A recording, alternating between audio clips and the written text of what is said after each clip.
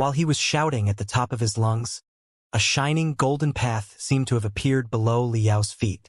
The path that extended to infinity seemed to be a coldly shining saber that slashed at the hearts of the female captain and all the ghosts of the primeval clan. The female captain and the ghosts of the primeval clan were all awed by Liao's determination. They were like smoke under the scorching sun, blurred and unsteady. I didn't expect that a brand new civilization of mankind would emerge today after billions of years, and that there would be someone like you in the civilization of mankind. The female captain smiled in the most desolate and regretful way. She seemed to be talking to herself, as if she were talking to the ghosts of her compatriots, too. If only people like you had existed in the beginning. In the beginning, at the end of the era of Earth. If the leader of the civilization of Earth at that time, Wan Zonghai, had someone like you by his side and achieved a balance between good and evil, light and darkness, maybe our civilization would have developed in a completely different direction. Maybe the flood would not have been born, and maybe the entire universe ocean would have been 10,000 times more prosperous and beautiful than today. That was in the beginning. Today is coming to an end, too. But billions of possibilities are still waiting to be created in the future, including the possibility that it is 10,000 times better. Liao clenched his fists and raised them high. We will create our own future. True. The female captain smiled and looked back at her compatriots. All the ghosts of the Origin clan smiled in relief. Bright gold chimneys were spreading out of their bodies, as if they could not wait to enter the eternal sleep after billions of years of suffering and waiting. Your performance is better than all the possibilities preset by the program. The phantom of the female captain gradually turned thinner and thinner, like an ice block melting in warm water. But the smile on her face was getting wider and wider. In the passing requirements that the procedure presupposes, we mainly test 3 points. Firstly, whether or not the tester has absolute freedom and tenacity to persist in their beliefs until the end. You are right. The concepts of good and evil, light and darkness, are not things that we care about. Who says that evil and darkness in the conventional sense is definitely not the way out? The key is balance and persistence. If the tester is inclined to light and kindness, then we will give him dark and evil options. If the tester comes from the Azura world where the strong prey on the weak and brutal battles, then we will give him light and kindness options. It doesn't matter how he chooses. The key is to persevere and not be influenced by us, anyone. Secondly, on the basis of self-awareness, the tester must have the spirit of sacrifice, both for his compatriots, his home and his civilization, and for his own ideology. Those who commit crimes in the name of justice cannot lead a civilization to glory. Only the real martyrs, even the evil and the dark ones, can be the leaders of a strong civilization. Thirdly, and most importantly, his head is absolutely clear, and he knows when to give and take and when to hold back. Even the temptation of the legacy of a god-level civilization cannot shake his belief. Only in such a way can he avoid the problems resulting from the sudden expansion of the civilization, avoid the tragedy of spinning and vanishing, and even resist the scourge of the flood. Originally, according to the standard of the procedure, as long as one had the courage to refuse the gold key of the primeval civilization, one would be considered to have succeeded. However, we, who designed the ultimate test in the beginning, did not expect that there would be such a thing as 100 corpses of the pioneer civilization. Our original plan was that, as long as the tester refused the gold key, his civilization would be preserved, and we would pass on the knowledge of the primeval civilization bit by bit, step by step, through the Tower of Babel. Of course, we wouldn't do such a stupid thing as feeding them with tremendous technology and training systems. However, now that I think about it, we were too hasty in our settings. We only raised a weaker, less developed version of the civilization of the primordial era instead of a new future. Your ideas are still valid. Then, Liao, the tester, hopes that the new generation of human beings can absorb the essence of 100 pioneering civilizations and carry on the legacy of your brothers and sisters. In your own way, march forward in the boundless sea of stars without looking back. We've been waiting for billions of years. We are too tired. Finally, we can take a good rest. I hope that tomorrow will be 10,000 times better when we wake up, and you will find a solution to the flood. On behalf of the last will of the primeval civilization, I sincerely wish you success. Human beings, civilization. The female captain and all the ghosts of the primeval clan bowed to Liao with a smile, both as a sincere wish and as a way of thanking him for a better answer and eternal relief. Wait! Liao felt that there was more to the captain's words, but he was sweating hard in the mental world. Don't leave just yet.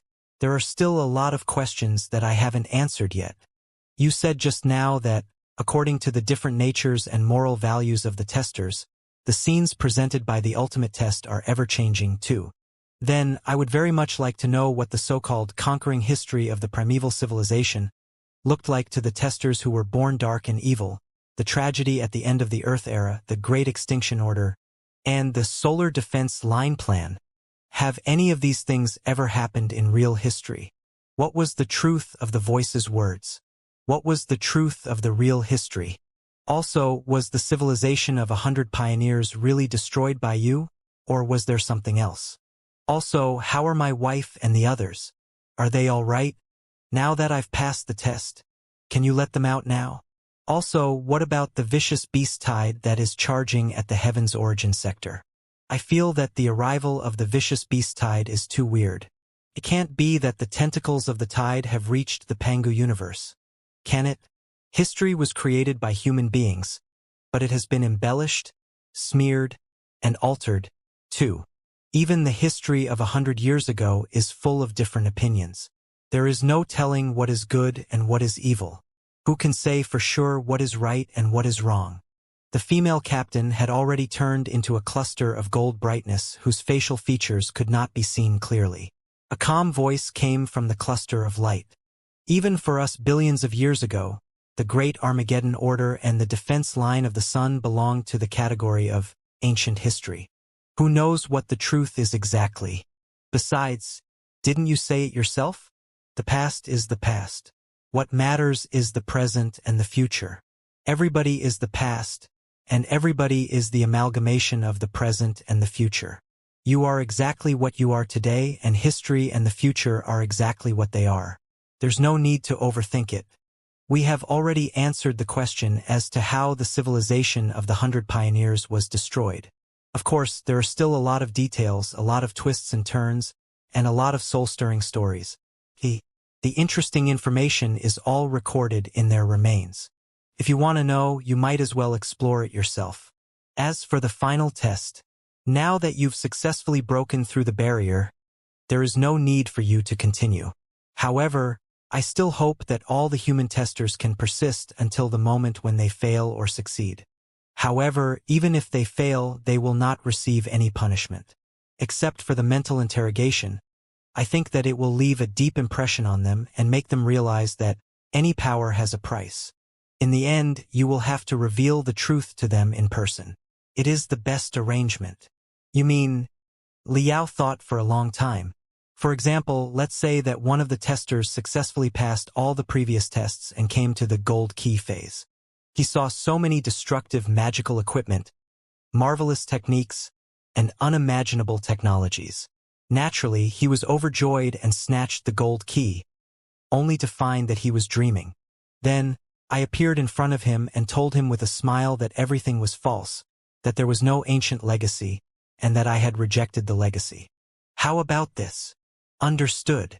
The female captain asked, "What do you think?" "I think," Liao said, "I will be killed by them." Soft laughter came from the golden cluster. "What about the beast tide?" Liao said anxiously, "Don't you think that the beast tide outside is too weird? We are just a small program. Our last words have become modeled after billions of years." The female captain said, "We don't know anything about the vicious beast tide. Even if it is the vanguard of the flood tide legion, there is nothing we can do about it. If it is within our capability, we can destroy the Heaven's Origin sector and the ancient relics instantly. All the carbon-based creatures and energy-based creatures that are still here will be swept into the abyss of space and time and be obliterated forever. But I believe that this is not the solution you want, is it? It's been billions of years. It's not strange that Hong Chao has come to this place. We've done our best. The rest is up to you. Go now, Liao. Prove that you are not bluffing and that you are not capable enough. Fight in your own way. Are you really just a program? Liao asked and gave his own answer. I don't believe it. How can a program be so vivid and fluent that it can even answer questions beyond its settings? Even an ordinary artificial intelligence wouldn't be able to do that. If the Panga civilization could evolve into a super artificial intelligence such as Fuxi, there's no reason that the primeval civilization couldn't have done it billions of years ago. What are you exactly?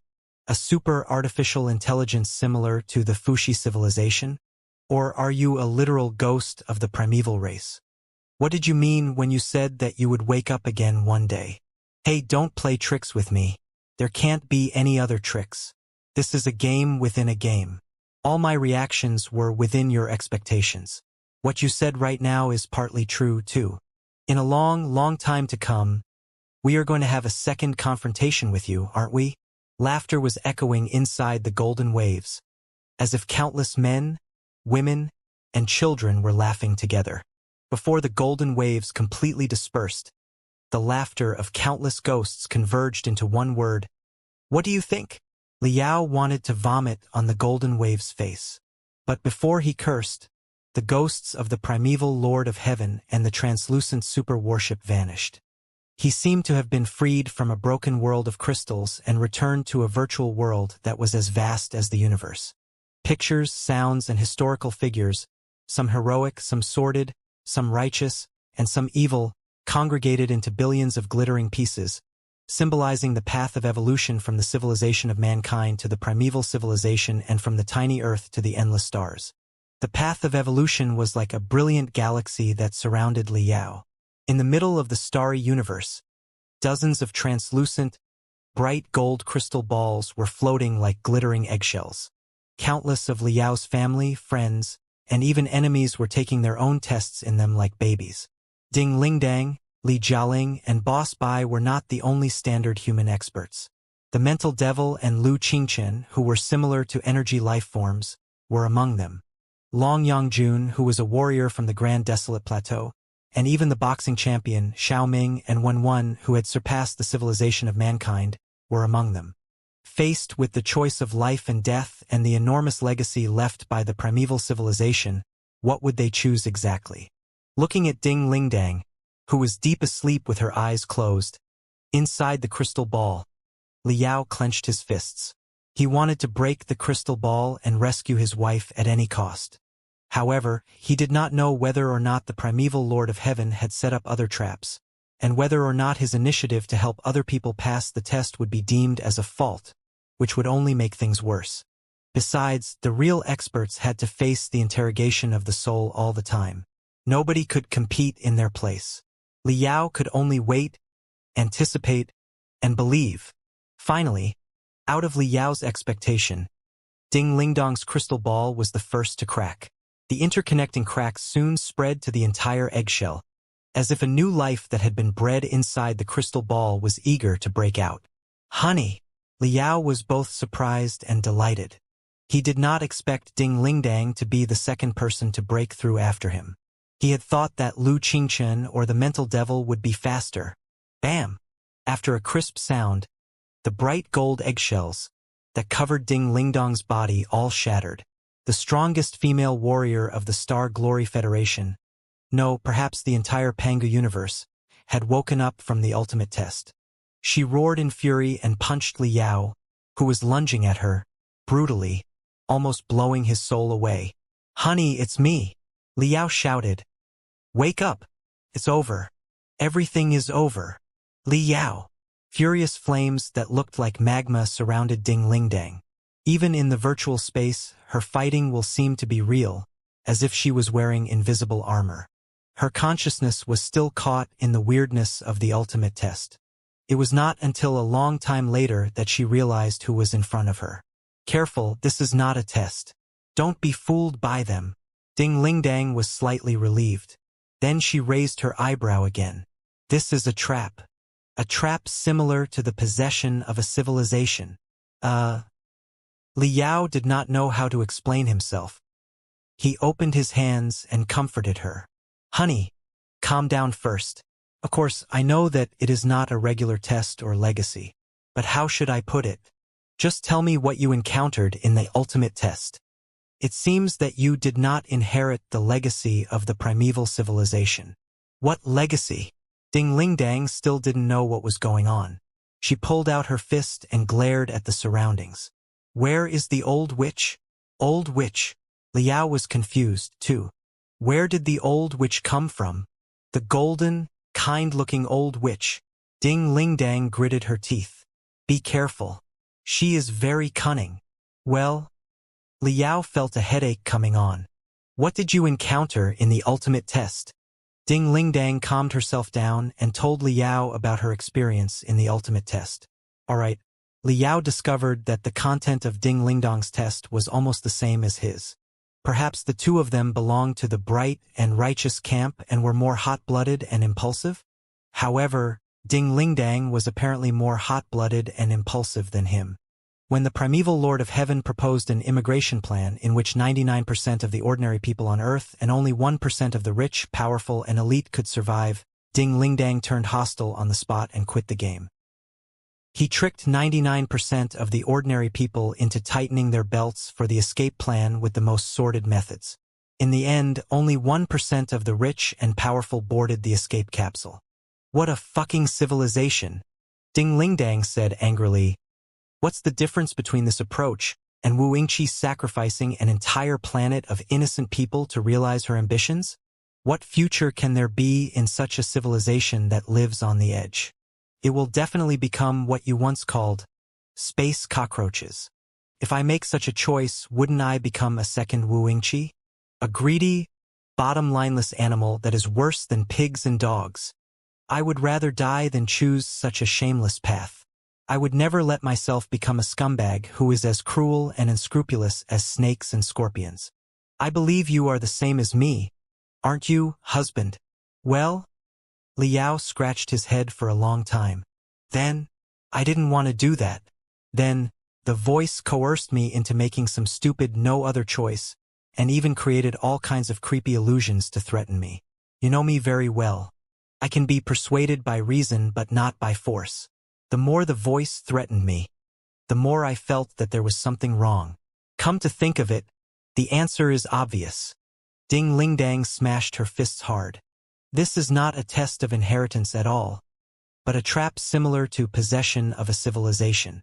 Just like what happened to you on Iron Plateau of the Flying Star Sector, if I made the choice that the voice enticed me to, I would have fallen into the trap, made a lot of mistakes, and eventually degenerated into the appearance that the voice desired, an incomparably dark and evil zombie.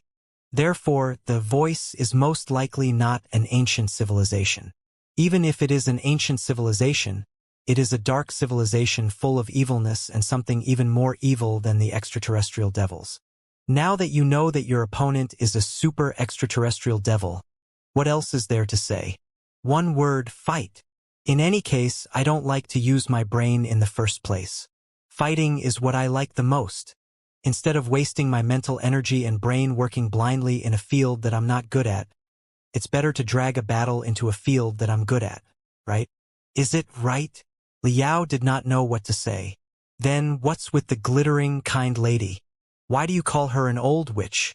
After I roared and prepared to fight the voice, I entered a deeper illusion. Ding Ling Dang thought for a moment and said, a middle-aged woman who looked like the captain of a starship looked at me with a fake smile, talked to me, and offered me something. A key? Liao asked. It seems to be a key. Ding Ling Dang shrugged her shoulders. You know my personality very well. Now that I've determined that the other party is an evil existence like a super extraterrestrial devil, I don't care what you look like, what you say, or what you do. In any case, it's all fake. It doesn't matter if it's a fucking key or not.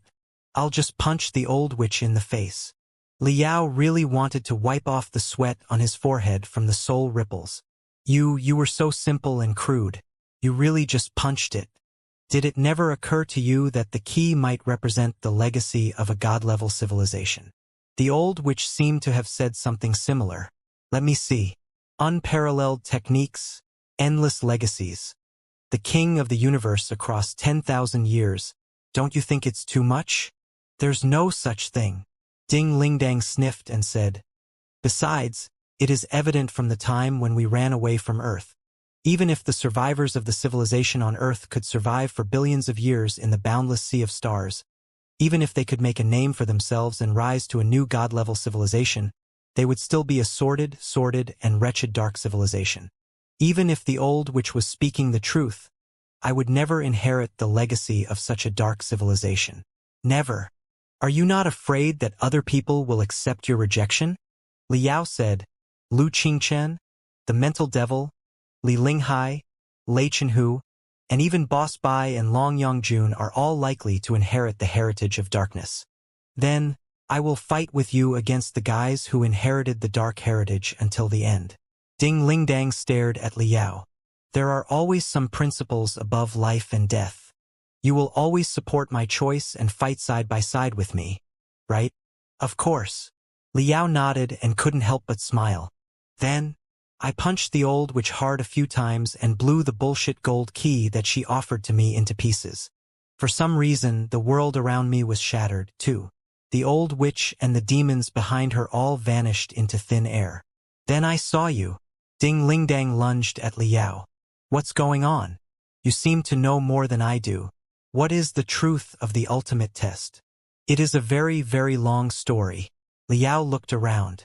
I was wondering whether or not I should wait for more fellow cultivators to finish the test before I explain everything to everyone.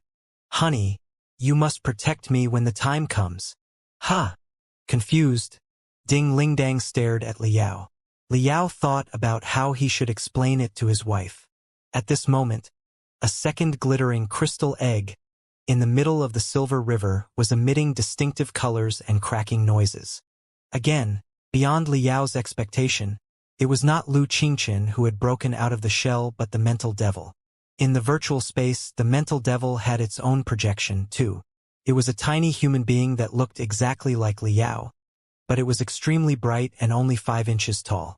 Although it was only 5 inches tall, the surging waves of blood when he broke out of the shell were hitting the virtual space and turning into apocalyptic deities, as if they were trying to swallow everything in the universe.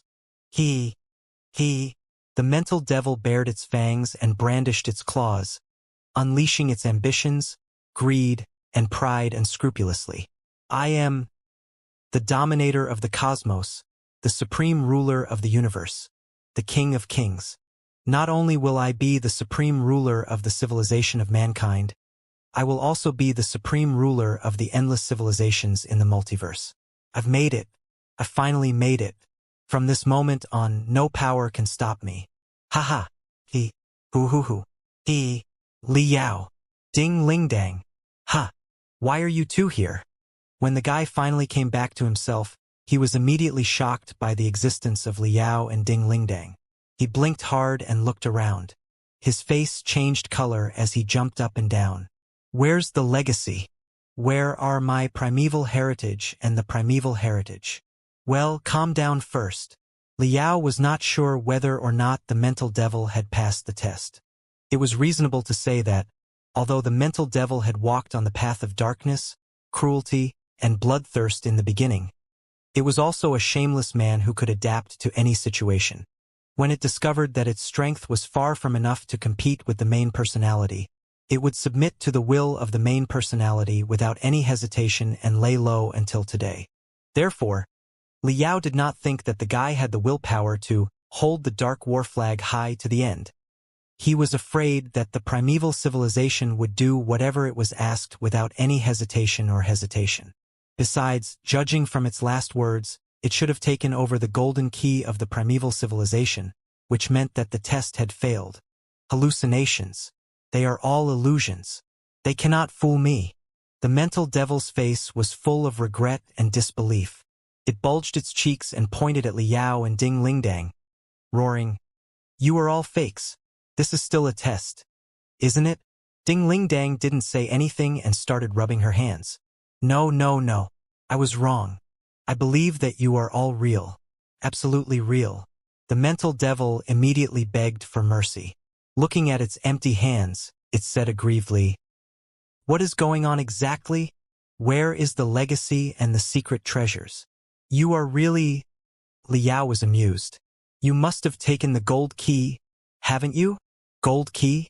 You saw the gold key, too. The mental devil was dazed for a moment. It shook its head quickly and said, No. I was your main personality after all, and I was smarter than you. How could such a simple trick fool me? Of course, I did not take the gold key. Ha! It was Liao's turn to be confused. You didn't take the gold key? You turned it down? That is to say, you should have passed the test and understood the true meaning of the test. Why were you so angry? Of course I refused. There's no reason such a simple trick could fool you. You must have refused, too, right? Greedy redness beamed out of the mental devil's eyes as it stared at Liao and Ding Lingdang. Therefore, where are the legacies and secret treasures that belong to us? The three of us can divide them equally. After all, there are too many of them for one person to study. Of course, there is no need to let more people know that it is a secret that belongs to the three of us. We can become the three giants of the new era with the knowledge. Liao did not know what to say. Hey. Don't tell me you two want to take it for yourselves? The mental devil's eyes bulged. With its hands on its hips, it burst into fury. That's too uncouth of you. Can the two of you stomach so many legacies? Who says we are taking it for ourselves? I still don't understand. Liao was confused. How did you pass the test? Such a simple test is just a game of gold axe, silver axe, iron axe. The mental devil sniffed and said, You'd be an idiot if you failed, wouldn't you? What gold, silver, and iron axes? Liao and Ding Lingdang looked at each other in bewilderment. What are you talking about? Haven't you heard of such a classic folklore? The mental devil explained. A long time ago, a young woodcutter was chopping wood with a rusted iron axe. He accidentally dropped the axe into the water when he was passing by a bridge. Then, the river god floated up with a shining silver axe made of pure gold. The river god first asked the young woodcutter, Young man, did you drop this golden axe made of pure gold? The woodcutter shook his head. The river god asked, Young man, did you drop the shining silver axe? The woodcutter shook his head again. The woodcutter said to the river god, Grandpa river god, what I dropped was not a golden axe made of pure gold. Nor was it a shining silver axe, but a rusted iron axe. Although the iron axe is not worth much money and will soon be rusted, what is mine is mine. What is not mine is not mine. Please take back the golden axe and the silver axe. Return my iron axe to me. I still need to chop wood. The river god was overjoyed when he heard that. He thought that the young man was an honest and kind man and gave the gold, silver, and iron axes to the young woodcutter. Wait! Liao was still confused. Of course I have. So, what does it have to do with the ultimate test? Are you stupid? The mental devil looked at Liao as if he were an idiot.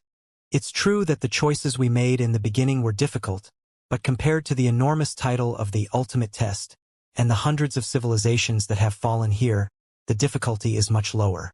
In the end, there will certainly be more tests. It will be impossible for us to give away our heritage and secret treasures so easily.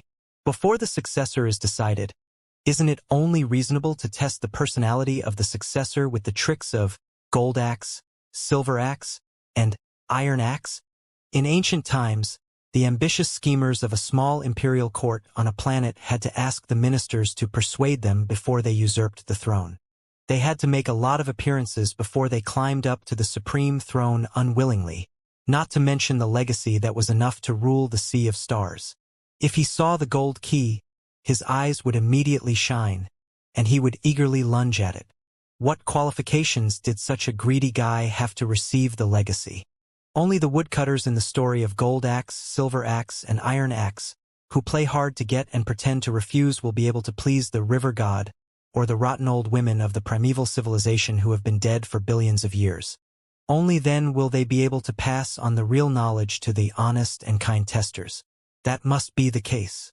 Therefore, faced with their temptation, I stood my ground and expressed on the spot that it was impossible to build a prosperous and great civilization with the help of outsiders.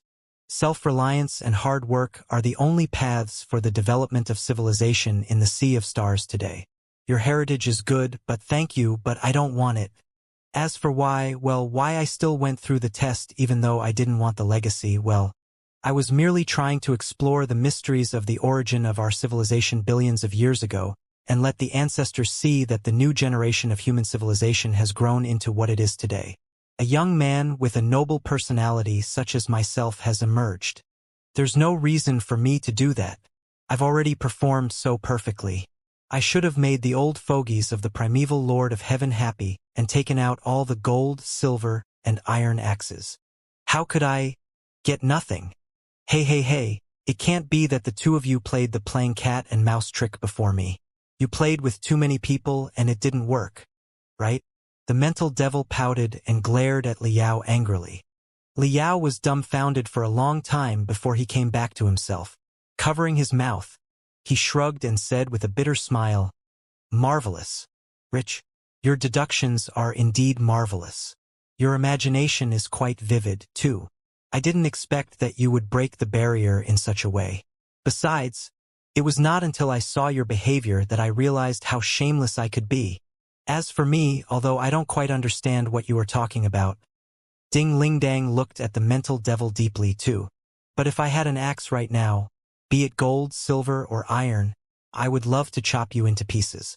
While the three of them were grinding their teeth, they heard another ominous sound. This time, it was Lu Qingqian's crystal egg. He saw that the crystal egg was emitting dazzling brilliance. Even Lu Qingqian's projection inside the egg was glittering and translucent. Surrounded by the marvelous aura, the bloody shadows that the mental devil had just triggered were all blown away.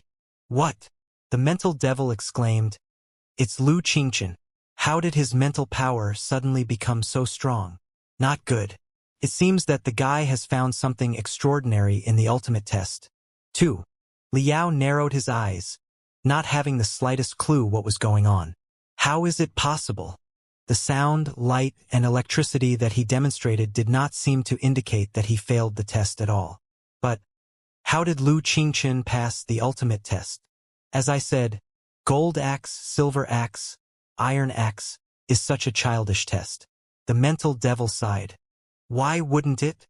Lu Qingqian's soul projection was clearer and purer than himself. It was even stronger than what Liao had seen in the Fuxi space. Different from the confused mental devil just now, he did not hesitate for even half a second. The moment he opened his eyes, the sharpest look had been beaming out of his eyes. The broken eggshell gradually surrounded him and shattered into a layer of glittering mist, as if a brand new armor had been put on him, making his soul deeper and more unpredictable. Although Liao, the mental devil, and Ding Lingdang were surrounding him and eyeing him covetously, Lu Qingqian did not panic or feel surprised. Instead, he smiled. Liao, Blood Demon, and Speaker Ding. He bowed slightly to the three of them. "Hello, especially Speaker Ding. We meet again. Lu Qingqian, what are you up to?" Ding Lingdong's fury turned into a raging dragon of flames in the virtual space. She shouted, "Surrender now and be judged by the Federation. Otherwise, this will be your grave. I will blow up the last bit of your soul." Speaker Ding, why are you wasting our time with such meaningless words? Lu Qingqian smiled and said casually, "You and Liao should be very clear that I would rather die than be judged by any god or demon. However, are you really sure that you have secured the victory and that the test is over without any unexpected factors, such as the Floodtide Legion?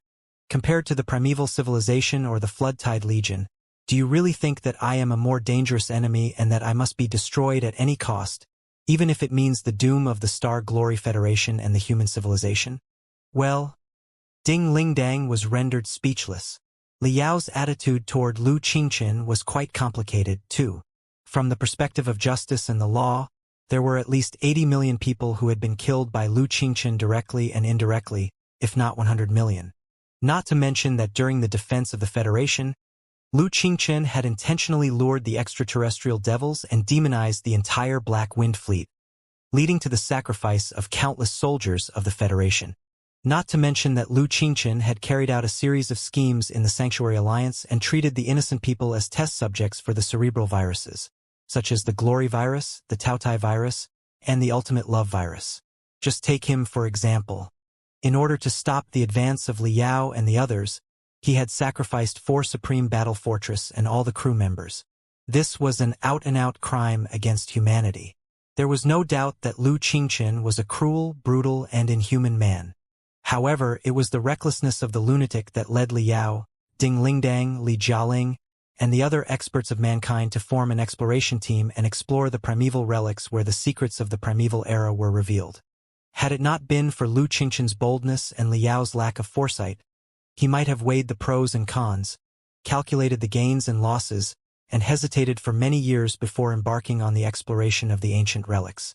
Without Lu Qingchen, the Big Devil, as their enemy, the exploration team might not have been so united. Then, the entire Pangu universe would undergo fatal changes. Liao didn't know how to comment on Lu Qingchen's role in the whole thing. Perhaps such a commander-in-chief who was determined to move forward whatever the cost, was a necessary evil for the rise of a civilization.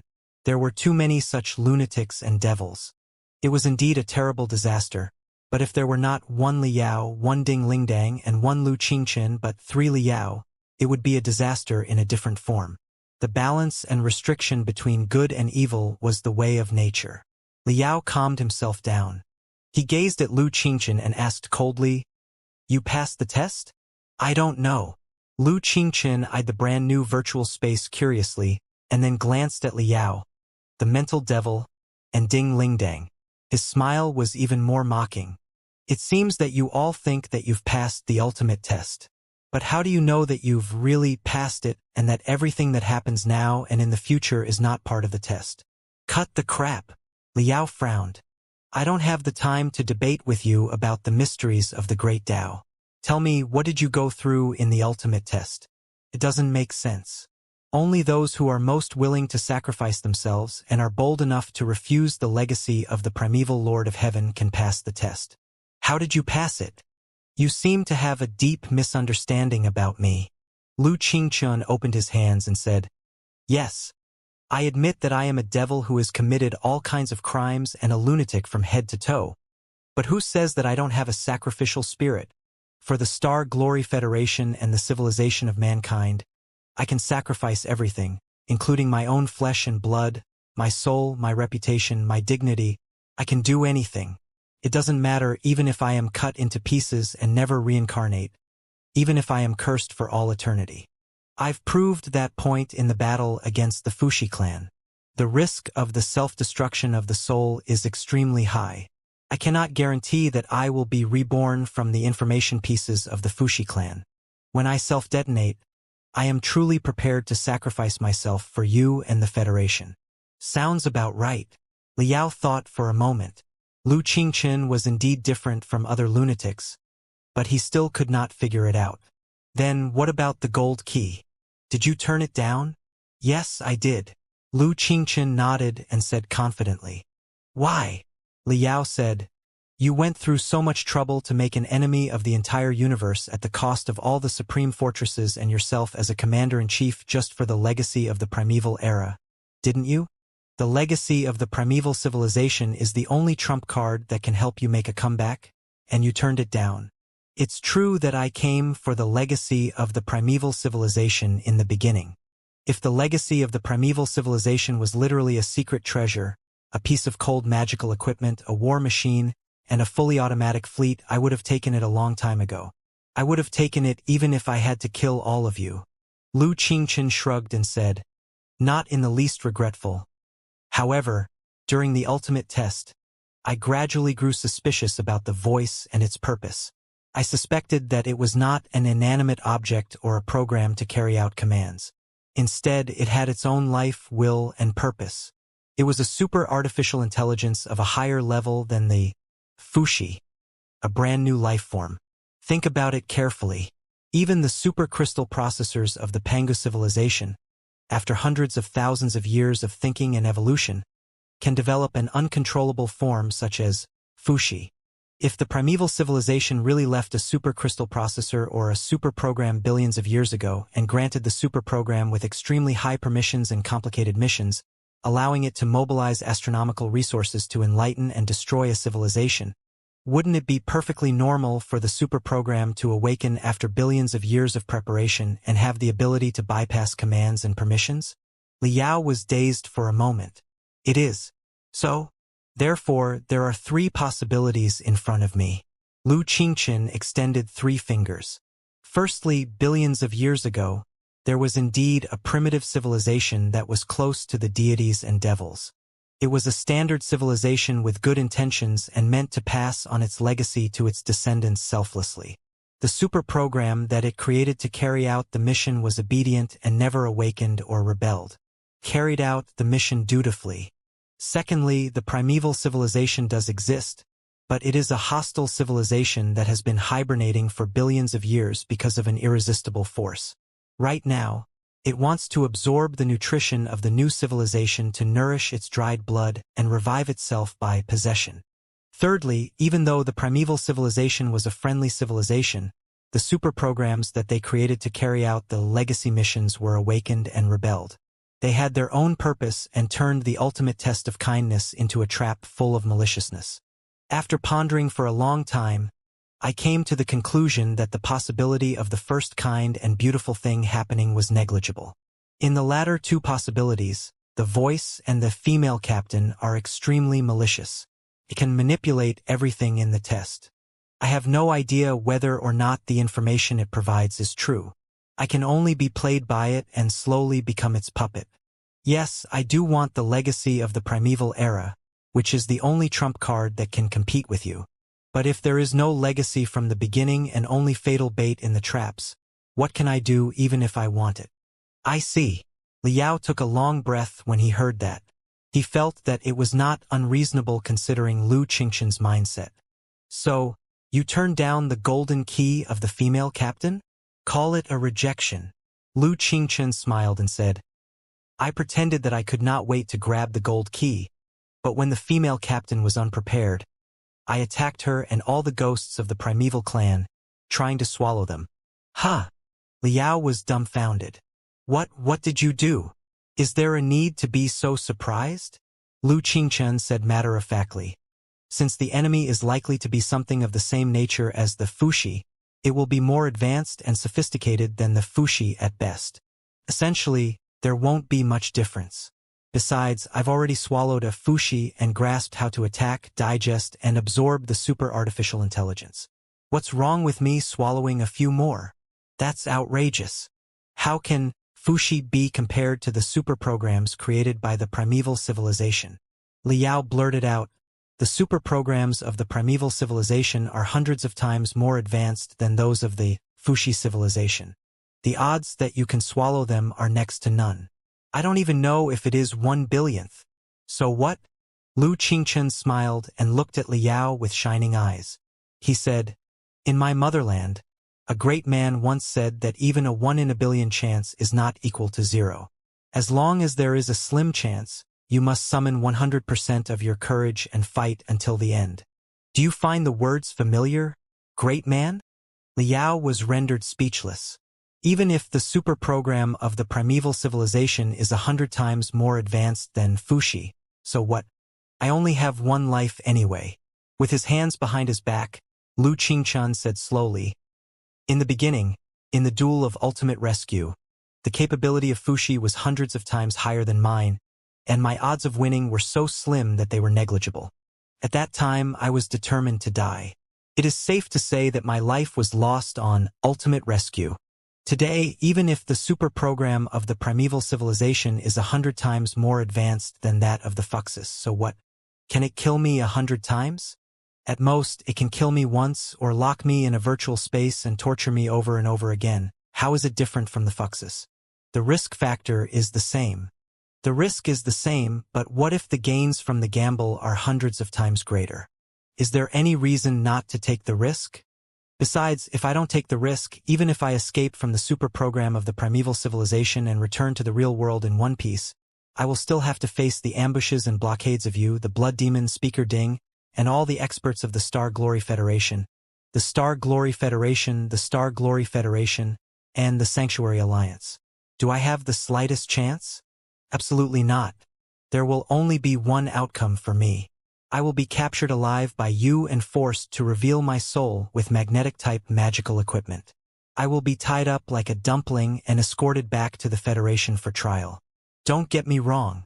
I'm not scared of death. I don't care about my reputation being lost forever. I just can't stand being watched and judged by some righteous, self-righteous idiots. From my point of view, it's like how an eagle can't stand being captured by a hen, and how a normal person can't stand a bunch of idiots with saliva and snot pointing at themselves and criticizing them with the morals and justice of idiots. Don't be angry. You know what I mean. Hens and drooling idiots are not just referring to you. Therefore, as long as there is a 1 in a billion chance of winning, or even a 1 in a billion chance of winning, as long as I am given the opportunity to gamble, I will try my best.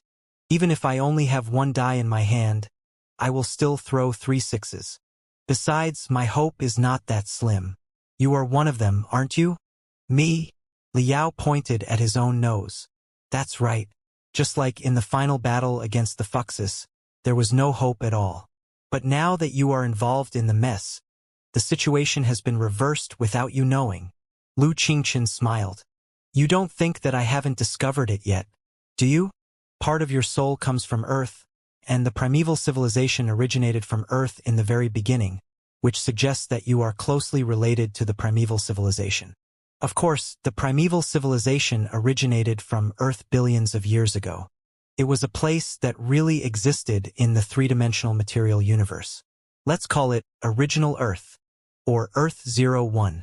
There's no reason why your soul could drift in the sea of stars for billions of years without dispersing. Maybe you came from another projected Earth, virtual Earth, or Earth 1234, after countless reincarnations. Who knows? All in all, wherever you are, there are bound to be endless variables that can turn all kinds of possibilities into possibilities that are absolutely impossible. Compared to your enemy, it seems that I should be your comrade for now. My odds of survival and victory are slightly higher. In conclusion, it would be better to stand on your side and start a full-scale war with the primeval civilization superprogram than to submit to it. Hey. Look at your dumbfounded and horrified expressions. Don't tell me that you don't see through the malice and schemes of this superprogram. You don't have a clear stance to fight against it. Instead, you are foolishly led by the nose and can't free yourself from its trap, right? Looking at Liao, Lu Qingchen was both shocked and disappointed. Well, Liao thought carefully for 3 seconds. Then he turned to Ding Lingdang and pointed at Lu Qingchen. Wife, beat him to death. Wait. Ding Lingdang was eyeing Lu Qingchen covetously, but she did not distinguish between right and wrong.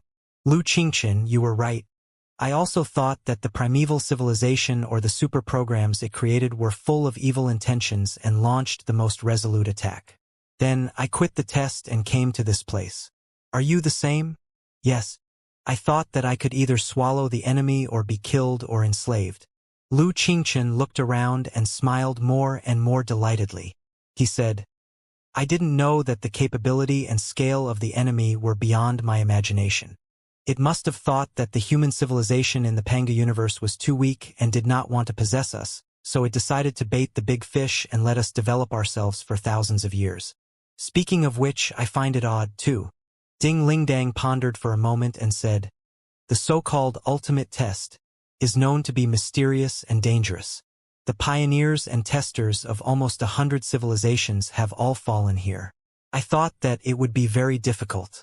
As it turned out, when it was the turn of the human civilization, the first 4 testers had all broken out of their seclusion with a success rate of 100%. That's unbelievable. It's not exaggerating at all. This is more reasonable.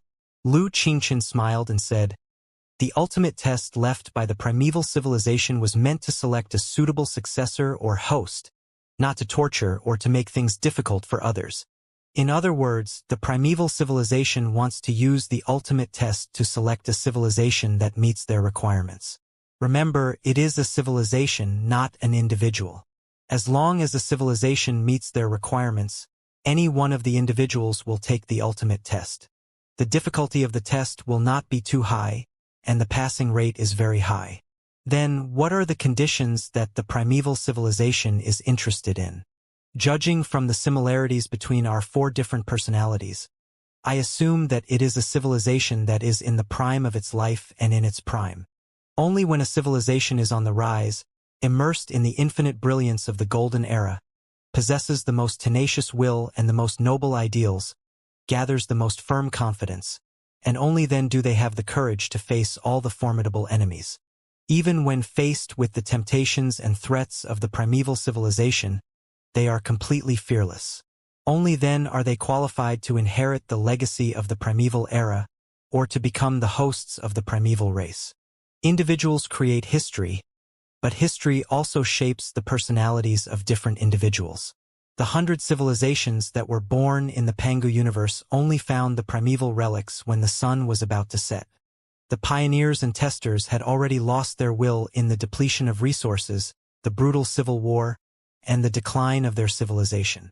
They had lost their beliefs, but they regarded the primeval civilization as their last hope and could not wait to lunge at the feet of the primeval race and beg for mercy. This was the great trend of civilization and would not be transferred by the will of 1 or 2 heroes. Therefore, the pioneers and the testers all failed. Their civilization was not what the primeval Lord of Heaven wanted. Naturally, they failed no matter how hard they tried. Before the civilization of mankind, Fuxi, a strong artificial intelligence created by the Pangu civilization, sensed traces of the destruction of almost 100 civilizations. Although it was not able to figure out the rules of the ultimate test yet, it had enough time to propose a crucial proposal to its master, to freeze the time in the primeval relics for hundreds of thousands of years. It was because of the tens of thousands of years of solidification that the Pangu civilization was not entirely wiped out. Instead, many relics were left. The living Pangu clan even gave enlightenment and help to the new generation of human civilization. In addition, a series of legendary figures that can't be described with pen and ink emerged in the civilization of mankind.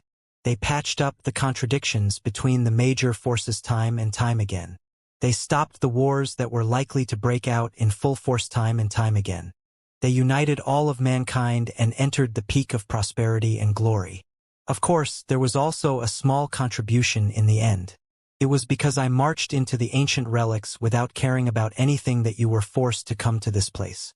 In the end, you faced your ancestors billions of years ago with a prosperous appearance that the previous 100 civilizations never had. Heroes make time and times make heroes. We are all the new human beings created by the surging civilization of mankind. No matter whether we are good or evil, what our stance is, or how different our life forms are on the surface, we all share certain characteristics deep inside our souls that belong to a thriving civilization and are unique to the golden generation. Those characteristics are the key to our success. I dare to predict that more people will break out of seclusion in different ways later. However, like I said, who knows whether or not the test is still going on, and whether or not we are still in the passage. Ha ha, ha ha ha ha. This kind of thing can't be explained clearly, and there's no need to dwell on it. In any case, life is full of obstacles and tests. We have to keep fighting and breaking through until the last breath of our lives. Right, Speaker Ding? That's true. Ding Lingdang thought for a long time. The killing intent around her dissipated a lot. She gazed at Lu Qingchen in admiration. After hearing your words, Lu Qingchen, I seem to be getting to know you again. Every second, we are getting to know the world and ourselves again. Lu Qingchen replied casually, Isn't that the so-called cultivation? It's a pity that you killed so many people. Ding Lingdang sighed. With your determination, vision, and capability, there are many ways that you could have achieved your purpose. Why did you choose the path of darkness and evil and kill so many innocent people that you can't turn back now? Thank you for your appreciation, Speaker Ding. But you are wrong. Lu Qingchen smiled and said, It was because I embarked on a path full of venomous thorns and black flames, honing my belief in the path of Tao in mountains of corpses and seas of blood, and forging my armor, saber, crown, and throne with the blood of countless innocent people that I have the determination, vision, and capability that I have today. I am a bystander and a thinker beyond the mainstream civilization of mankind, not just an ordinary soldier of the Federation. I believe that no matter how noble, great, righteous, and kind a civilization is, it is necessary for someone to make a different sound and make a different choice, right? Even if the outcome of such a decision is to be despised by thousands of people, to be nailed to the pillar of shame in history, to be cut into pieces, to have one's soul destroyed, and to die a graveless death, does it matter? No one is willing to make a second sound. No one is willing to make a different choice. No one is willing to go against your wishes. Then it will be my turn. I will make the second sound. I will make a different choice. I will go in the opposite direction of you. I will go forward. I will go forward without caring about the consequences. Perhaps this is the destiny that I was born as a human being and have to fulfill. That's why I said it was a pity. If you had made a different choice, maybe we could have been friends. The regret on Ding Lingdong's face and the sharpness in her eyes both turned intense. It wouldn't have ended like this. I would have had to capture you or kill you. There is no pity. In the beginning, there were two paths in front of me. The first was to accept your husband's teaching wholeheartedly, to listen to his beliefs and will, to kneel before his great Tao, to condense a so-called righteous belief, and to become a copy of Vulture Liao. Lu Qingchen pointed at Liao, who was scratching his head in embarrassment, and said, I thought for a long time and decided to take the second option. To this day, no matter how many difficult times I've been through, no matter how many crimes I've committed, no matter how evil and shameless I am in the eyes of the world, and no matter whether or not my future is a dead end, I have never regretted it. After all, what I'm cultivating is neither Li Yao's truth nor Ding Lingdong's truth, but Lu Qingchen's truth. Isn't it? Understood. Ding Lingdong's fiery red hair, which was dancing crazily in the wind, suddenly turned sharp, as if 9 dragons of fire had opened their bloody mouths and bared their fangs. Then, are you ready to be captured? Of course. Lu Qingchen replied with a smile. He stretched out his hands obediently and put his wrists together, as if he were ready to be butchered. Come on. I promise that I won't resist. After all, you have the advantage in numbers. Even if we are engaged in a soul battle in the virtual space, I will be worn down by the wheel of the game. Resistance is meaningless. However, I'm willing to make a bet with you. I'm willing to bet that you won't be able to bring me out of the primeval ruins smoothly. Even if all of you gather your strength, it will still be difficult for you to do so. As for the bet, if I lose, I won't play any tricks such as soul explosion. I will stand on your trial platform obediently and obey your justice trial. How about it? Ding Lingdong's eyebrows gradually rose up. What did you say? Yes, what are you talking about? Just tell us the truth. Liao finally found a place to interrupt. With his hands on his hips, he stood behind Ding Lingdang and said, You've got nowhere to run to. Don't try to play any tricks. Let me tell you otherwise, my wife will really punch you to death. Lu Qingchen smiled, with brilliance beaming out of his eyes. The curve of his lips was even steeper. Look, more and more testers are coming out. Lu Qingchen was right. While they were bickering, almost all the testers had finished their tests. Of course, some of the crystal eggs of the testers were emitting dazzling, glamorous, and sharp colors. Translucent pieces exploded in various directions in the form of fireworks, displaying a rather glamorous sound and electricity effect, indicating that they had passed the test of the primeval civilization. But more people's crystal eggs lost their glamorous colors and turned into lifeless grayness. The souls of the testers were covered in foam all of a sudden. Even their soul ripples were about to turn into foam. In the end, they all jumped out of the foam, as if they had just woken up from a terrible nightmare. They screamed desperately without caring about their appearance. Of course, some of the testers were in high spirits when they woke up. They were brimming with the aura of destruction, and their eyes were brimming with ambitions that seemed to be real. They must have thought that they had received the gold key from the female captain of the primeval clan and could command the sea of stars with the legacy of the primeval era. Nobody dared to disobey them. Very soon, almost all the testers woke up. Liao had no time to bother about Lu Qingchen. He noticed that the ordinary experts from the Federation, the Imperium, and the Sanctuary Alliance, who were mostly in the nascent soul stage, had mostly fallen in the first half of the test, which was the spore evolution and the divination of the Earth civilization. Few of them had advanced to the no other choice 3 times.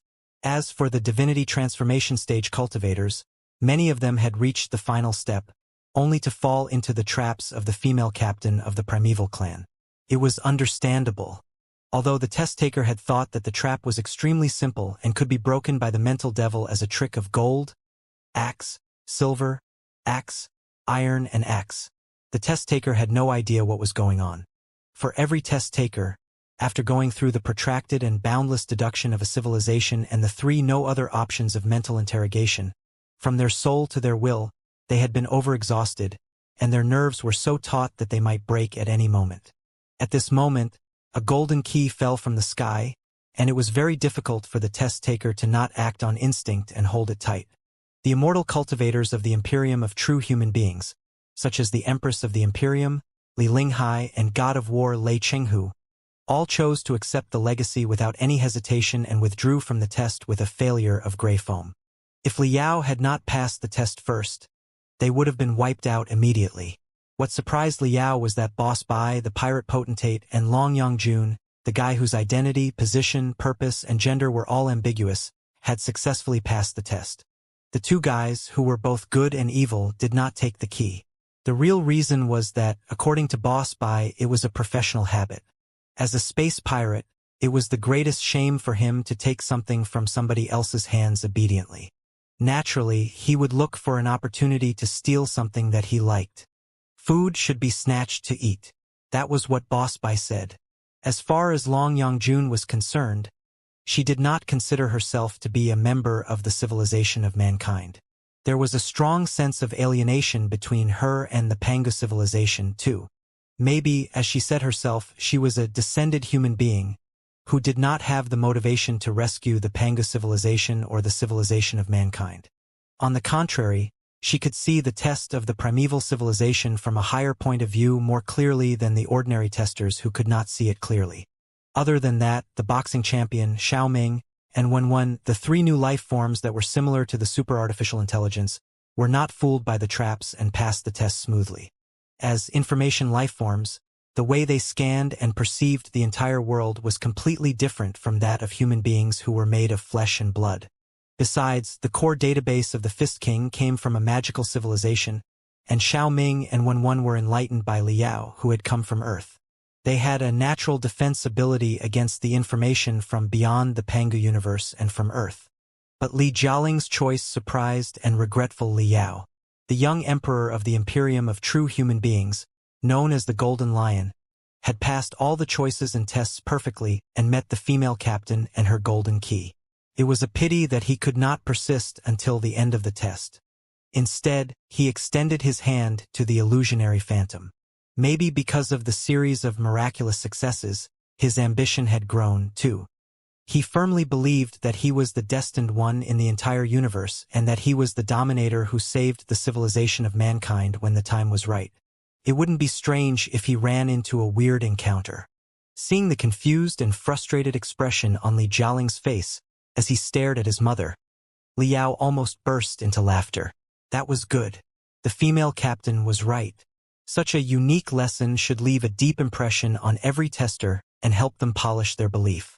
Li Jialing's journey had been quite smooth, from the unknown experimental subjects in the Red Spider Lilies to the successors of Black Star Emperor Wu Yingqi and Vulture Liao and the Emperor of the Imperium of true human beings.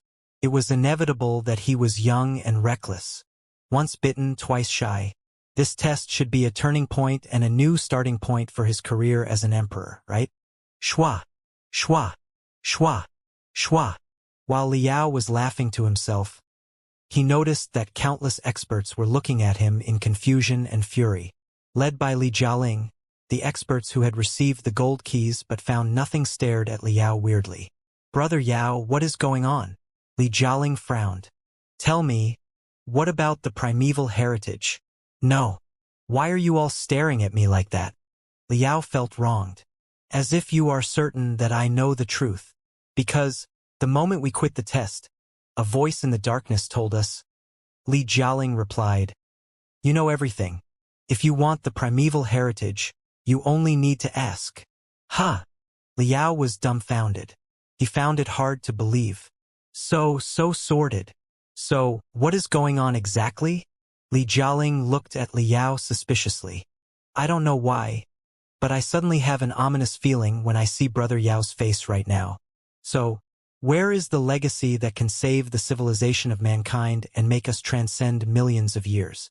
Li Jialing, Li Linghai, Lei Qinghu, and countless other experts who had received the gold keys all stared at Liao with burning eyes.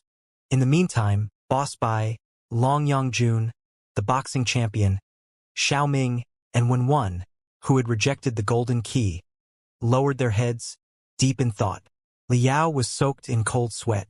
Fellow cultivators, brothers, sages and heroes of the human civilization, please calm down and listen to me.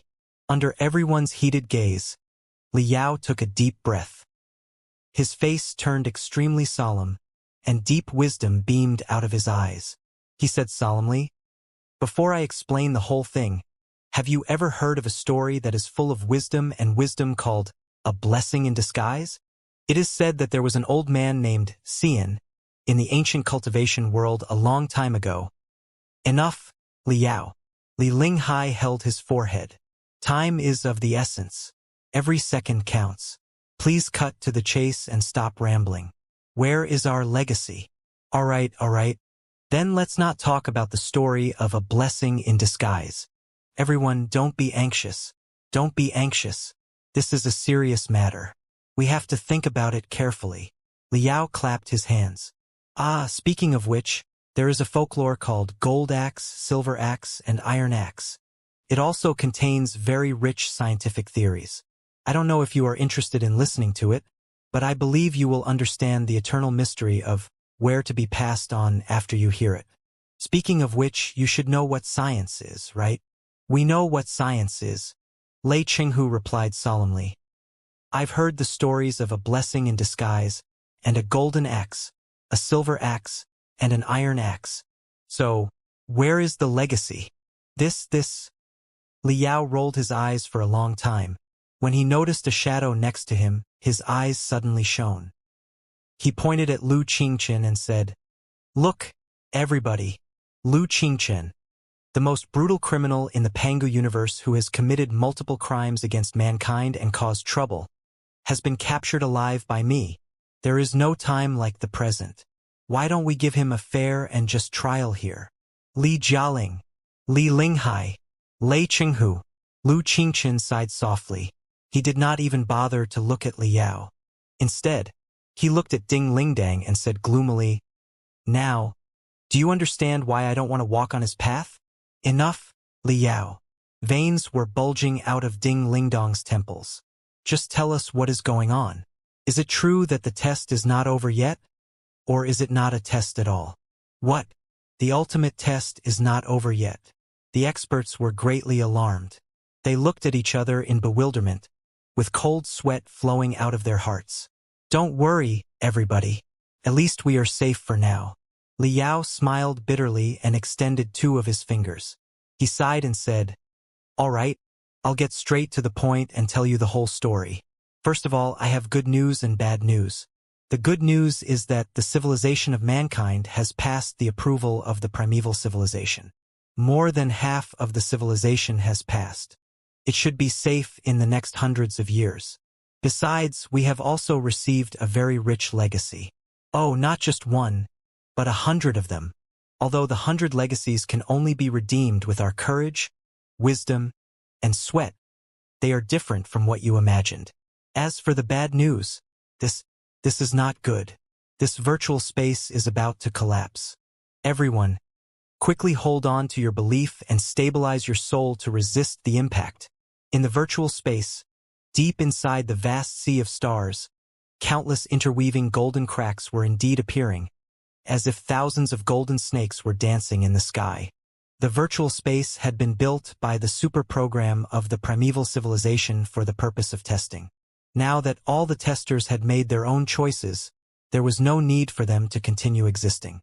In a moment, The vast sky was shattered, revealing the more brilliant information and digital streams behind the brilliant stars that were assaulting the souls of all the testers like surging torrents. Faced with the assault of the torrent, the testers had no time to question Liao. They could only resist it with their strongest will. Liao was no exception. Under the assault of the torrent of information, he soon lost track of everybody, especially Ding Lingdang and Lu Qingchen. Only the mental devil was able to join hands with him in time and combine their personalities. Ah! Liao felt that he was a fly in a toilet bowl. His head was spinning, and he could only drift along with the current. Very soon, he was swept into the bottomless darkness. All kinds of information regarding the demise of the Earth civilization and the rise of the primeval civilization, as well as the flashing lights and shadows of the tests such as the snowy mountain, the heavy sea, and the thunder valley, flashed in front of his eyes. Before he realized what was going on, he had been dragged out of the tower by a weird force and thrown far away. Boom! A thunderclap that contained endless vitality and possibilities burst forth like spring thunder, awakening the oily drizzle. It was clear, cool, and pattering as it fell upon Liao's face, awakening him from his muddled and absent-minded state. It took Liao quite a while before he was able to adapt to the exceptionally real light and touch. He discovered that not only had he been thrown out of the virtual space, he had also been thrown out of the magma pool of the snow mountain together with the sun catastrophe, the undersea turbulence of the super-heavy ocean, the lightning of Thunder Valley, and the entire Tower of Heaven. He had returned to the City of Silver outside of the Tower of Heaven. He was lying among the broken walls of the City of Silver. Protected by the mustard suit, the crystal suit, and the giant soldier, he was not hurt at all. The emptiness and exhaustion in his mind were gone, too. The tower was still hundreds of meters away from him, but its appearance was completely different from before. The previous tower seemed to be a giant pillar that had been entirely built. It was flawless without the slightest flaw or crack. Right now, after the assault of countless human experts, the tower seemed to have been unlocked. All kinds of complicated runes appeared on the surface of the tower. Streaming stripes that seemed to be the marks of life zigzagged upward and filled the entire tower. Moreover, when the streaks of spiritual gas climbed to the top of the tower was like a blossoming flower, with branches that looked like crowns growing out and spreading out. Liao had a weird feeling. The Supreme Tower seemed to be alive and thriving, just like the civilization of mankind today. The tower was growing fast. The silver trees soon covered more than half of the sky, forming a complicated, splendid dome that covered the entire Silver City. The interconnecting silver branches were also bearing abundant fruits.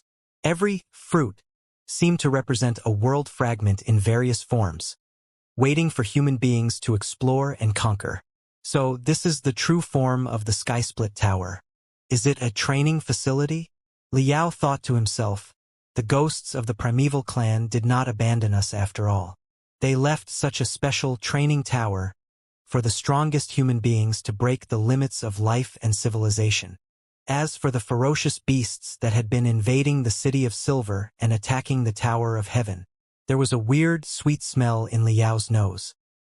He looked around and found that most of the ferocious beasts, including the armored storm dragon that was almost 100 meters tall, were gone. What replaced them was a pink, half-solid ocean. Giant bubbles were popping up non-stop, covering the entire Silver City. In the deep end of the pink ocean, modeled statues and enormous skeletons were standing. If one observed carefully, they would discover that they were the remains of enormous ferocious beasts. It seemed that Liao and the rest of them had stayed in the ultimate test for too long. The beasts, which were artificial and short-lived like shooting stars, had run out of the last bit of energy in their cells and collapsed. Liao recalled the final test, in which Death of All and Dragon Lotus Seed perished. The picture of his body turning into thousands of bubbles was exactly the same as the bubbles popping up in the pink ocean. Therefore, it was also possible that the primeval civilization changed the frequency of the light of life after it found its true successor and turned the previously vigorous, invisible waves of light into destructive death rays, wiping out all the deformed mutants whose genes were extremely unstable. Theoretically speaking, the picture of thousands of deformed creatures turning into an ocean of foam should be extremely bloody and terrifying. However, Liao felt that the picture in front of his eyes was filled with indescribable tranquility, serenity, and holiness, as if the rays of light blossoming from the depths of the heaven's origin sector were not killing or destroying but freeing countless souls who were struggling in pain from the deformed and mutated bodies and giving them eternal rest. Bubbles. Thousands of bubbles were dancing in the air, illuminated by the silver brightness of the tower. They were no longer as hideous and terrifying as when they were ferocious beasts. Genes were the carriers of information. Cells were the containers of genes. Life was just a boat that carried the information of cells, genes, and even the soul. They swayed in the cold, dark sea of stars and carried the information from the past to the future. The lives in front of them had fulfilled their destiny. It was time to return to nothingness. Liao was immersed in the vast, ancient, and sacred picture. It was not until a long time later that he shivered and came back to himself. If he wanted to sigh with emotion, he would have to wait until he returned home. He had to first confirm that his companions were safe and sound. Crack, crack, crack. After several fierce battles, the broken giant god soldier Solar Catastrophe stood up from the ocean of foam. He was on one of his knees at first, before he stood up carefully and warmed up his wrists and ankles. He examined himself through the bouncing of his fingers. Are my left hand and my right hand all right? Liao extended the iron arms of the Sun Catastrophe and opened his palms, shaking them slightly. It's nothing. The mental devil and Lu Qingchen seemed to dislike being addressed as my left hand and my right hand. It was not until a long time later that the two of them replied gloomily. That's good. Liao took a long breath in relief and looked around. Soon, he discovered a lot of iron deities in the ocean of foam.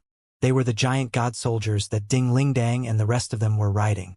Thankfully, although Ding Lingdang and the other giant god soldiers seemed to be riddled with holes and were missing arms and legs, the main structure of the breastplate and the spiritual residence were not damaged.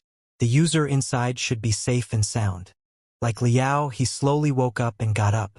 The tactical network between Liao, Ding Lingdang, and the other giant god soldiers was also being automatically searched and built.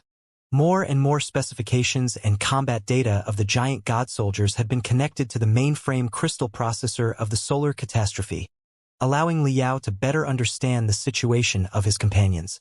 After such an unbelievable adventure, most of the members of the human exploration squad were unharmed. It was indeed a miracle.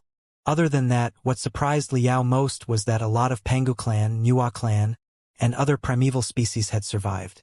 They did not perish in the ocean of foam. They merely passed out. With the ear-splitting noises of the human soldiers, they gradually woke up, too, with wariness, fear, and fury on their faces. However, their bodies were extremely weak, and most of the people could not even stand up, let alone attack them. Liao noticed that most of the crystal suits and uniforms of the Pangu clan and the Nuwa clan had a very special badge carved on them, which was similar to the badge on the seamless heavenly robe of the observers. It was the emblem of the heavenly palace. It appeared that the survivors were all from the heavenly palace, or rather, the guards who had been fighting against the vicious beasts tied around the tower. Liao estimated that, with the success of the human testers, destructive rays of light had indeed been released from the depths of the heaven's origin sector and eliminated or reduced the deformed monsters whose genes were highly mutated and whose gene strands were extremely unstable. Therefore, most of the ferocious beasts had turned into an ocean of foam.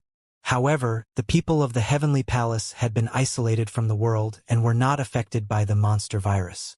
The genes inside their bodies were still relatively stable. Right now, they were merely exhausted and could not fight anymore. Their lives were not in danger. Full moon, full moon. Liao's eyes were sharp. Very soon, he found the girl from the Nuwa clan who had fallen into the same ice crevice as him, who was also the legendary Supreme Emperor. The Moongazer serpent was the only Nuwa that could communicate with Liao. It was also the bridge between the human civilization and the Pangu civilization. After learning the truth about the destruction of the civilization on Earth and the causes and effects of the rise, and fall of the primeval civilization, Liao had lost interest in the war between the human civilization and the Pangu civilization. They were father and son, but they were also blood brothers. 100 generations of pioneers, the ancient civilization had perished in exchange for their breeding and growth. What was the reason for them to fight until the end? Liao. With the help of her long tail, the observer crawled over the debris and bypassed the hideous bones of the ferocious beast. She stopped in front of Liao and looked at him in surprise. The brainwaves that she transmitted over did not hide her shock and disbelief, either. She stammered, You made it? Sort of. Liao thought for a moment and opened his hands, indicating that he meant no harm. Moonviewer, can you explain to your compatriots that there is really no need for us to fight and destroy each other? The ultimate test has been cracked by us. We have received a lot of valuable legacies and lessons, but we are not going to take everything inside the heavenly tower for ourselves. I believe that with the help of the experts and scholars of the primeval era, we will be able to digest the legacies faster and better. Times have changed. It's been hundreds of thousands of years since the prosperous primeval era of the Pangu civilization. Right now, the outside world is the world of human beings. There are only a few of your compatriots left, aren't there? I can't bear to see a civilization that used to be glorious and magnificent be obliterated and reduced to the 101st corpse in the primeval relics. If we cooperate, the bloodline of the primeval era will continue. One day, maybe you will be able to find more hibernating compatriots and their life seeds in the relics of the primeval era. Your species will be revived and rise again. If we go against each other, it will be impossible for you to defeat the countless human beings in the hundreds of sectors. Besides, the flood is coming soon. The intelligent creatures in the Pangu universe will attack each other and suffer heavy losses. It will be meaningless. Please, I'm really tired of fighting and killing. I really don't want to fight with you. Can you please tell everyone what I mean? Liao looked at the observer in expectation. There was no telling whether or not the observer had heard Liao's words. She stared at the blooming tower behind Liao in a daze for a long time before she closed her mouth with great difficulty. Then she looked at Liao one last time before she turned around and walked toward her compatriots. The observer and the survivors of the heavenly palace were communicating in their way. Liao could sense that, at a level invisible to ordinary people, the members of the heavenly palace were releasing colorful streams of information that crashed into each other like surging flood, creating a bottomless swirl. It was not an easy task to convince the people of the heavenly palace, who had been sealed for hundreds of thousands of years, that the primeval civilization had perished and that human beings were the dominators of the Pangu universe. However, the members of the heavenly palace were deeply shocked by the unusual appearance of the heavenly tower and subconsciously believed that Liao had passed the ultimate test. Therefore, they looked at him with special respect. On the other hand, the members of the heavenly palace had used up the last bit of their strength in the battle against the vicious beast tide. Now that they were on the verge of death, there was no way that they could fight again. Besides, they were not bloodthirsty warriors but experts who were exploring the unknown and seeking the truth. They had known for a long time that the so-called human beings were the clones of 100% of the genes of the Yen clan. They were not the claws and teeth of the puppets but their ancestors. Therefore, Liao's suggestions and requests were not rejected immediately. Looking at the lively tower, the survivors of the heavenly palace were deep in thought. Very soon, Ding Lingdang, Long Yongjun, Li Jialing, Boss Bai, and the other human experts packed up their magical equipment and gathered around Liao. Led by Li Linghai, many experts unsheathed their sabers from the waist of the giant soldier. Calm down. Everyone, please calm down. Liao begged in the communication channel. For billions of years, enough blood has been shed in the Pangu universe. I can't bear to see another unnecessary drop of blood flowing out. Can't we give peace a chance and live in harmony with the Pangu civilization? You've misunderstood. Li Linghai said, We did not intend to exterminate the Pangu civilization in the first place. After all, they have been working in the primeval relics for thousands of years. Who knows whether or not they will activate some deadly weapon when they are desperate and are about to be killed. That's good. Liao asked curiously, then why did you draw your saber? What do you think? Li Linghai replied, to chop you, of course. Ha! Liao was speechless. The last survivors of the primeval civilization finally chose to lay down their weapons. They might not be scared of death, but Liao's declaration that they should find the seeds of their compatriots one day so that their civilization could continue on moved them deeply. Besides, they and their ancestors had abandoned their home and lived in isolation for thousands of years in order to unravel the mysteries of the Tower. Now that the Tower had undergone shocking mutations, the secrets of the primeval era were about to be revealed to them. There was no reason for them to abandon themselves and seek their own death just for that. Of course, the human civilization and the Pangu civilization did not accept each other easily. It was like the reconciliation and cooperation between human beings and the demon race in the Star Glory Federation. A contract was just an insignificant starting point. How they got along with each other, whether they encountered new problems, whether the Pangu civilization had fully surrendered or Liao was merely feeding a tiger, everything was still unknown. However, for the people who were dwelling in the ancient mysteries right now, they all shared the same feeling. They had shed too much blood and created too much destruction and killing. Even the most aggressive immortal cultivators were somewhat tired of it.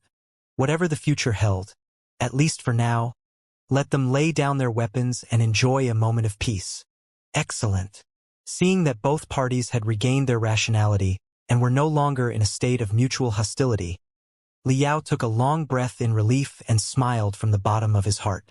Although it was full of soul-stirring twists and turns, it was still safe and sound, and we passed the test smoothly.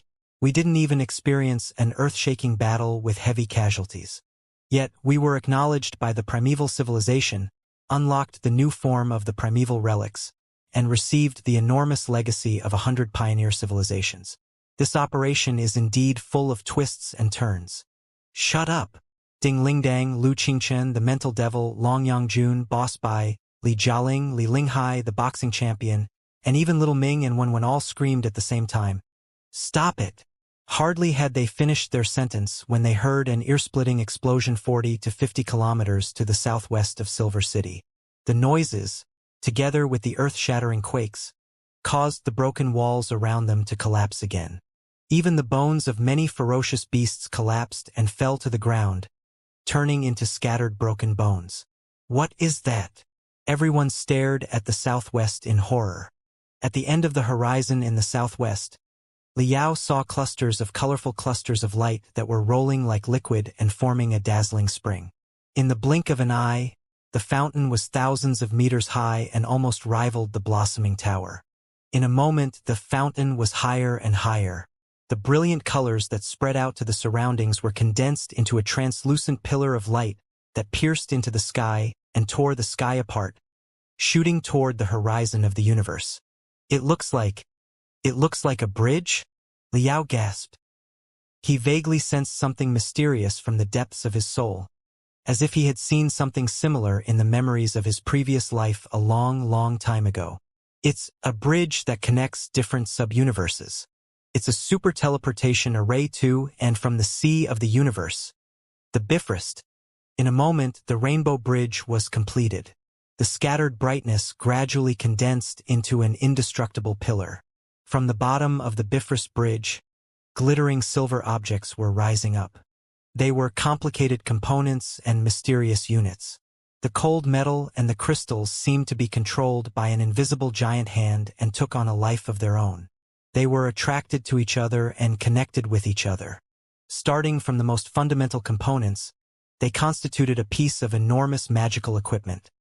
A small, weirdly shaped, murderous, translucent starship. What is that place? Alarm bells were ringing inside Liao's head. He asked anxiously, "What is that?" The southwest direction is the 47th district of the Heavenly Palace, a place that studies the Flood-Tide Legion. Although most of the captives of the Flood-Tide Legion died thousands of years ago, Part of the living tissue and the last few captives preserved in hibernation technology are still locked there. The observer stammered, and their magical equipment. All the magical equipment that the Floodtide Legion used in the battle against the Pangu Expeditionary Army, including their starships and portable stargates, are being studied there too. The way they travel through the four-dimensional space is slightly different from ours. They are very valuable for research. The scraps seem to be from a small shuttle of the Floodtide Legion. However, to prevent the Floodtide Legion from rising again, we have imposed barriers on all the hibernating captives, the corpses of the deceased captives, and even their living tissue. They have been sealed with the strictest rules. Their war machines and starships have been dismantled into the most basic components, too. Unless you are a senior researcher with high clearance, you won't be able to touch any fuel or ammunition. How can the components be combined automatically? Has the Floodtide Legion really risen again? Liao bit his lips so hard that blood was flowing out. He thought quickly and soon realized what was going on. So, somebody is hiding in the 47th district, the place where the Floodtide Legion is studied, activating a portable stargate that the Floodtide Legion uses to communicate with the universe, activating a rainbow bridge from the Pangu universe to the center of the universe, and rebuilding a small shuttle? As long as the rainbow bridge is charged with enough energy and the small shuttle is reorganized, we will be able to tear apart the three-dimensional universe and reach the center of the universe ocean, won't we? What is the enemy's destination exactly? Right? There can't be a second possibility. It must be the core of the tide, the legendary Earth. The enemy is going to flee back to Earth, the center of the tide, through the Bifrost Bridge and report the situation of the Pangu universe to the tide. The enemy must have gathered enough information, including the coordinates of the Pangu universe, the existence of the Black Wall, the recent situation of the descendants of the primeval clan living in the Pangu universe, and how strong the armed forces of the people here are. Everything must be reported to the tide. If the enemy takes off, the coordinates and military intelligence of the Pangu universe will be completely exposed to the flood. There will be no legacy that will be passed on to us for hundreds of years or even thousands of years. We will not be able to absorb the legacy and prepare for the war. The flood might appear in front of our civilization in the very next second. No, I must stop it. Liao sent his speculation to the public communication channel. The experts were dumbfounded at first. Then they gnashed their teeth, not knowing whether to curse Liao or sigh at themselves. However, it was definitely not the style of the strong human beings to wait to be killed. This was the Pangu universe, their home, their kingdom, and their last battlefield. Giant soldiers whose bodies were riddled with holes soared into the sky and darted toward the rainbow bridge with their last flames. We will settle the score with you after we take care of the Floodtide Legion. On the way, Li Linghai and the other immortal cultivators cursed Liao. Ha! Liao's face was full of innocence. What does this have to do with me? It's clearly a coincidence. Don't be so superstitious, everyone. The distance of 40 to 50 kilometers was as short as the blink of an eye for the sprinting giant soldier. While they were talking, they had arrived at 47th District, which was dedicated to confining and studying the Floodtide Legion. District 47 was at the periphery of the City of Silver. It was not the main battlefield of the battle between the guards of the Heavenly Palace and the ferocious beasts. The buildings there were mostly intact. But right now, all the skyscrapers were covered in pink foam, turning into a bottomless ocean of foam, as if they were ferocious beasts that had been gathered in this place to decompose and annihilate. Besides, the foam, which was made of flesh and blood and represented the most fundamental cells and genes, had not lost its vitality yet. Instead, it seemed to have turned into a different kind of enormous, soft, rotten, and weird creature. A cluster of infinite cells was expanding and swallowing everything nearby like wriggling plasticine. Liao opened his eyes and watched as countless pink tentacles extended out from the sea of foam. Like vines and creepers, they climbed up and enveloped an entire skyscraper that was dozens of floors high. The skyscraper was actually completely engulfed. It must be noted that the skyscraper was built with the height of the Pangu clan, which was even more magnificent than the skyscrapers hundreds of floors below the standard of human beings. But in the blink of an eye, It had been digested and absorbed by the ocean of foam at a visible speed. It was both disgusting and terrifying.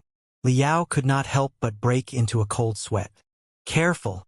Right when Liao was deeply shocked by the slowly wriggling sea of foam, an exclamation suddenly came from the communication channel. Then, an enormous fireball exploded on his left side, which turned out to be a giant god soldier driven by an immortal cultivator who had been attacked by a mysterious enemy.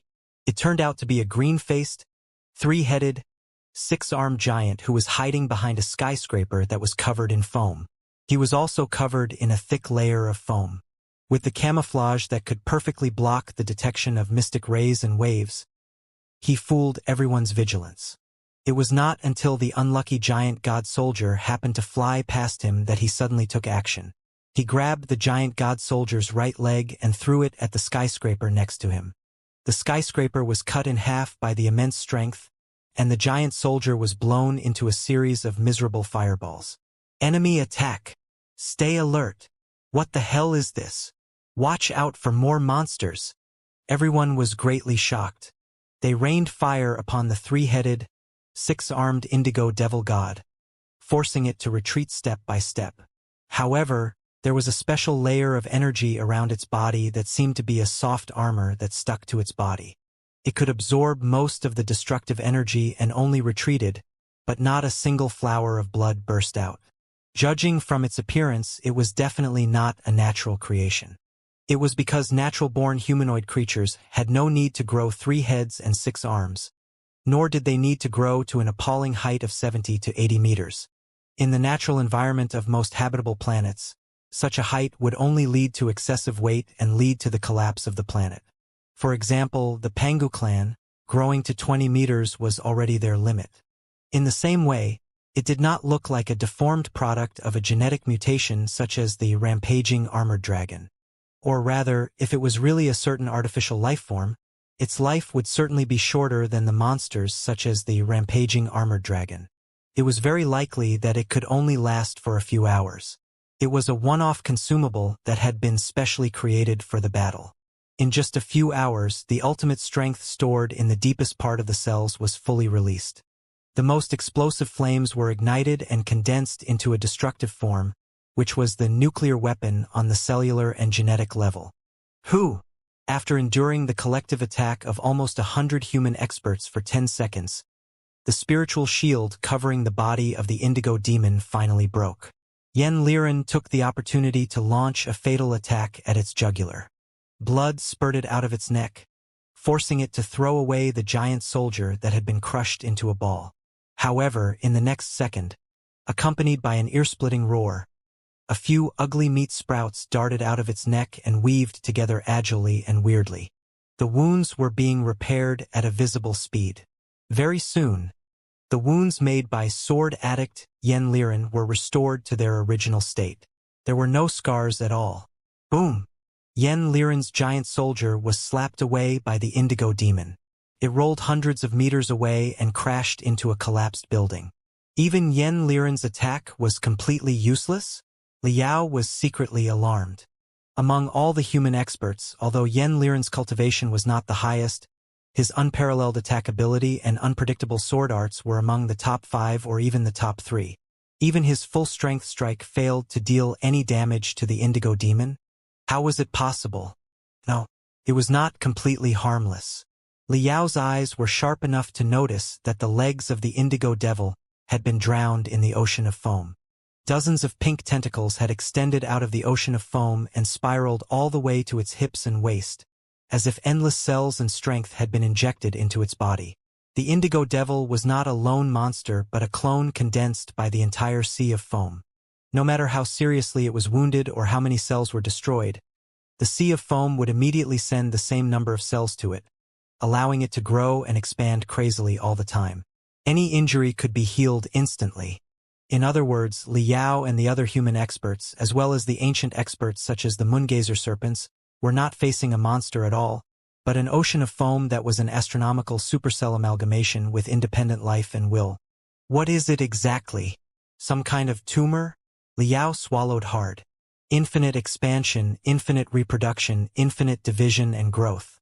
Such a weird property reminded Li Yao of a special cell. Cancer cells. Walla. Walla. Walla. Hu. Shwa. Shwa. Shwa.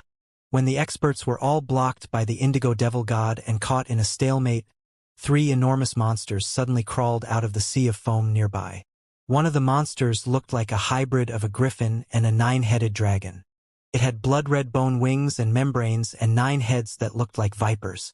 One of the monsters was like an overlord squid that was hundreds of times larger than the super-large jellyfish. Colorful and weird colors were blossoming on its body.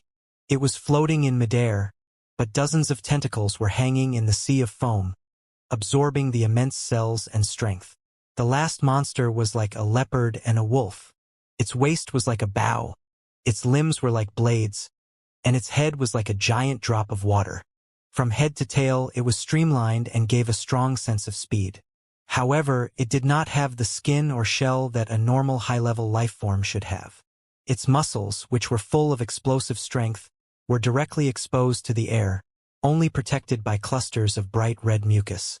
It looked like it was being skinned alive, especially its face, which was full of interweaving muscle fibers, and the 2 giant eyeballs that were bulging out of its eye sockets.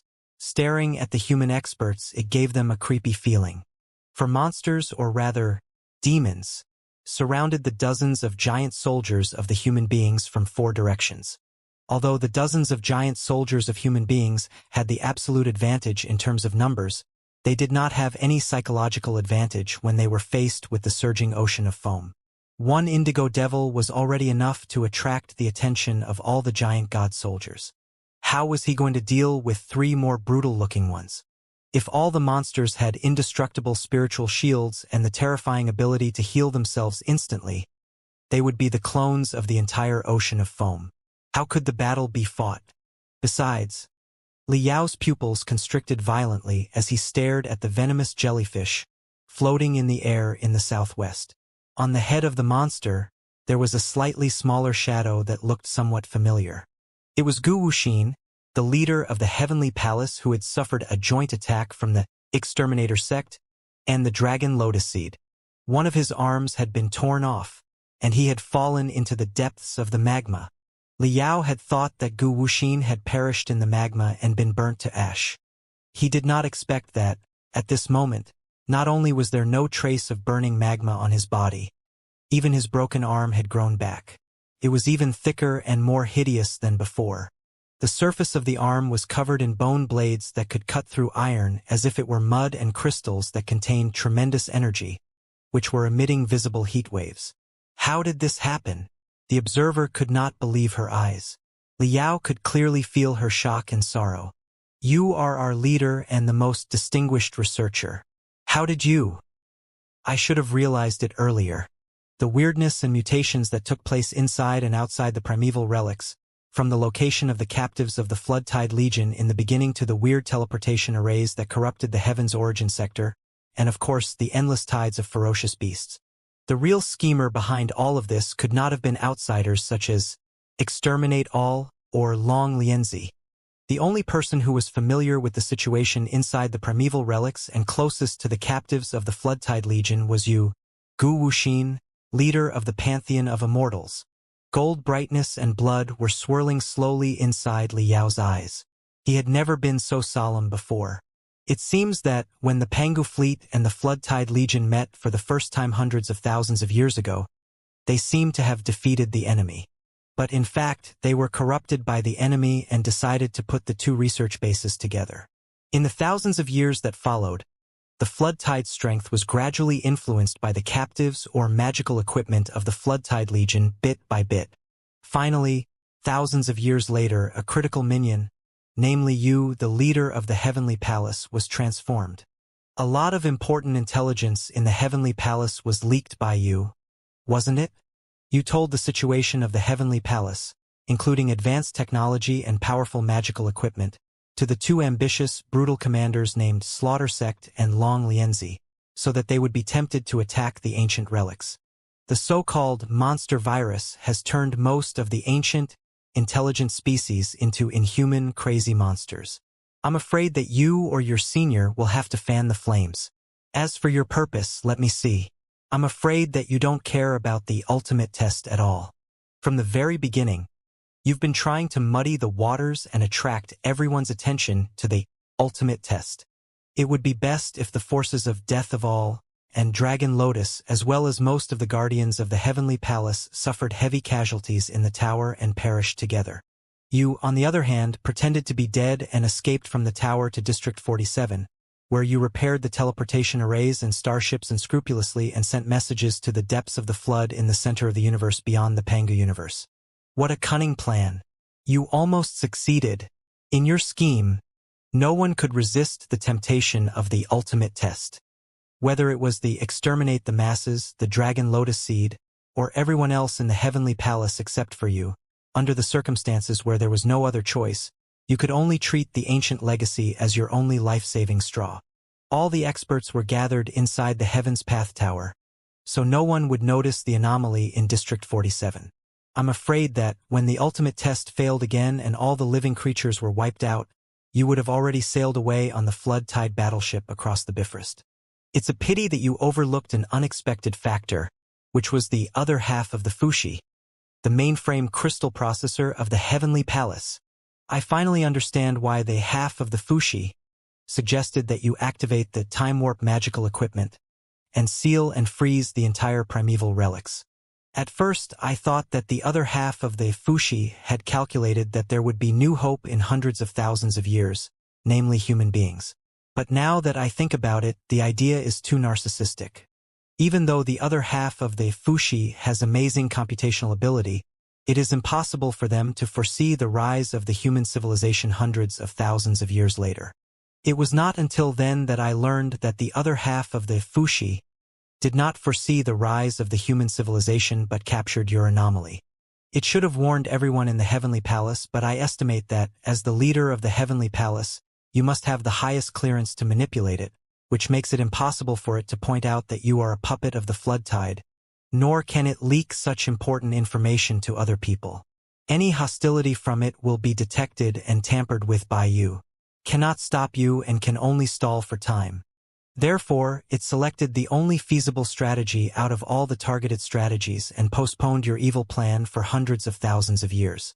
Although you are the leader of the Heavenly Palace, it is impossible for you to reject the rationalization proposal of the mainframe crystal processor without a good reason. It will only raise the suspicion of more researchers. Besides, you don't think that there will be any setbacks if you delay for hundreds of thousands of years. After all, the Pangu civilization outside has already collapsed, and all the intelligent creatures inside the primeval relics will be sealed. Even if you wake up one day, you will be one of the first to wake up. Nobody can stop you from transmitting information to the outside of the Pangu universe. You didn't expect that the civilization of mankind would rise to such an extent in only 100,000 years. You did not expect that the ultimate test, which had not been cracked for billions of years, would be broken by us so quickly that we appeared in front of you before your rainbow bridge and your tidal warship were ready. Just admit it, Gu Wuxin. You've completely lost yourself. You've become the lackeys and claws of the tides, a pitiful worm without a soul. Liao condensed the questions and the boundless fighting will into spiritual waves that seemed to be real and slashed at Gu Wuxin, the leader of the Heavenly Palace, like an unstoppable axe. The super-large jellyfish below Gu Wuxin's feet was emitting colorful ripples. The sea of foam behind him was surging, too. However, his tranquil face was not affected by Liao's questioning at all. Excellent analysis. Gu Wuxin's voice popped up in the minds of Liao and the other experts. Together with the voice, deep and ancient music echoed, as if it were a call from the universe. I can tell from your analysis that your civilization is quite advanced and developed. You have learned a lot of preliminary information about the universe ocean and are qualified to return to the embrace of the main civilization. Starting from the resistance and the escape billions of years ago, the people who have been wandering in the periphery of the Sea of Stars have been away from the main civilization for too long. It's time for you to return and join me in the sacred universe. In your dreams, Liao roared. We would rather die than become the puppets and claws of the flood. We would rather fight to the death in the form of the proudest human beings than be the walking dead without a soul. You seem to have a misunderstanding about the so-called flood. It's understandable. The primeval civilization must have instilled a lot of radical and false information into you during the ultimate test, and brainwashed you, twisting and tampering with the truth. Gu Wuxin pointed at his temples and said casually, "What if I told you that everything the primeval civilization said was false, and that I was not brainwashed but maintained an independent will and a clear mind? What if I made the decision to return to the tide, because I analyzed all the factors under the control of absolute rationality? What if the one who was truly brainwashed was not me but you? How would you determine whether or not it was true? It's up to you whether you want to believe it or not. This is the truth. The so-called flood is simply an insulting title that you made up yourself. Of course, there are also a lot of people, those who cling to their old ways and live in seclusion, those who dwell on the old ways, and even those who have fallen into darkness, who have come up with names that are even more evil and terrifying. They want to distort our true appearance and escape from our embrace. But no matter what you call us, our essence will not change. There is no such thing as a flood. We are the civilization of mankind, the real orthodox civilization of mankind that originated from Earth." What? Liao was rendered speechless for a moment. He could barely believe his hearing cells. He stammered, "What did you say? You are the civilization of mankind? What about the primeval civilization? I believe that you've learned the so-called path of rise of the primeval civilization through the ultimate test, haven't you? No matter how much the primeval race tried to disguise themselves, it was impossible for them to wash off the blood all over their bodies. Do you think that such a dark, decadent species is qualified to be called the civilization of mankind?" Gu Wuxin smiled. "No.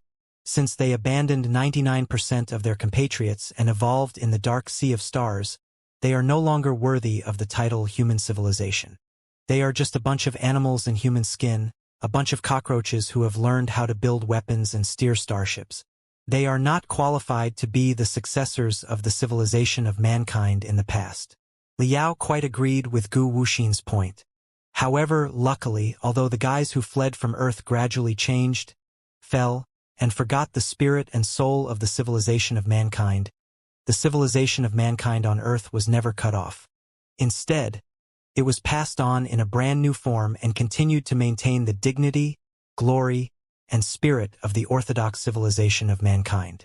It also learned the lessons of the Third World War and embarked on a new path of peace and communication, exploring and modifying the sea of the universe in entirely different ways.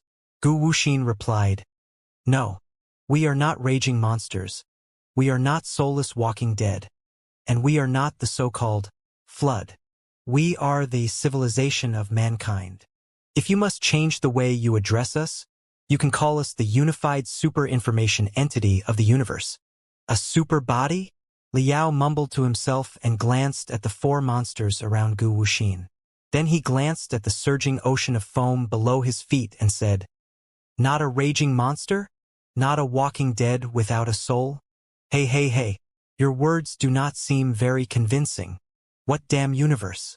What damn super-information? What damn unification?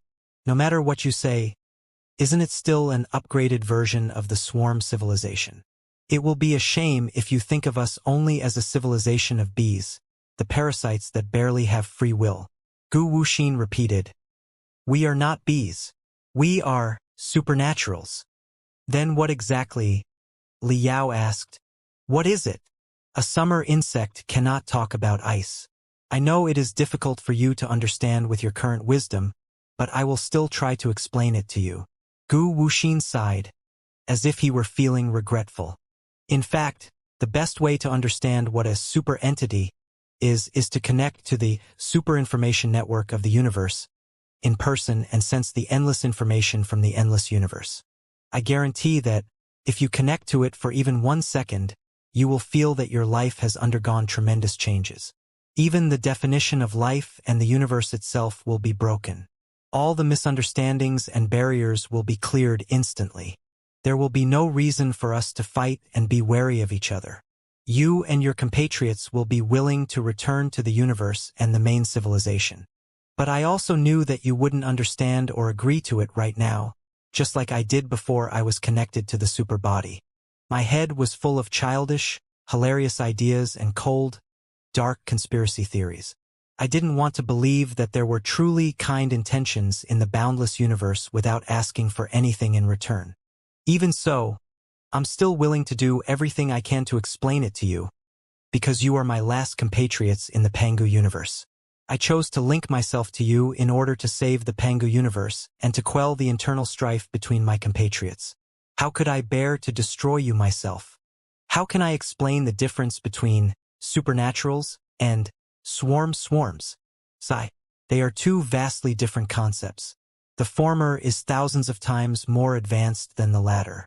You should know that, in a typical civilization of bees, only individuals such as the mastermind and the queen boast the ability to think, analyze, and make decisions. They are known as free will. Thousands of soldiers, worker bees, and all kinds of bizarre mutations are merely extensions of the mastermind. They are super-large cells that cannot be regarded as real intelligent creatures at all. Take the Hui clan of the Pangu Civilization Alliance, for example. The most fundamental individual of the Hui clan is a very low-level beetle. In the legal definition of the Pangu Alliance, there is no such thing as human rights. Only when the number of the beetles of the Hui clan exceeds 100 will incredible changes take place and a high-level wisdom burst out. Even such a high-level wisdom has to obey the arrangement of the mainframe. Although it has the ability to make logical judgments, it lacks the initiative and the free will. Joining such a civilization of bees and turning into muddle-headed cells was a choice that no intelligent creature was willing to make. Even the members of the Hui clan were unwilling to be separated again after they gathered more than 100 individuals and unleashed their wisdom and will. But look at me. Look at me carefully. Do I look like a muddle-headed soldier bee? Or worker bee? Do I look like I've completely lost my emotions and will? Do I look like a puppet that obeys the commands of a certain mastermind without any self-awareness? No, that is not the case at all. Although there is no proof, you will know that I cannot be controlled by the so-called mainframe after you think about it with the simplest logic. If such a main brain does exist, it will not be able to lock onto the coordinates of the Pangu universe, nor will it be able to control an intelligent creature in the Pangu universe precisely. If it has such an ability, what are we waiting for? We will be able to command the magnificent army in the so-called flood and swallow the entire Pangu universe, won't we?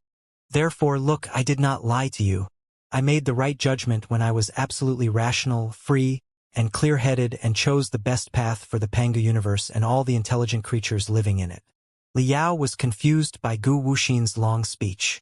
He felt that his head was full of stars, and all the stars were still exploding, blowing his brain cells into a mess.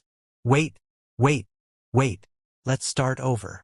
Liao took a deep breath and said, "Are you suggesting that the so-called flood is the people who were stranded on Earth billions of years ago?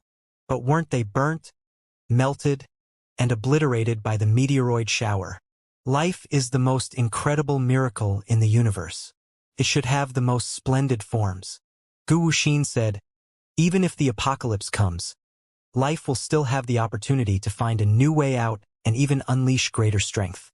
Just like the meteoroid shower that assaulted Earth and wiped out 90% of the species, including the dinosaurs, did not end the light of life on Earth. Instead, it promoted the rise of mammals and gave birth to a real civilization. The super-spiritual meteoroid shower that almost destroyed the entire solar system did not destroy the civilization of mankind either.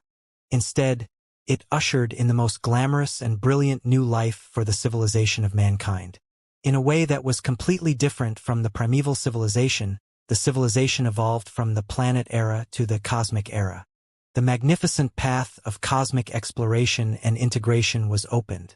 "What do you mean?"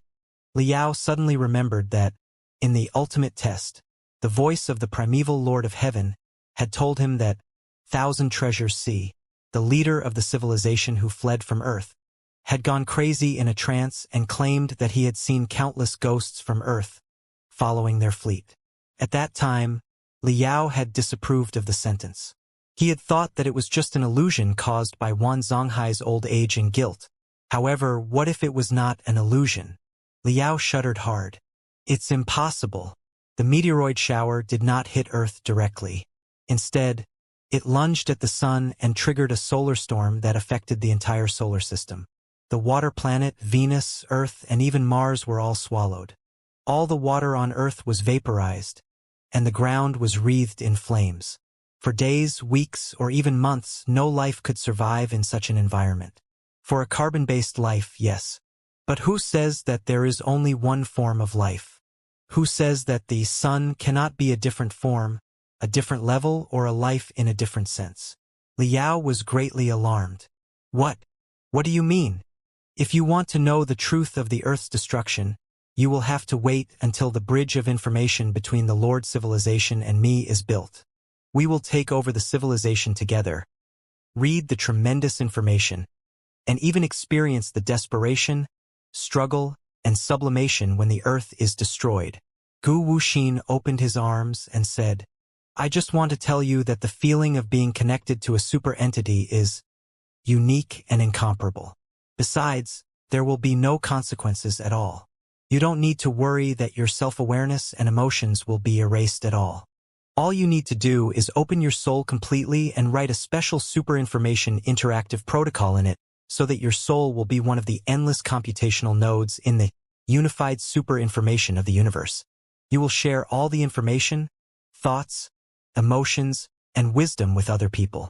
After you join the super body, your life will be upgraded. Just like a single-celled life evolving into a multi-celled life, you will experience an earth-shaking, rebirth-like upgrade. From then on, you won't just be yourself. You won't just be living in such a lonely and ridiculous shell. You will become all the computational nodes in the super body. You will become all the compatriots around you. You will live on the network. In the cloud, you will tear open the void and cross the galaxy with the help of the Great Unification Super Information Interaction Agreement. You will live in the bodies of 10 million or 100 million or 100 billion compatriots almost without any delay. Within a second, you will be able to feel 100 million different emotions and ways of thinking.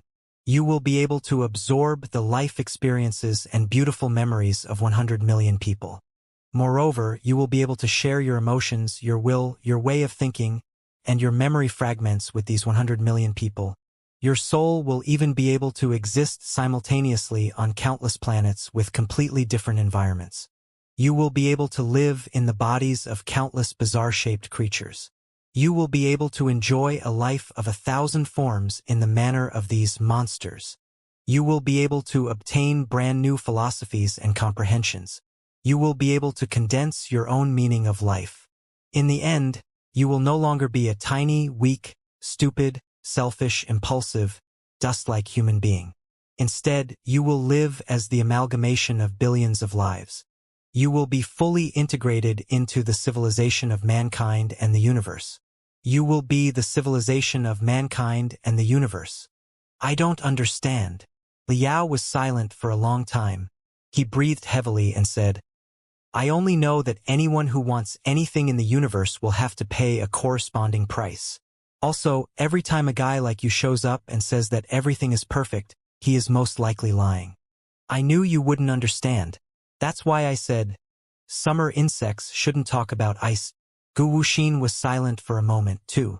Then he said, before I was connected to the super body, I didn't understand it either, and I was very proud of my insignificant, lonely, enclosed self. What a blind and idiotic pride it was. But in the end, I was connected to a small super entity made of thousands of people from the heavenly palace as well as the captives of the flood tide. Our small-scale super information exchange agreement is far from the vastness, depth, and unpredictability of the real main civilization super entity in the sea of the universe, but it has already made me feel extremely happy and touched. I feel that I've lived in vain in the past. I'm just a muddle-headed, single-celled life. The things that I'm proud of and protect are meaningless. Right now, this is the real beginning of my life. I am Gu Wuxin, living in such a weak body. I can be a monster, too. My life cycle is only a few hours. I have to burn the fire of life deep inside my cells in a moment. I was also the first generation of researchers of the Heavenly Palace thousands of years ago. When the Heavenly Palace was being built, I was invited by the so-called captives of the flood tide and established a local super-information exchange agreement in the isolated Panga universe. In the days to come, I absorbed all the life information of thousands of elite researchers so that everyone could live in the mind of Gu Wuxin in the form of information. Look, flesh, cells, genes. Everything is superficial. Only information is the foundation of life. Information constitutes everything in the universe ocean. As long as you have information, you can control everything at your will. Gu Wuxin's voice sometimes came from his real body, sometimes from the body of the indigo devil god, sometimes from the nine-headed griffin, sometimes from the mystic color jellyfish, sometimes from the skin jackals, sometimes from the depths of the sea of foam where the voices of thousands of people overlapped. Tremendous tides were raging inside the sea of foam. In the tides almost 100 meters high, pink tentacles were wriggling non-stop, as if thousands of different figures were staring at Liao and the human experts while they screamed, "Join us! Join us! Share all the information with us!" Liao felt goosebumps all over his body. "What kind of pervert do you think I am?" He rubbed his hands hard.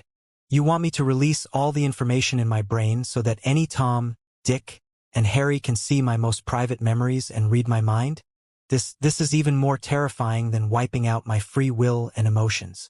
You are forcing me to publicize the browsing and downloading records of my crystal processor. How can you think of such unpardonable, inhuman things? Lunatics. You are a bunch of out-and-out lunatics. Judging from the magical equipment and crystal processors you've been using, you've entered an information society and even have a unified super light-speed network in every space zone of the Panga universe, haven't you?" Gu Wuxin's voice came from his own body, the monsters, and the squirming tentacles deep inside the sea of foam.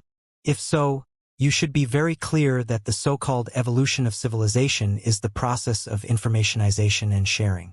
In the primitive society, each individual received and outputted very little information. The primitive people did not have their own names. Such important identification information was rarely exchanged with other cave tribes. They lacked the urge to transmit their own information, nor did they have the desire to pry into other people's information. Each individual was a node that was cut off from each other and sealed itself. Survival had drained all their energy. There was no need to talk about uniting everyone's information, because the entire civilization was a pile of loose sand. By the medieval era, the intelligent creatures had conquered the entire continent and even the entire planet, becoming the well-deserved spirit of all things. However, their information exchange was still extremely poor. There was no need for information transmission, nor did they have the means to read information.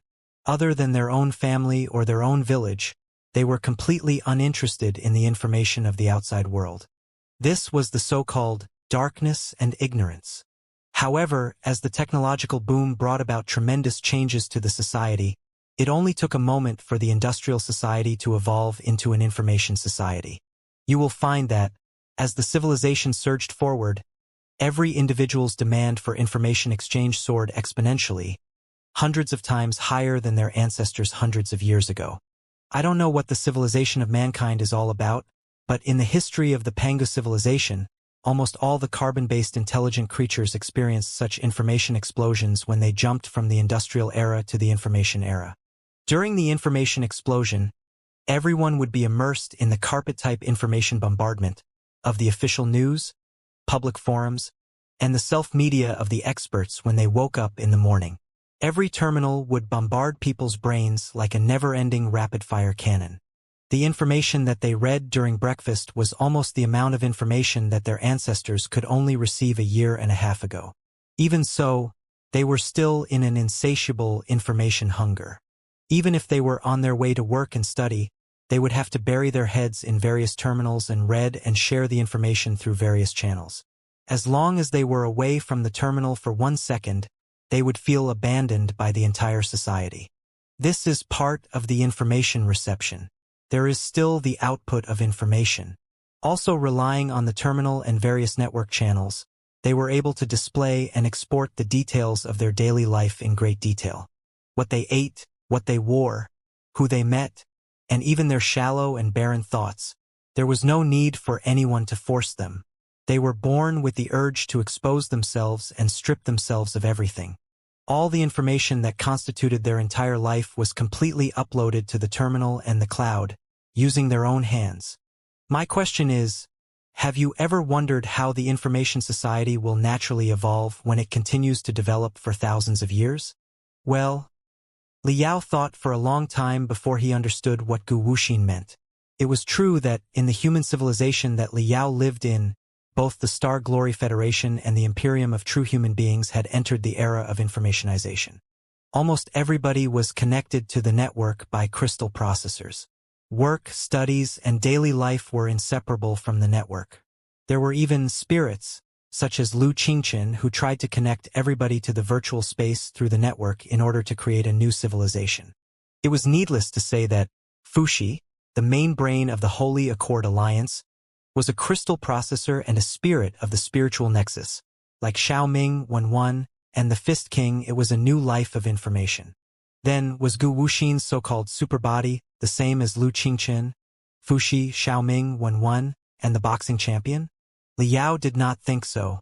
Gu Wuxin and his superbody had touched upon fields that were deeper than Lu Qingchen, Fuxi, Xiaoming, Wenwan, and the Fist King. Maybe that was the essence of life. You have to admit that human beings, or rather all the carbon-based intelligent creatures, are animals of information. Since our oldest ancestors, the bacteria and viruses born in the primeval ocean, appeared, they have existed for the purpose of replicating, transmitting, and weaving information. They devour information, devour more information, output information, and transmit information to larger groups of people and farther away. Those are our instincts and the significance of our existence. Gu Wuxin continued. In the ancient times when technology was underdeveloped, the individuals with carbon-based intelligence had to seal themselves and live a dull, boring, and lack of information life. But it did not mean that they liked it. Their natural instincts to absorb and transmit information were merely suppressed. When the technology is mature and the social environment allows, the carbon-based intelligent life will immediately be transformed into information. Later, in the superinformation direction, they will transform themselves and the entire world. They will connect all the individuals together with a network of various forms. They craved for information and devoured information that was of no significance to them. From the changes of the universe and national affairs, to the gossip of celebrities and the social news of the neighboring towns, to the trivial affairs of the parents around them. In fact, what did the information have to do with their lives and how would it affect them? But they just wanted to know, even at the cost of their precious lives. In the same way, they uploaded their information to the network without stopping. They didn't care what they ate, what they wore, how they felt, or what problems they encountered in their daily life. Nobody cared about that. They knew that nobody cared about that, but they just couldn't control the urge carved in the deepest part of their genes. They were like a high-power radio station that was releasing information to the outside world nonstop. With the information, they reconstructed a better, more brilliant, and more real version of themselves in the network and the virtual world. This is what happened to every individual when the Pangu civilization entered the information society. Of course, since the Pangu clan boasts the ability of large-scale telepathic thoughts and has passed it on to other species in the Pangu Civilization Alliance, the way we build a network and exchange information might be different from yours. But I believe that the essence is the same. There are bound to be more and more net addicts and informators in your civilization, and your society is slowly moving toward informationization, networking, and even virtualization, right? There's no need to answer. I have already sensed the answer from your brainwaves. In fact, what is the difference between reality and illusion? What is the difference between me and other people? As I said just now, once I was connected to a super body, I could live in the brain of billions of people, and billions of people could flood into my brain to share their wisdom, emotions, and memories. You seem to be very vigilant and disgusted, but on second thought, it was not as exaggerated as you thought. I don't know whether or not there are similar things in your civilization, In the words of Earth, there are novels, games, and movies. Then, when you are intoxicated by a beautiful novel, a wonderful movie, and a thrilling game, aren't you also substituting yourself into the characters of novels, movies, and games to experience another life? When technology is constantly upgraded, allowing the online world to gradually have all the beauty of the real world and to be improved by 100-fold, who would refuse to live a more brilliant, beautiful, and rich life in the online world? After all, compared to our exponentially explosive wisdom and desires, how weak are our brains and bodies? How lonely and boring is the real world we live in? The tide of history is vast and mighty. Those who go with it prosper, and those who go against it perish. Do you understand? This is the inevitable trend of the evolution of a civilization. It does not shift according to the will of a certain hero or demon. At first, a primary network of various large and fixed terminals was established. Then, the terminal became miniaturized. It could be moved and worn, allowing the network to cover the entire civilization. Following that, the terminal was further miniaturized and could be implanted under the skin. It became an artificial organ that everyone was born to wear. Gradually, the boundary between the body of flesh and the network of the terminal became more and more blurred. Along with the development of biotechnology and quantum technology, the brain cells would become a biological crystal processor. The crystal processor would also shrink to the level of mustard seeds and cells. It would be perfectly integrated into the body of flesh and blood. It would not be damaged or scrapped for life. In every development phase, the efficiency of information exchange, including the amount of information they can absorb and output every second, will be hundreds of times, thousands of times, or even tens of thousands of times higher than in the past. For an ordinary person living in the early years of the information era, the news information that they can read through the network terminal in a day might be as much as the news information that their ancestors, who lived in the villages of the dark and obscure era thousands of years ago, have access to in their entire life. And since he lived in the later years of the information era, which is the offspring of the superinformation era, the information that he can absorb in 1 second is billions of times more than what he can absorb in the past. If such a beautiful superinformation era does arrive, wouldn't it be only natural for their brains to be connected and share their wisdom, emotions, and memories so that they can form a super body? Of course, I believe that you will bring up the old-fashioned question of how to maintain the free will. It is not your fault. It is a question that the carbon-based intelligent creatures ask when they are limited by their rigid thinking.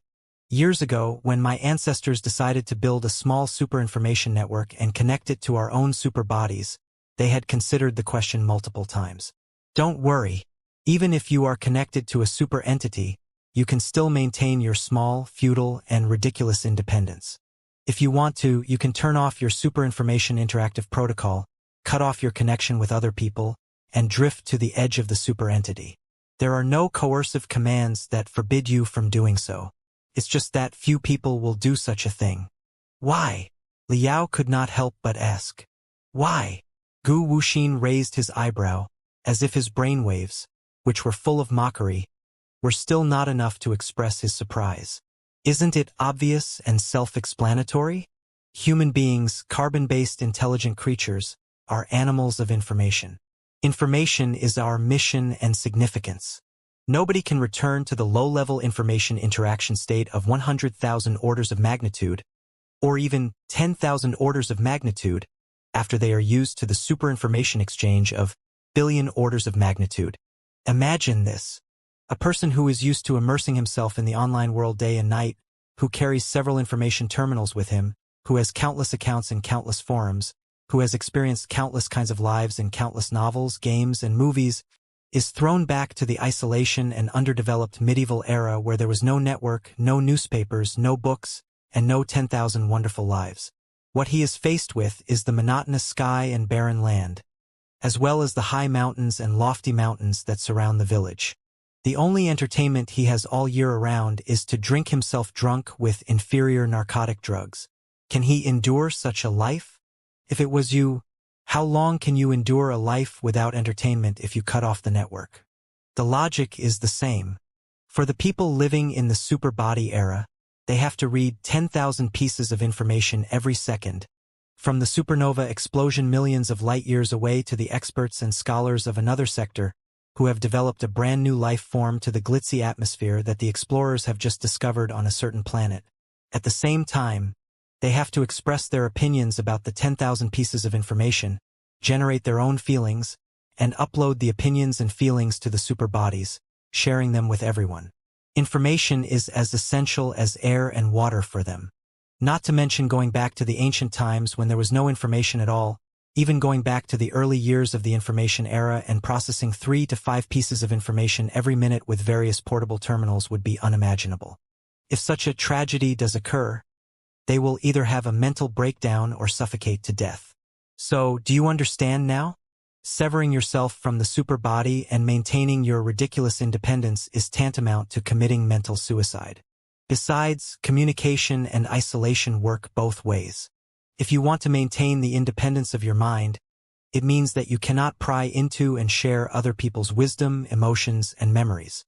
You will become a wandering ghost outside of the main civilization. After all, human beings live in groups. It is against their nature to do so. There are no benefits at all. Is your so-called master civilization to maintain a connection with everyone's mind and soul all the time? Li Yao exclaimed subconsciously, "This is crazy. Madness." Gu Wuxin said, "Let's say that a villager living in a small village in the dark medieval era arrived in the early days of the information era and saw so many terminals, media, and information exchange platforms, only to discover that the people of the era had to learn all the news that was happening in the entire planet, the entire space zone, and even the entire sector, including dozens of celebrity gossips and murders that took place thousands of kilometers away. I believe that the villager must have thought that the era was crazy, too. However, you and I are both very clear that the times are not crazy, and society will not collapse because of too much information. On the contrary, it is the process of history and the inevitability of civilization. It is not inappropriate for us to enjoy ourselves in the ocean of information and take it for granted. Is it not? What's the saying, the technology born before I was born was all part of the order of the ordinary world. The technology born when I was young would become a revolutionary product that would change the world. And any technology born after I entered my middle age would violate the laws of nature and be punished by the heavens with evil and taboo techniques. Don't you feel that your performance is very similar to the target of the sarcasm? Since you can enjoy all the benefits of the information society, discuss difficult problems with your friends in another space zone in real time through the terminal, entertain yourselves, and discuss your life experiences and the emotional changes that you are experiencing right now. Everything is out-and-out evil arts in the eyes of the ancient people. Why can't you open your heart and shatter the limitations in your head? Why can't you appreciate the super-information society of a higher level with a more tolerant and open attitude and join it frankly? Don't be scared, and there's no need to be vigilant. Believe me, it has benefits. It is of great benefit to everyone, including our civilization. First of all, by connecting everyone's mind to their brain, we can concentrate all their wisdom and focus on the questions that are of paramount importance for the civilization and the universe. Due to the limitations of the brains of the carbon-based intelligent creatures, if every brain is able to calculate and think independently, we will never be able to crack the mysteries of a higher level, such as the truth of the four-dimensional space, the origin and end of the universe, and the more mysterious and weird five-dimensional and six-dimensional space. Such problems can only be solved by gathering the brains of thousands of people and forming super bodies. Secondly, as I said just now, joining a super body can make the life of a carbon-based intelligent life billions of times richer and heavier. It can give the originally pale and powerless life of billions of people a gorgeous color. Admit it. In any civilization with a carbon-based intelligent life, the lives of the vast majority of people are meaningless in the first place. They just live and die muddle-headedly. They are nothing more than animals that can talk and think. Maybe they are living a life that is even more carefree and happy than animals. If so, what's wrong with giving them some color and meaning of life? Lastly, and most importantly, the super bodies can resolve the chronic diseases shared by every carbon-based civilization. They can put an end to our internal strife and self-destruction. They can eliminate the chain of suspicion that exists between different civilizations and turn the entire sea of the universe into a perfect paradise of harmony and brightness. At the end of the day, why does every civilization with carbon-based intelligence decline when it reaches its peak, leading to civil wars and the destruction of the civilization? Isn't it because of the selfish nature of individuals, because of the continuation and diffusion of genes, which turns into infinite greed? The irreconcilable contradiction between infinite greed and limited resources has led to countless similar tragedies. Selfishness is perhaps the most important factor for the evolution of all creatures. It is also the first motivation for the birth and rise of a civilization. However, when a civilization develops to a very high level, the selfishness of the individual becomes the biggest obstacle to the further development of the civilization, if not the sharp claws that strangle the throat of the civilization. Selfishness caused every individual to harbor ill intentions. Every moment they would have the urge to compete with their own kind, eliminate their own kind, and even eliminate their own kind. The miscommunication of information would lead to the interconnecting of chain of suspicion within the civilization, seriously interfering with the normal functioning of society. In the end, the impulse to eliminate their own kind would expand infinitely and fall into a vicious cycle.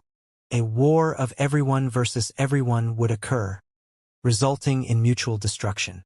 The Third World War of the Earth era, the thermonuclear war that nearly destroyed the civilization of mankind, was the most typical example.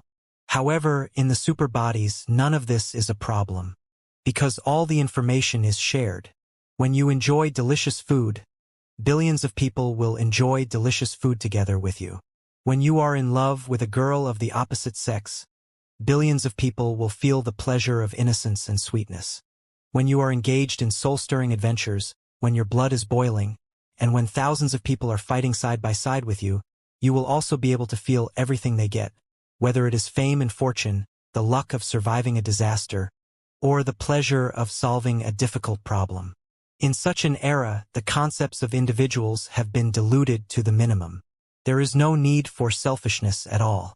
Therefore, there is no jealousy, hatred, anger, or the urge to eliminate other people. Is there any reason to scheme and kill each other? On the other hand, because the soul and soul of every individual are connected, everyone's evil thoughts and malice towards other people are as clear as a candle flame. If some sociopaths and natural-born homicidal maniac really have a tiny bit of distracting thoughts, they will be perceived by thousands upon thousands of people in a flash. Billions of bright and kind thoughts will immediately surge over and help him purify or isolate them, killing the threat in the cradle. Therefore, the transcendent era is the most peaceful, the brightest, and the most harmonious era since the birth of the universe ocean.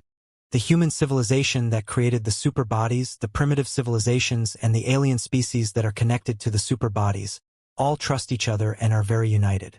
There are no barriers, disagreements, or wariness at all. Of course, there is no room for schemes or wars.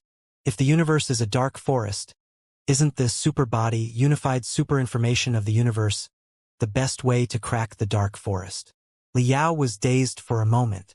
Tilting his head and thinking for a long time, he replied, "There seems to be nothing wrong with it. Of course it is.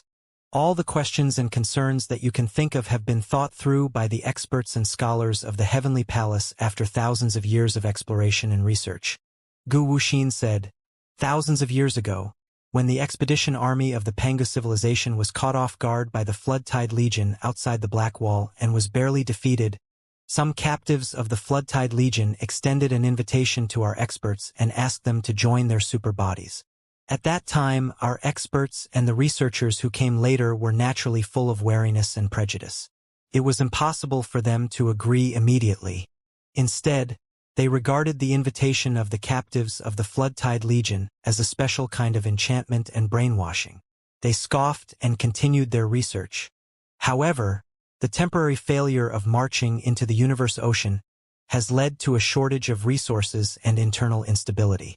The discovery of a civilization of 100 generations of pioneers in the primeval relics and their experience of destruction made us realize, even more desperately, that the ultimate contradiction between resources and desires is a dead knot that no civilization can get around. For billions of years, all civilizations have been destroyed because of this point. Can our civilization be an exception? Only by establishing our own unified superinformation system of the universe, and connecting it to the master civilization superbodies created by the civilization of mankind in the near future can we achieve the harmony of the entire sea of the universe and resolve the wars, poverty, crimes, and other problems caused by selfish, ambitious, and internal strife. Even if the experts and scholars in the heavenly palace can bury their heads in the sand and pretend that they are blind to all the problems, the Pangu civilization outside of the heavenly palace is indeed corrupting, degenerating, and splitting, just as the captives of the flood-tide legion said. Ugly black spots have grown on the seemingly splendid body of the civilization. The incurable virus has penetrated into their bones and spread to their internal organs. Under such undercurrents, a few seniors of the heavenly palace were finally tempted. At first, they only connected their minds according to the training arts provided by the captives of the flood-tide legion. Since the Pangu clan has always been good at large-scale telepathic thoughts, the universal way of communication for the Pangu civilization is the combination of language and brainwaves. Such a secret art of telepathic connection is not much better than the methods of the Pangu clan.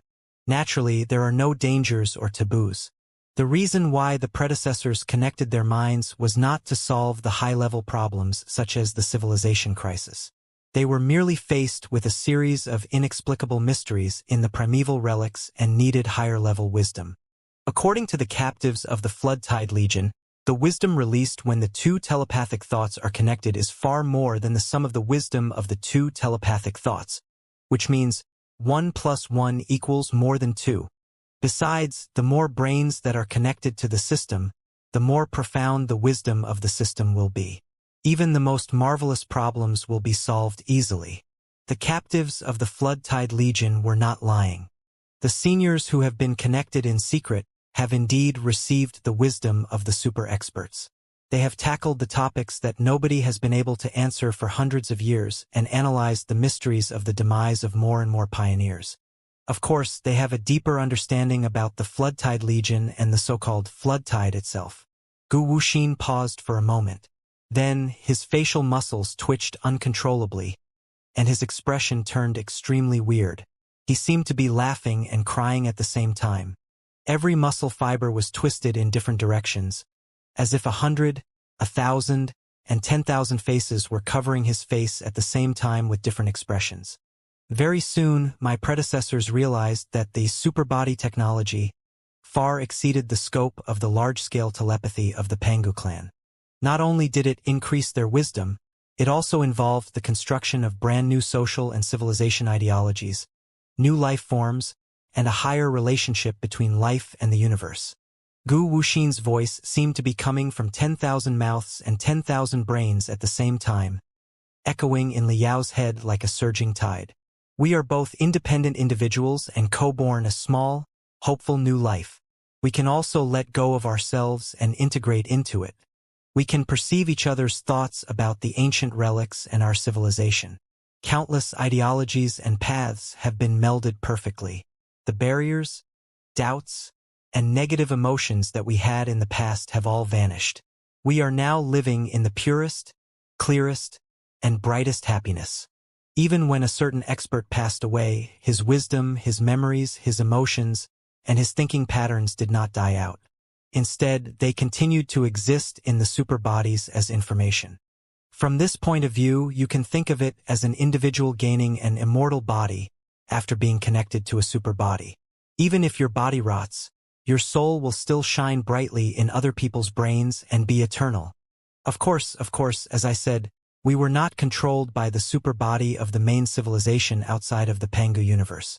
Even though we formed our own superbodies, we retained our independent will and thinking ability. At that time, we were not prepared to fully open the Pangu universe and let the main civilization march in. Moreover, at that time, our superbodies were still very weak. We only recruited a small number of open-minded experts and scholars. Most of the people in the heavenly palace were radical, liberal fundamentalists who were entangled by the bad habits of the carbon-based intelligent creatures. It was impossible for them to understand or agree with everything we did. However, as you know, as time went by, the chronic disease of the Pangu civilization became more and more obvious. All kinds of conflicts and disasters broke out. Small-scale conflicts, famine, and even massacres took place one after another. In the end, a total civil war between the Pangu clan and the Nuwa clan took place. Although we are in a celestial palace that is isolated from the rest of the world, we are still very concerned about the situation of the entire Pangu universe. It is our home and homeland. We chose to burn our life and everything in this lifeless, desolate ancient tomb to save our civilization. It's a pity that, however hard we try, a lot of ancient technology has been analyzed and duplicated and sent to our civilization, only to no avail. We cannot stop the total decline and collapse of our civilization. We can only watch the civilization we love walk on the path of destruction that 100 pioneers once walked on. The primeval relics and the heritage of the primeval clan can't save our civilization. The righteous, and the kind paths can only treat the symptoms but not the root cause and buy us more time. Only the unified body of super-information in the universe, the super body, is the ultimate answer to save our civilization. The apocalyptic civil war has taught us a lesson. If the destruction of the Pangu civilization is inevitable, let's plant new seeds with the super bodies so that our civilization will be reborn in raging flames and bring eternal brightness and peace to the Pangu universe. Gu Wuxin was almost moved by his sincerity and enthusiasm when he said that. He was apparently enjoying himself. The four monsters around him, and even the big faces that popped up from the ocean of foam, had exactly the same expression as his. It was quite a creepy scene. Well said. Liao braced himself and said, "Wars to be extinguished, violence and oppression, eternal light and peace. In the end, didn't the Floodtide Legion annihilate everyone who didn't agree with you with brute force? This is evil that is necessary. Peace cannot bring peace. Only violence can bring peace. Have you never resorted to violence on the path of justice?"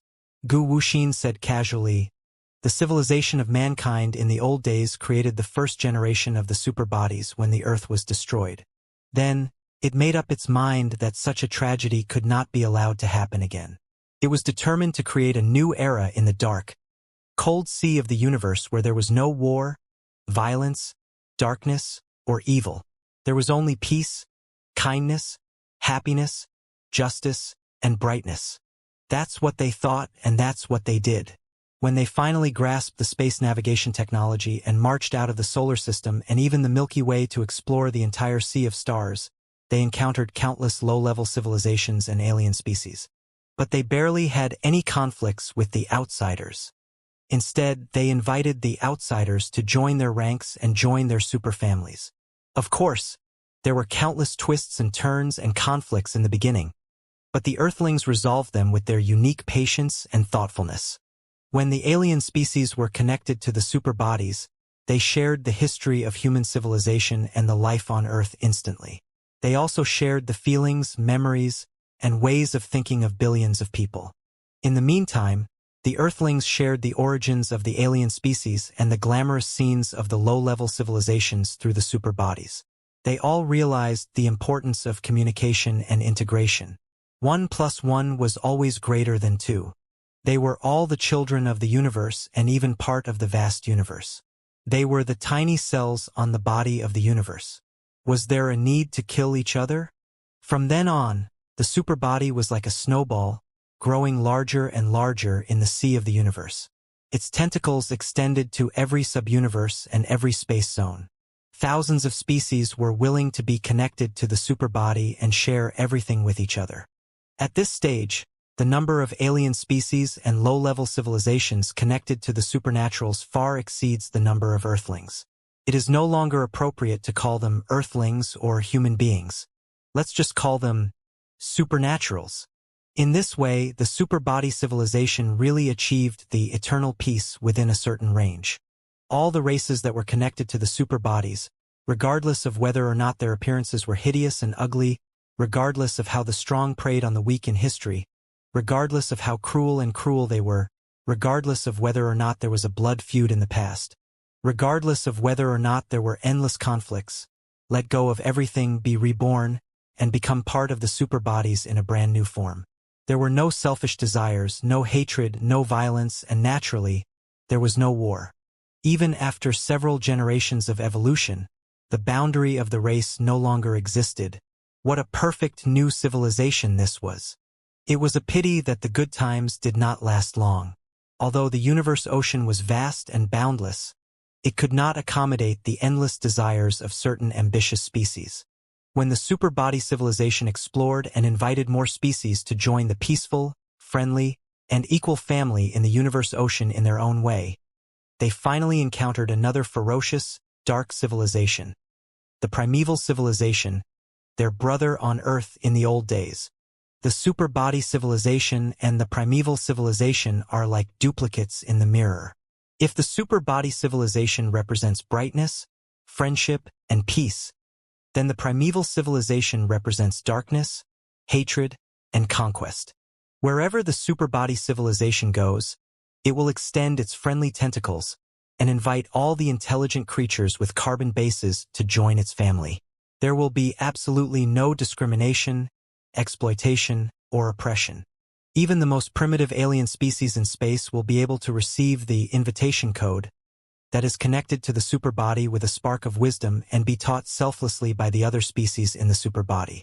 Wherever the primeval civilization went, they butchered the intelligent alien species in space, wiped out all the low-level civilizations that could threaten them emotionlessly, destroyed the homes of the civilizations, enslaved the citizens of the civilizations, and modified the prosperous planets to the point that they were unrecognizable just so that they could live a comfortable life.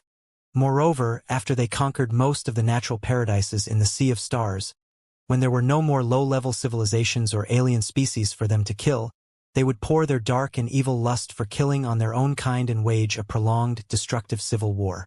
The civil war of the primeval civilization almost destroyed 1/3 of the natural paradises in the center of the universe and the future of countless civilizations and intelligent creatures, including themselves. They are simply the disgrace of the civilization of mankind in the past. They are also the most evil destroyers in the sea of the universe. They are the cancer of the universe. Despite their darkness, evilness, and cruelty, when the super-civilization and the primeval civilization met for the first time, the super-civilization still had no intention of attacking the primeval civilization. The history of the ancient Earth has long been buried in the smoke of time. The super-civilization is a civilization that values peace and does not care about the grudges of the past. What's more, during the long exploration and growth, the superbody civilization was used to peace, friendship, selflessness, and sharing. They had long forgotten the methods of war, slaughter, and conquest. In accordance with their usual attitude, the super-civilization sent out the tentacles of endless information and invited the primeval civilization to join their family. They hoped that the primeval civilization could learn the spirit of selfless sharing and resolve the grudges of the past in such a way, thereby changing the nature of the primeval civilization. It's a pity that, the primeval civilization is used to their own methods. At this point, the left half of Gu Wuxin's mouth curled into a sneer, while the right half of his mouth exhaled a mouthful of dirty air and sighed helplessly. His entire face was twisted into two halves, making him look extremely weird. In the era of Earth billions of years ago, there was a saying that, measuring a gentleman's heart with his own. It was a perfect description of the attitude of the primeval civilization toward the superbody civilization. The super-civilization is a gentleman who has no ill intentions toward the primeval civilization. They are hoping to abandon their past and build a better tomorrow in the sea of universe. The primeval civilization, on the other hand, has been living in sorrow for a long time. The guilt of the destruction of the earth in the past has been fermenting on their black path of conquest. It has become a sore point for the entire primeval race. It is even part of their way of life and logic. They seek revenge for the smallest grievance. They are scared witless. They have conquered more than half of the Sea of Stars, but they have never had a good night's sleep. They think that the entire universe is black because they are black. They don't believe that the super-civilization came for peace and friendship. They don't believe that there is a real goodwill civilization in the universe. Even though the Goodwill civilization used to be their compatriots, they regard it as the most dangerous enemy right now. Will the super-body civilization still remember the hatred of being abandoned on Earth tens of thousands of years ago and only want revenge? Even if they don't care about the hatred of the past, right now, they are both on different paths and have developed into a quasi-god-level civilization that dominates the universe ocean. Will the super-body civilization want to destroy the primeval civilization and dominate the entire universe ocean? As the saying goes, two tigers cannot live on one mountain.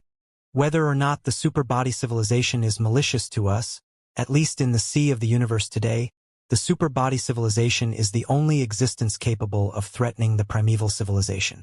For the long-term development and eternal glory of the primeval civilization, the threat of the super-body civilization must be removed. Look, the three above are the most typical ways of thinking of the primeval Lord of Heaven. After the prolonged conquest of the Sea of Stars and the brutal civil war, the primeval Lord of Heaven has all turned into twisted, frightened birds. The last bit of kindness and brightness in the depths of their humanity has been sealed by the chain of suspicion and their inflated desires. They are beyond redemption. In the end, the primeval civilization was the first to launch an attack against the super-body civilization, a surprise attack and a shameless sneak attack. Ha! Liao blinked quickly. This is different from the history I heard in the ultimate test. It's quite normal. Other than darkness, evil, and coldness, the most important feature of the primeval civilization is hypocrisy. Gu Wuxin smiled and said, "Do you want them to admit that they are digging their own graves?" All in all, the first batch of supernaturals who got in touch with the venerable ones were relatively small in scale. They did not carry any weapons, nor were they prepared for a battle. Therefore, the primeval civilization misjudged the capability of the supernaturals and thought that we were too large for our own good. Under the surprise attack, the first batch of supernaturals were soon defeated and captured by the primeval beings. The primeval Lord of Heaven did not kill the superfigures. They locked the superfigures in laboratories and conducted all kinds of cruel and inhumane experiments, hoping to discover the secrets of the unified super-information system of the universe from the superfigures so that they could further improve their capability and become a real god-level civilization that would rule the universe ocean forever. However, the primeval Lord of Heaven underestimated the reliability and confidentiality of the superbody network. The superbody network is not an ordinary network of spiritual energy, electric waves, or magnetic fields, but one that involves quantum theory and gravitational wave theory. It is directly established in the ripples of the four-dimensional space. No matter how the primeval Lord of Heaven jammed and blocked it, a superhuman sent all his life information back to the headquarters of the superhuman civilization. You know that everything between the supernaturals is shared.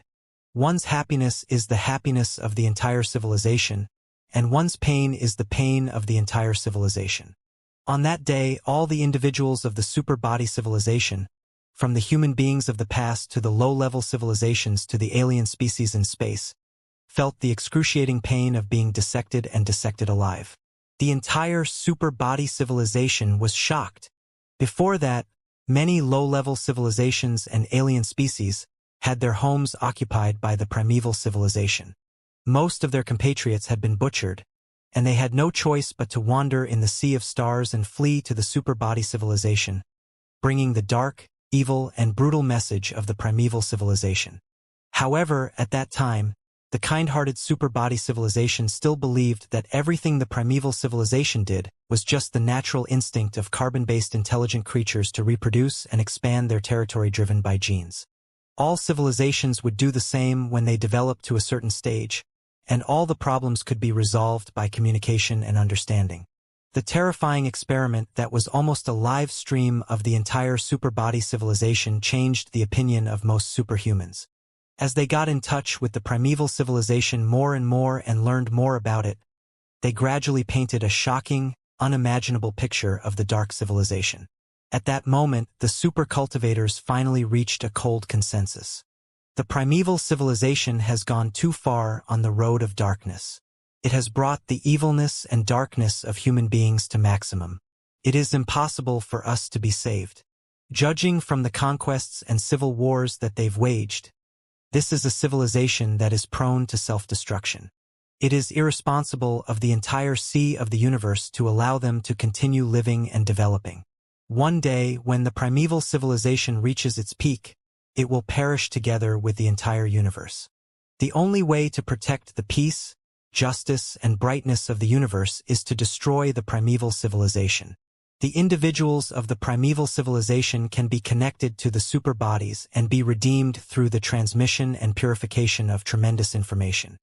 But the primeval civilization as a whole, or according to its essence, is known as the dark human civilization. It should not exist any longer. Only the super-civilization, the light human civilization, is the sole dominator of the sea of the universe. It is the inevitable path and the ultimate answer. You should know everything that happened next from the ultimate test, right? Although everything you learned in the ultimate test must have been twisted and exaggerated by the primeval Lord of Heaven, their glib tongue will not change the outcome of their failure. Justice will prevail over evil. Light will drown the darkness eventually. After hundreds of sub-universes, tens of thousands of galaxies, and a long, magnificent war, the primeval civilization failed miserably. Their reign over the darkness of the universe ocean collapsed, and all that was left were some stray dogs fleeing in the sea of stars. We are the descendants of one of the refugees. Although the primeval civilization got what it deserved, a centipede never dies. The sea of the universe is too vast and deep, and the primeval beings are all sordid, cunning, and full of tricks.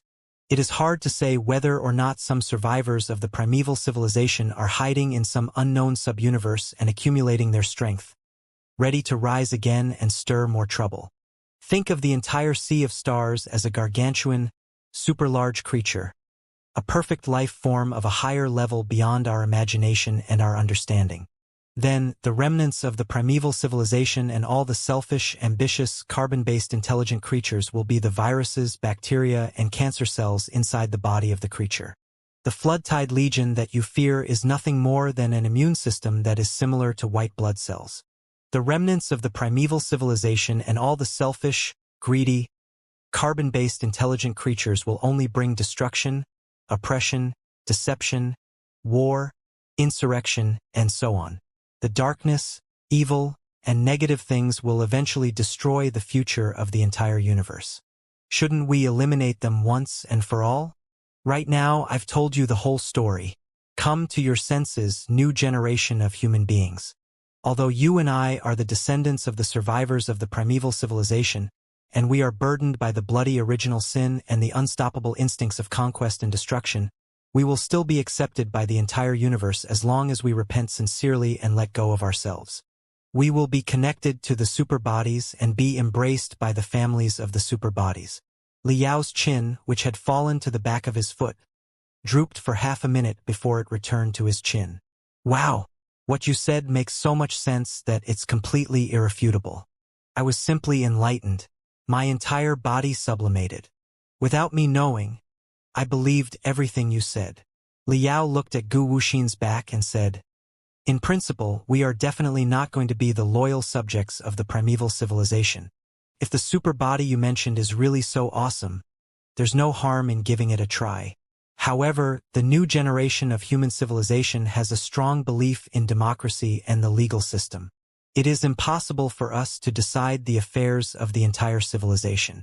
Since everyone is talking so happily, and we are very curious about the superbody civilization, why don't we do this? First, you can stop the flood-tide warship and the rainbow bridge behind you, which have such brilliant acoustic and photoelectric effects. Then, you can follow us back to the interior of the human civilization. We can go to our parliament, universities, laboratories, research institutes, and other places. We can communicate in depth, have a good exchange, and improve our understanding and communication with each other. You can also preach the benefits of being linked to the superbody to the entire human race. You can also have a clash of ideologies with our experts and scholars, engage in a competition of the Great Tao, and find some volunteers to conduct small-scale experiments. In short, we can spend 300 to 500 years to completely figure out the whole thing. Then we can have a universal vote and decide whether or not to be linked to the superbody. This seems to be the safest way, right? After all, billions of years have passed since the survivors of the primeval civilization fled to the Pangu universe. Hundreds of thousands of years have passed since you were frozen in the ripples of time. We can wait billions of years. It doesn't matter if we have to wait another 300 to 500 years. Ha ha ha ha. I can't. Gu Wuxin's face changed countless times before it was condensed into a complicated, anxious, and angry look. It is exactly because we have been waiting in the dark sea of stars for billions of years that we cannot waste even one more second. You haven't been connected to a super body yet. You don't understand how uncomfortable it is for me, who has been connected to a super body and is used to the interaction of tremendous information, to be trapped in this small, cold, enclosed universe, unable to absorb the information from the big universe. It was like, although I had eyes, I could not see. Although I had ears, I could not hear. Although I had a mouth, I could not tell the entire universe ocean my feelings. Pain. Extreme pain. Pain that could not be described with words. I can't stand such a feeling for even half a second. Believe me, you will understand me when you are all connected to the super bodies. Right now, I can more or less understand it. You are probably like a drug addict. In the beginning, a tiny amount of information was enough to satisfy you, but gradually, you became the captive and slave of information. You needed more and more information in order to stimulate your soul. As the threshold of your soul grew higher and higher, you needed more and more very stimulating information, to the point that the entire Pangu universe could not satisfy you. It was like a drug addict who could do anything insane when he was not satisfied. You also reached the stage where you would not hesitate to destroy your own civilization even if you had to resort to robbery. Liao said, "After all, you are talking to yourself.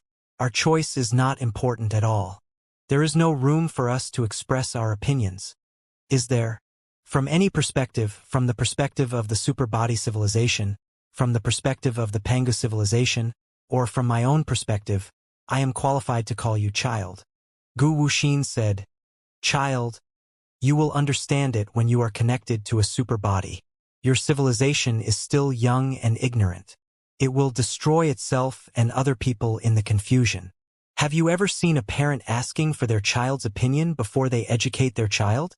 The so-called education or guidance is a form of coercion in the first place. Right now, you are still the host whose genes are inherently bad. It is impossible for you to strip away the darkness and evil in the depths of your genes willingly. You must have a bright and strong civilization of kindness to help you purify them. Otherwise, you will not be able to control the immense strength that you possess. Not only will you destroy yourself, you will also destroy the entire Pangu universe and even cause greater damage in the sea of the multiverse. Do you understand?"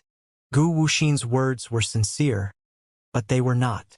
He extended his hands to Liao, and his body suddenly expanded like a soap bubble under the scorching sun, making him both splendid and illusionary. "I understand." Liao nodded. "My companions have figured it out too." Hardly had he finished his sentence when dazzling flames burst out of not only the four monsters and the deities under Gu Wuxin's control but also the Rainbow Bridge, not far away, and the research base of the captives of the Floodtide Legion. It was Ding Lingdang, Long Yongjun, Boss Bai, Li Jialing, the Fist King, and the other experts on Liao's side. They had analyzed the countermeasures through the tactical network hundreds of times and locked onto the loopholes of Gu Wuxin and the Bifrost. They had shocked the world with a single brilliant feat and launched the most fatal attack. Liao and Gu Wuxin did not communicate with each other through language. Instead, a lot of information was transmitted through brainwaves. Therefore, what seemed to be a long story was actually just a matter of a few thoughts. The conversation between the two of them lasted less than a minute. Even though Gu Wuxin was trying to buy himself more time, Liao had hinted Ding Lingdang and the rest of them to steer the giant god soldiers around Gu Wuxin and destroy the Rainbow Bridge from the source. Cut the nonsense. I've seen too many guys who think that brightness and justice can save the civilization and the universe. Ding Lingdang shouted and was the first to lunge at Gu Wuxin. Since the long-range attack just now didn't have much effect on the Indigo Devil God, he might as well let her pull out her most beloved iron fist.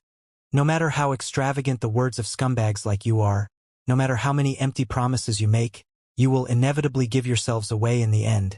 You simply won't respect the opinions and feelings of others, and you have never treated others as equals like you.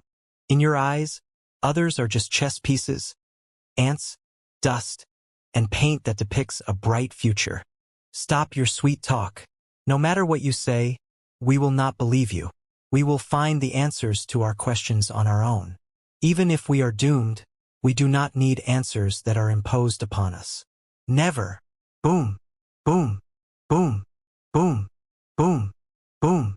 108,000 streaks of lightning seemed to be hiding in the gaps of Ding Lingdong's fingers.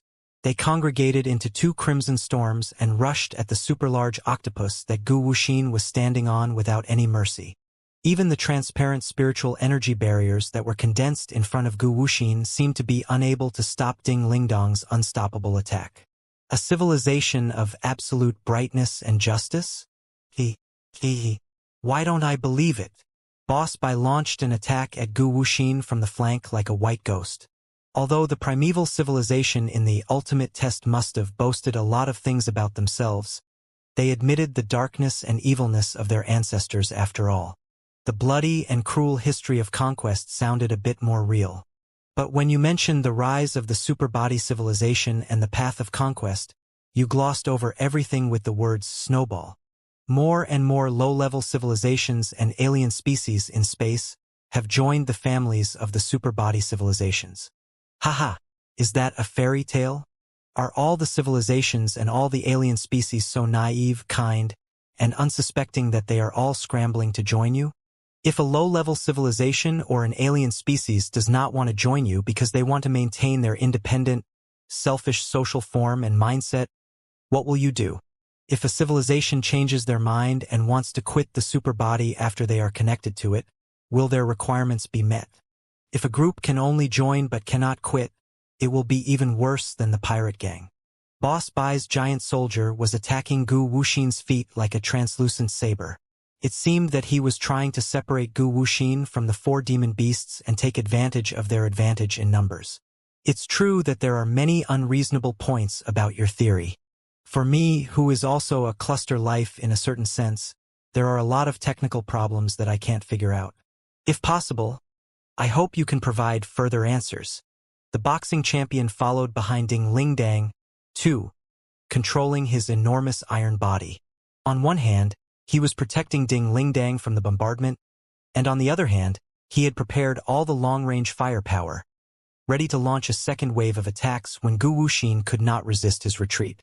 In the meantime, hundreds of small battle puppets jumped out of his enormous body of steel. The smallest battle puppet was only the size of a palm and looked like a small drone that carried spiritual energy bullets. The larger ones looked like the six-legged spiders that were commonly used in mining bases. Since they could blow away the hardest ores, they could naturally crush the armor and bones of the enemy. 2. After Liao's modification, the modification of the best crystal processor experts of the Star Glory Federation, the Star Glory Federation, and the Star Glory Federation, together with the assistance of Xiao Ming and Wenwen and the hard training of the Fist King himself, his computational ability and combat ability had both soared to an unbelievable level. It was not difficult for him to control thousands of clones at the same time. Of course, the more clones one had, the more pressure it would put on the mainframe crystal processor. If a lot of data that needed to be calculated was allocated to every clone, such as the cloud calculation, the network would be much more demanding. And this was the problem of the boxing champion. Unified Universal Superinformation sounds like a very advanced and perfect concept. However, any concept that falls from theory to reality will inevitably be greatly undermined. The Fist King sent out a lot of questions calmly. If such a superinformation network does exist, how large and advanced would it be, and how much energy would it consume to connect all the intelligent creatures in the universe, the countless sectors, and the countless galaxies? You mentioned quantum entanglement and gravity wave just now. I don't know much about the application of such technologies in the field of information interaction. But I believe that, however advanced the technology is, it is unavoidable that it involves the consumption of energy. It is impossible to absorb energy from the void, is it not? In this universe, there is no energy that can be obtained out of thin air. To maintain the tactical network between 1,000 clones, I have to consume a lot of crystals and put tremendous pressure on the mainframe crystal processor. Your super body network involves an unbelievable number of billions of times. To maintain its existence and stability, the energy consumed per second is astronomical. I'm afraid that the energy generated by 100 supernovas exploding at the same time will not be enough for you to burn for 1 minute. After billions of years of consumption, what kind of terrifying changes has your super body civilization made to the entire sea of the universe? Endless cannon fire poured out from the chest of the boxing champion, followed by Ding Lingdong's storm-like iron fists that drowned Gu Wuxin. I don't believe that the so-called superhuman civilization is as good as you described, either. Receiving the brainwaves of billions of the same species instantly and interacting with them through emotions, memories, and wisdom. How enormous and advanced must the brains of every individual of the superhuman civilization be in order to support such unimaginable computations? Perceiving 10,000 kinds of happiness and suffering in the blink of an eye, with countless voices haunting their brain all the time. Are they really not going to go mad? Li Jialing, riding his golden giant soldier, rushed close, too.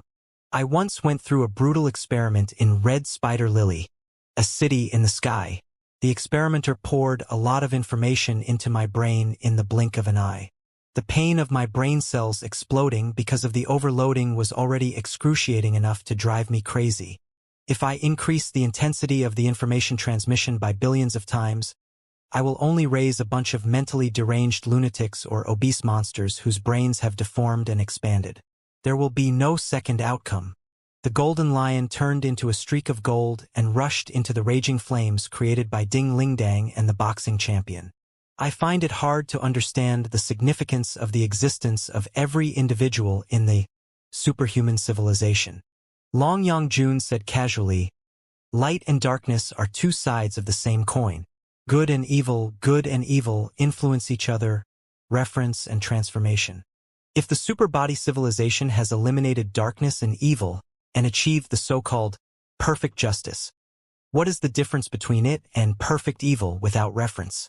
The simplest logic is that, if you don't need to do anything, as long as you are connected to a superbody, you will be able to enjoy other people's happiness, excitement, physical comfort, and the exploration of the mental world. Who would be willing to work hard for real? In the same way, if the pain of one individual is the pain of the entire civilization, then the superbody civilization should think of ways to put an end to the pain of all individuals. However, without pain, how can people measure their happiness? Maybe it's because my imagination is limited, but I can't think of any significance for every individual of the superbody civilization to continue living, let alone the slightest bit of creativity. In the end, because their hearts and souls are connected and influenced by each other, their way of thinking and their mode of action will show a high degree of convergence. Even if there are thousands upon thousands of seemingly different individuals, they will only have one thought and the same action. Although I was a warrior on the side of Nuwa in my previous life, I didn't understand the significance of chaos at all.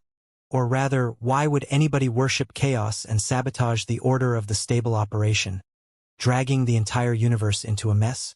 Today, when I saw you talking about the seemingly perfect superbody civilization, I finally understood.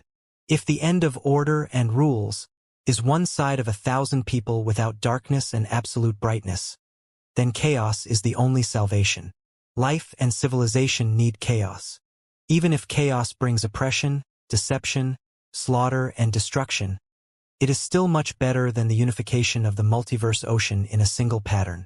Heaven Crystal, Long Yangjuan's giant soldier, released glamorous brilliance that even suppressed the crimson dragon flames on Ding Lingdong's head.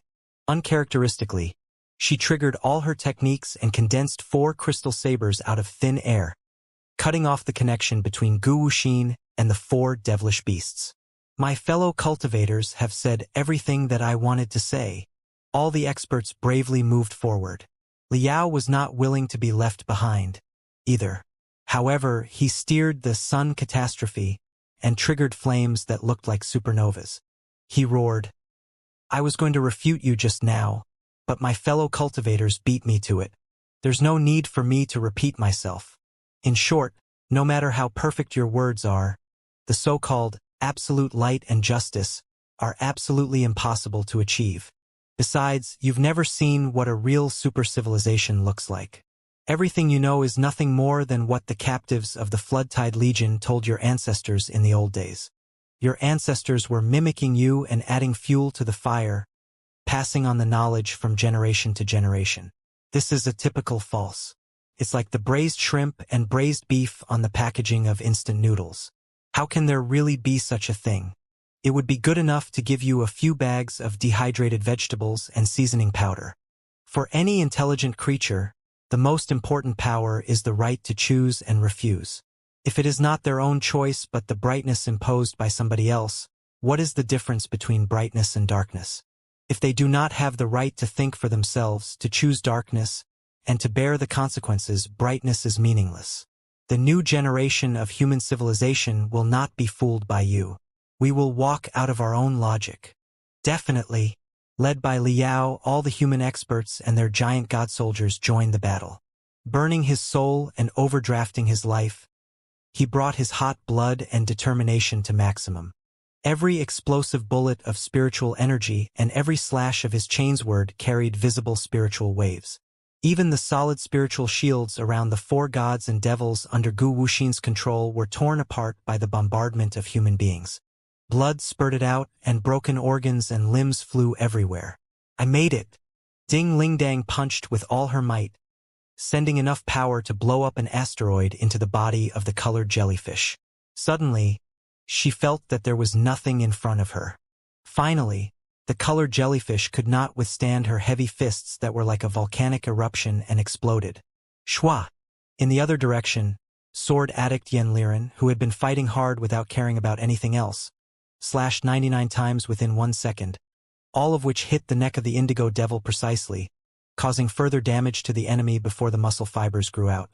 Not only were the muscles and veins cut open, the high-frequency vibration even blew up the spine of the indigo devil and chopped off its head. A competition of speed? In the third direction, Boss Bai chuckled and stepped aside, jumping onto the back of the skinning wolf that was lunging at him. Two ghost-like blades pierced into the eyes of the wolf and into its brain silently. In the meantime, in the fourth direction, the Fist King, Little Ming, and When One threw out all the battle puppets that they had. They jumped onto the wings and head of the nine-headed griffin and enveloped it like a layer of magma. No matter how it jumped up and down and waved its claws, it could not get rid of the cold machines. It could only watch the battle puppets tearing apart its scales, feathers, and skin with drills and digging deeper and deeper into its body until they exploded near its internal organs. He had summoned almost 40 giant soldiers to deal with Gu Wuxin and his 4 companions. In the meantime, more or less the same number of giant god soldiers, led by the members of the Temple of Immortals, bypassed the battlefield and darted toward District 47. Very soon, earth-shaking explosions were echoing in the entire District 47. Hundreds of fireballs rose into the sky together with black smoke, as if a dragon hundreds of times thicker was about to swallow the entire Bifrost. You are doomed, Gu Wuxin. Riding the calamity of the sun, Liao locked onto the enemy among the smoke and flames. Or rather, the monster who calls himself Gu Wuxin. The right arm of the calamity of the sun turned into a burning shooting star. It was so fast and so powerful that the space was even twisted in a small area. When the punch hit Gu Wuxin's chest brutally, the leader of the Temple of Immortals was blown into a pile of mud. What? Liao was greatly alarmed. Although the punch contained all his dignity as an expert in the divinity transformation stage and the air of the Supreme Emperor, he had never expected such an outcome. He was very sure that, before his punch destroyed Gu Wuxin's body tissues, all the cells inside the enemy's body had collapsed on their own and turned him into a pile of mud, a slug, or a cluster of pink blood and foam. The floating foam fell upon Liao's giant soldier.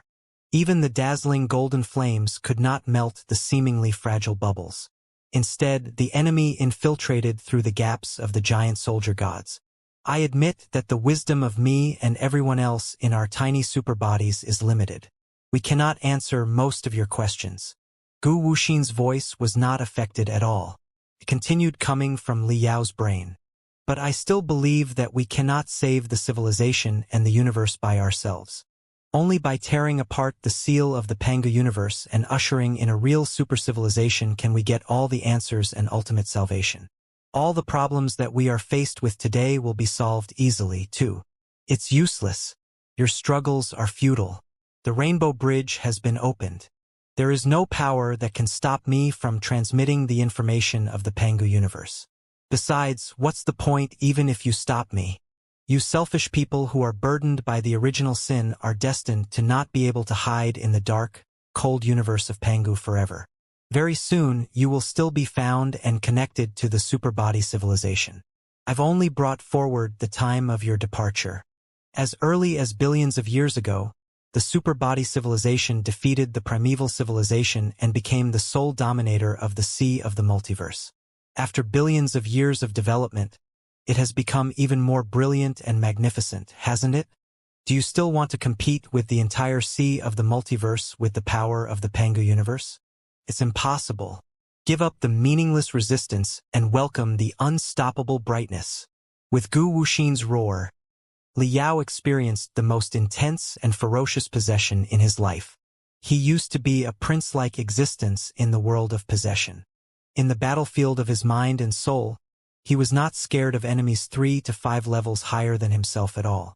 After the training of 3000 Mortal Dust's external clone, his research on the field of the soul and the consciousness had reached an even deeper level.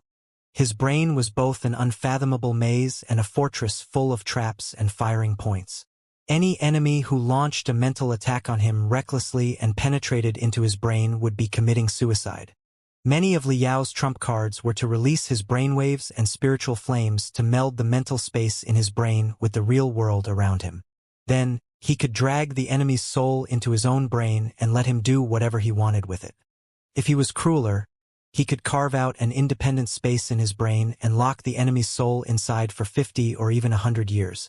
Therefore, Li Yao had not paid much attention to Gu Wuxin's bragging at the beginning. He was even hoping that the guy would have a mental competition and drag the battle into the field that he was best at. However, when Gu Wuxin's mental power flooded into his brain like a magma eruption, he immediately realized that something was wrong. If it were just Gu Wuxin's soul, no matter how unbelievable it was, even if it was 10 times stronger than Black Star Emperor Wu Yingqi in the past, Li Yao, who had just inherited the will of the emperor, might have been able to deal with it and suppress it. However, although Gu Wuxin's own mental power was not the best, it was not just his own soul that was flooding into Li Yao's brain crazily. 100 or even 1,000 souls seemed to be flooding into Li Yao's brain at the same time.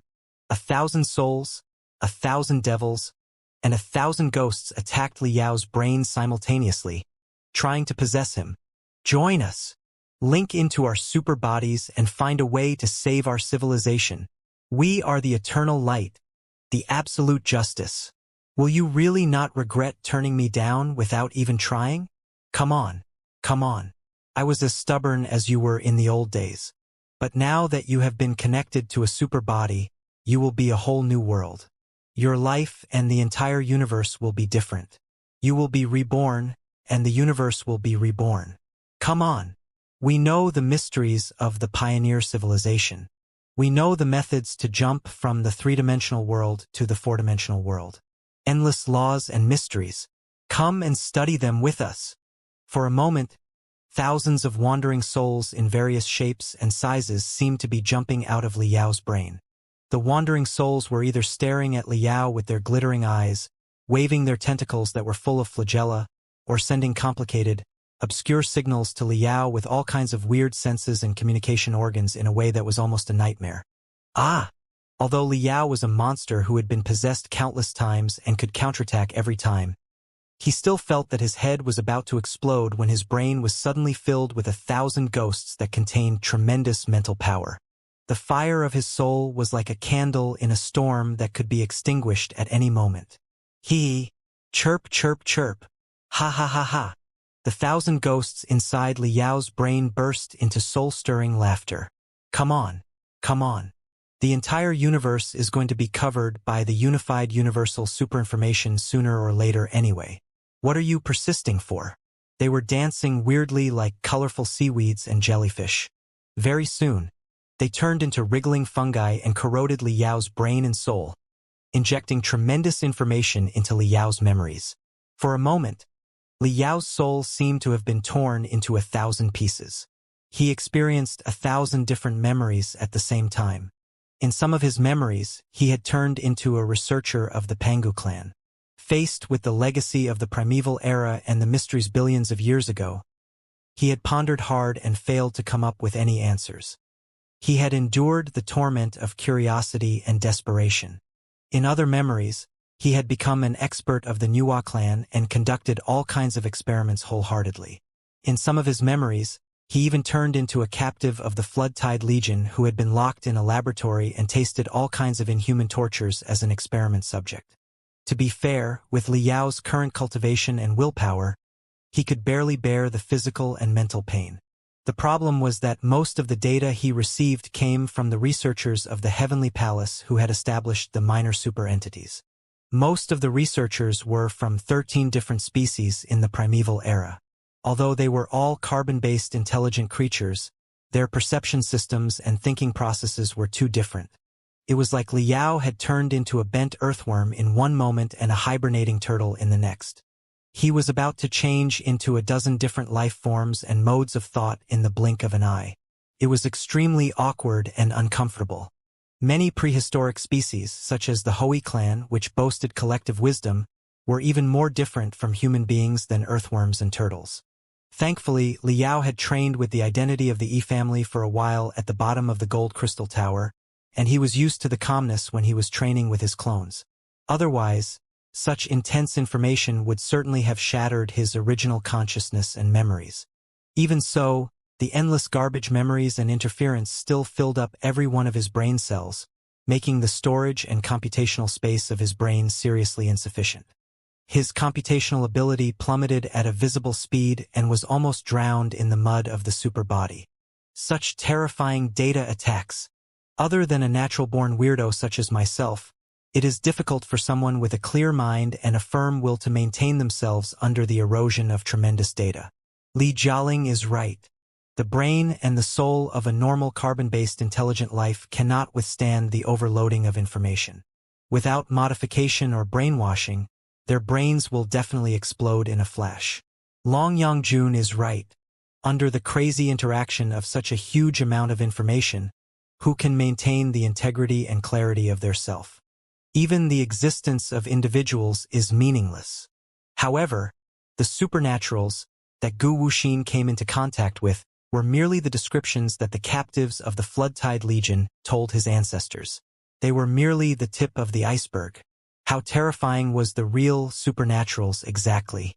Liao felt that his spherical brain cells were packed with square or triangular, sharp souls that were piercing his brain cells from inside out. It was like his round soul had been stuffed into a triangular, square, or bizarre-shaped container and squeezed into a mess. Under the suffocating pressure of his soul, it was difficult for him to even struggle, let alone counterattack. It was not until a streak of redness and a streak of gold flashed past his vision that the mental connection between him and Gu Wuxin's superbody was temporarily cut off like two sharp blades. Hoochie! Hoochie! Hoochie! Hoochie! Liao almost fell to his knees in the sun catastrophe. It had only been several seconds since the mental game that he was best at, but he felt as tired as if he had been engaged with a main fleet for 3 days and 3 nights. His sweat was spurting out like a fountain, and the water inside his body had almost run out. His mouth was dry, and there was also fear. Yes, fear. Liao was a human being, too. However determined and passionate he had been worried about himself, his family, his home, the civilization of mankind, and the future of the Pangu universe. Before, no matter what kind of enemy he was faced with, his mysterious and powerful brain was always his last trump card. Even enemies such as Black Star Emperor Wu Yingqi or the Super Crystal Processor Fuxi could not shake his soul at all. But this time, Liao had to admit that, faced with the supernaturals made of the souls of 1,000 ancient experts, his mental power, however strong, might be completely suppressed or even corrupted. Are you kidding me? The guy's soul power is unbelievable. It is much stronger than ours. The mental devil shrieked in disbelief. Liao had rarely sensed fear in its soul ripples. It was not his own soul power, but the soul power of all the members of the super body that had been lurking and growing in the heavenly palace for thousands of years. Lu Qingqian's voice was no longer frivolous and arrogant. It was more solemn than ever. Do you still not understand? He is not Gu Wuxin. The real leader of the heavenly palace, Gu Wuxin, is already dead. Maybe he died the moment he fell into the magma, or maybe he died the moment he was connected to the super body. What is in front of us right now is just a carrier of the super body. It is the soul crystal of the experts and scholars with the strongest mental power in the heavenly palace over the past thousands of years. No, maybe it is not as simple as the experts of the heavenly palace. There are also the ferocious beasts brought by the Tao of mass destruction and the dragon lotus seed. They are the last elites of the Pangu clan and the Nuwa clan. The flesh and blood of the monsters have all turned into the most fundamental cells. But what about their souls? I'm afraid that they have melted into the super body in front of us in the form of certain nutrition and energy. Gu Wuxin and the other four monsters that look like deities are not their real selves. The overwhelming ocean of foam, or rather, the ocean of cells, is their real appearance. Liao and the mental devil both felt that their blood was freezing. On second thought, it did make a lot of sense. Lu Qingqian was also a crazy schemer who was qualified to be the ultimate demon king at a certain stage. His deduction might be more in line with the Gu Wuxin supernatural body state. Liao did not know how long it had been since the researchers of the Heavenly Palace accepted the invitation of the captives of the Floodtide Legion and established their own soul network to invite more people to join them. He did not know how many people had joined this indescribable group of terrorists over the past 1,000 years. But one thing was certain. Those who joined the superbodies were all the elites of the primeval civilization. They might not have extraordinary combat ability, but their mental power was unimaginably strong. Liao could not help but recall the resurrected Pangu clan that he had met in the Kunlun mysterious land. Although he had surpassed the divinity transformation stage today, he still felt scared when he remembered the battle against the Pangu clan when he first met the giant god soldiers. If anything went wrong that day, the history of the entire Pangu universe would change. The resurrected Pangu clan member was probably one of the top experts of the primeval era. It was unlikely that he was among the top experts. At the very least, the mental power of the people in the heavenly palace was not much weaker than his. Then, how terrifying would it be if the mental power of 1,000 resurrected Pangu clan members was gathered together? What kind of destructive, sweeping techniques could it summon? Liao could not imagine it. No wonder he could not free himself from the mental attack of Gu Wuxin's superbody and had to rely on the mental attack of the mental devil and Lu Qingqian to slightly disrupt the enemy's rhythm. Even though he was born with special attributes and had experienced a lot of fortuitous incidents, it was still impossible for him to fight 1,000 resurrected Pangu clan members head-on. Besides, Lu Qingqian did have a point. The monster in front of him definitely had more than just mental power. Liao had seen with his own eyes how terrifying the ferocious beast tide that swallowed the city of silver and attacked the Tower of Heaven. But right now, all the ferocious beasts had collapsed and turned into the most basic cells. But the cells did not lose their vitality. Instead, they condensed into a slowly wriggling ocean of foam, as if they were a new, evil, and powerful life form. Who knew how many variations there were in this overwhelming pile of meat? It did not need to be too much. As long as the Gu Wuxin superbody could summon the strength equivalent to 30 to 50 tyrant armored dragons, it would not even need to be maintained for 3 to 5 days. As long as the strongest combat ability deep inside every cell was unleashed within 1 day and 1 night, there would be no chance of victory. It was because the enemy was not trying to destroy them, but they were in a hurry to destroy the rainbow bridge behind the enemy. The initiative was in the hands of the enemy. The enemy was waiting patiently, but they were like tigers that were faced with a hedgehog and could not find any gaps to attack. With every second that went by, The Pangu universe and the human civilization were closer and closer to the tipping point of being pushed into the abyss of light. Liao's heart was sinking to the bottom. When he sorted out his messy thoughts and scanned the situation of the battle around him, his heart almost jumped out of his chest. The squad that bypassed the battlefield and attacked District 47 was unimpeded. They did not encounter any effective obstacles, but it did not mean that they could complete their mission smoothly. All kinds of dazzling, sonic, and electric attacks were raining down on District 47 like a brilliant fireworks show. However, when the smoke dispersed, everybody was dumbfounded to find that, no matter how many facilities they destroyed in District 47, they could not hurt the Bifrost at all. As time went by, the Rainbow Bridge became more and more translucent. It was both like an ice block melting in water and like a projection from another world. The attacks of the giant soldier gods passed through the projection like pouring rain. The best they could do was raise a few water splashes and a few ripples, but they failed to cut off the brilliance of the Rainbow Bridge or blow up the surging tide warship. It was all futile. How did this happen? Liao quickly thought of what Gu Wuxin had just said. The Rainbow Bridge employed the very advanced technology of mass energy conversion and space jump. At first, the mass in the three-dimensional universe was transformed into energy. Then, the gaps in the four-dimensional space were torn apart, and the energy was sent out directly with the cutting-edge technology of quantum entanglement and gravitational waves. In other words, the space where the Bifrost was right now was a tiny four-dimensional space ripple. It was no longer in the same universe as the attackers nearby. It was like an attacker lifting a 10,000-ton rock and bombarding the reflection in a pond. Even if the reflection was blown into pieces, it would never be able to be condensed again. How could the real body be hurt at all? Liao had a very direct understanding of the superbody, the advanced technology of flood tide. Human civilization today had grasped the technology of space jumps, too, including the ability to tear apart space and create temporary wormholes. However, when human warships were tearing apart the four-dimensional space and creating temporary wormholes, they were at their most vulnerable moment. Not to mention carpet bombing, even a single shot might be enough to sink half of a fleet. Ever since the space jump technology was invented and applied on a large scale, countless brilliant fleets had been ambushed by the enemy during space jumps. Boss Bai, the pirate potentate, was an expert in such ambushes. It was also the first reason why Liao and the other human experts thought of stabilizing Gu Wuxin and sneaking around the battlefield to attack the Bifrost.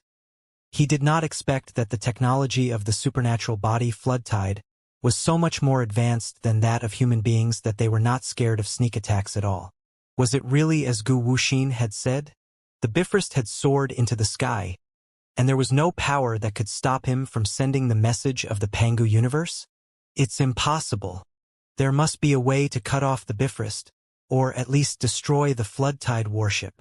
Liao thought to himself, since the purpose of the Bifrost is to transform matter into energy, and the energy cannot be destroyed by the attacks of the entities in the three-dimensional universe after it enters the space ripples, I can only try to destroy it from the inside by colliding the frequency of its waves with my soul and my life force. However, how could it be so easy? At the very least, Liao did not think that Gu Wuxin's superbody would give them the time. The four enormous, intimidating devils were wreathed in gray and pink foam after they fell into the ocean of foam, covered in bruises. When the foam covered their bodies, they immediately turned into the freshest cells and wriggled and proliferated at a crazy speed. Very soon, their wounds were mostly repaired, and their bodies expanded time and time again. Black shells were even formed on the surface of their bodies, and hundreds of floating tentacles rose up from the periphery, waving crazily in defense of human beings. Very soon, cracking noises echoed inside the black shell. Furry claws, tentacles that were full of thorns and suckers, and weird tails that were emitting electric arcs crawled out of the shell. The monster, which had been heavily wounded and on the verge of death a moment ago, had been reborn in less than half a minute and become even stronger and more brutal. In the meantime, all the human experts, including Liao, had been jammed by the sharp brainwaves and the torrent of information released by the Gu Wuxin's superbody. None of the giant god soldiers were able to harass the recovery and rebirth of the monsters with their attacks. Protected by 4 devil-like monsters, Gu Wuxin, who was floating in midair, had completed his transformation. 2. He had completely gotten rid of the half-human half-snake form of the Nuwa clan and freed his strong legs from the shed skin. He looked like a translucent giant more than 50 meters tall. He was not wearing any armor, not even any clothes. His skin that should have been as smooth as jade was now covered in dense synapses, as if the nerve endings were multiplying infinitely. The synapses that were exposed to the air were probably some kind of outer antennas. They could strengthen the mental connection between him, the devils, the monsters, and the ocean of foam and improve his control over the entire battlefield. But they could also remove the last bit of sacred and righteous brightness around him, making him look like a devil in a nightmare. Damn monster! Ding Lingdang was the closest to Gu Wuxin, and she was the most hot-tempered one. She did not care how many times she was transformed. She turned into a shooting star together with the giant soldier and lunged at Gu Wuxin with a shocking exhaust flame. I don't believe that you can't be killed. Try the iron fists of human beings. Boom! The punch rumbled like the main gun of a super arsenal warship.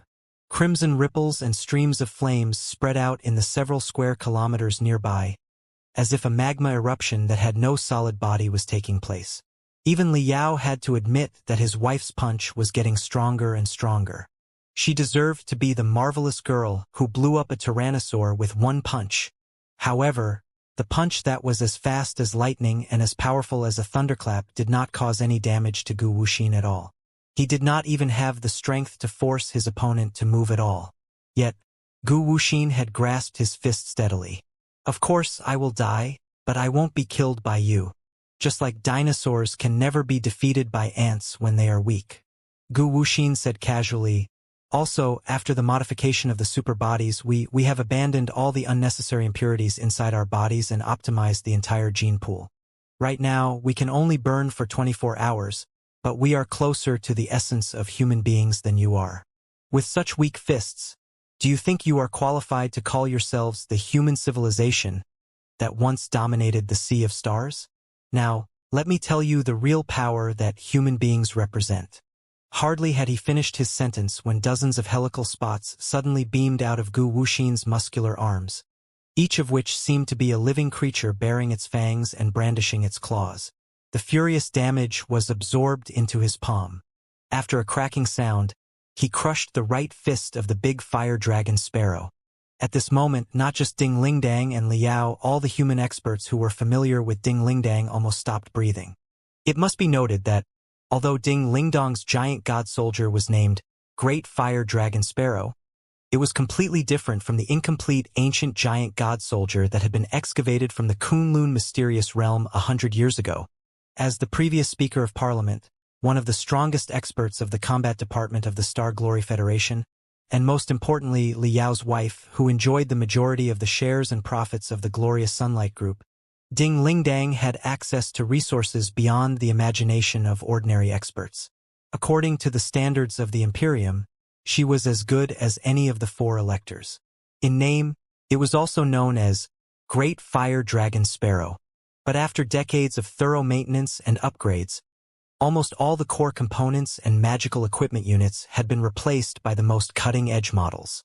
Even the most cutting-edge laboratories and magical equipment factories under the Glorious Sunlight Group had been established.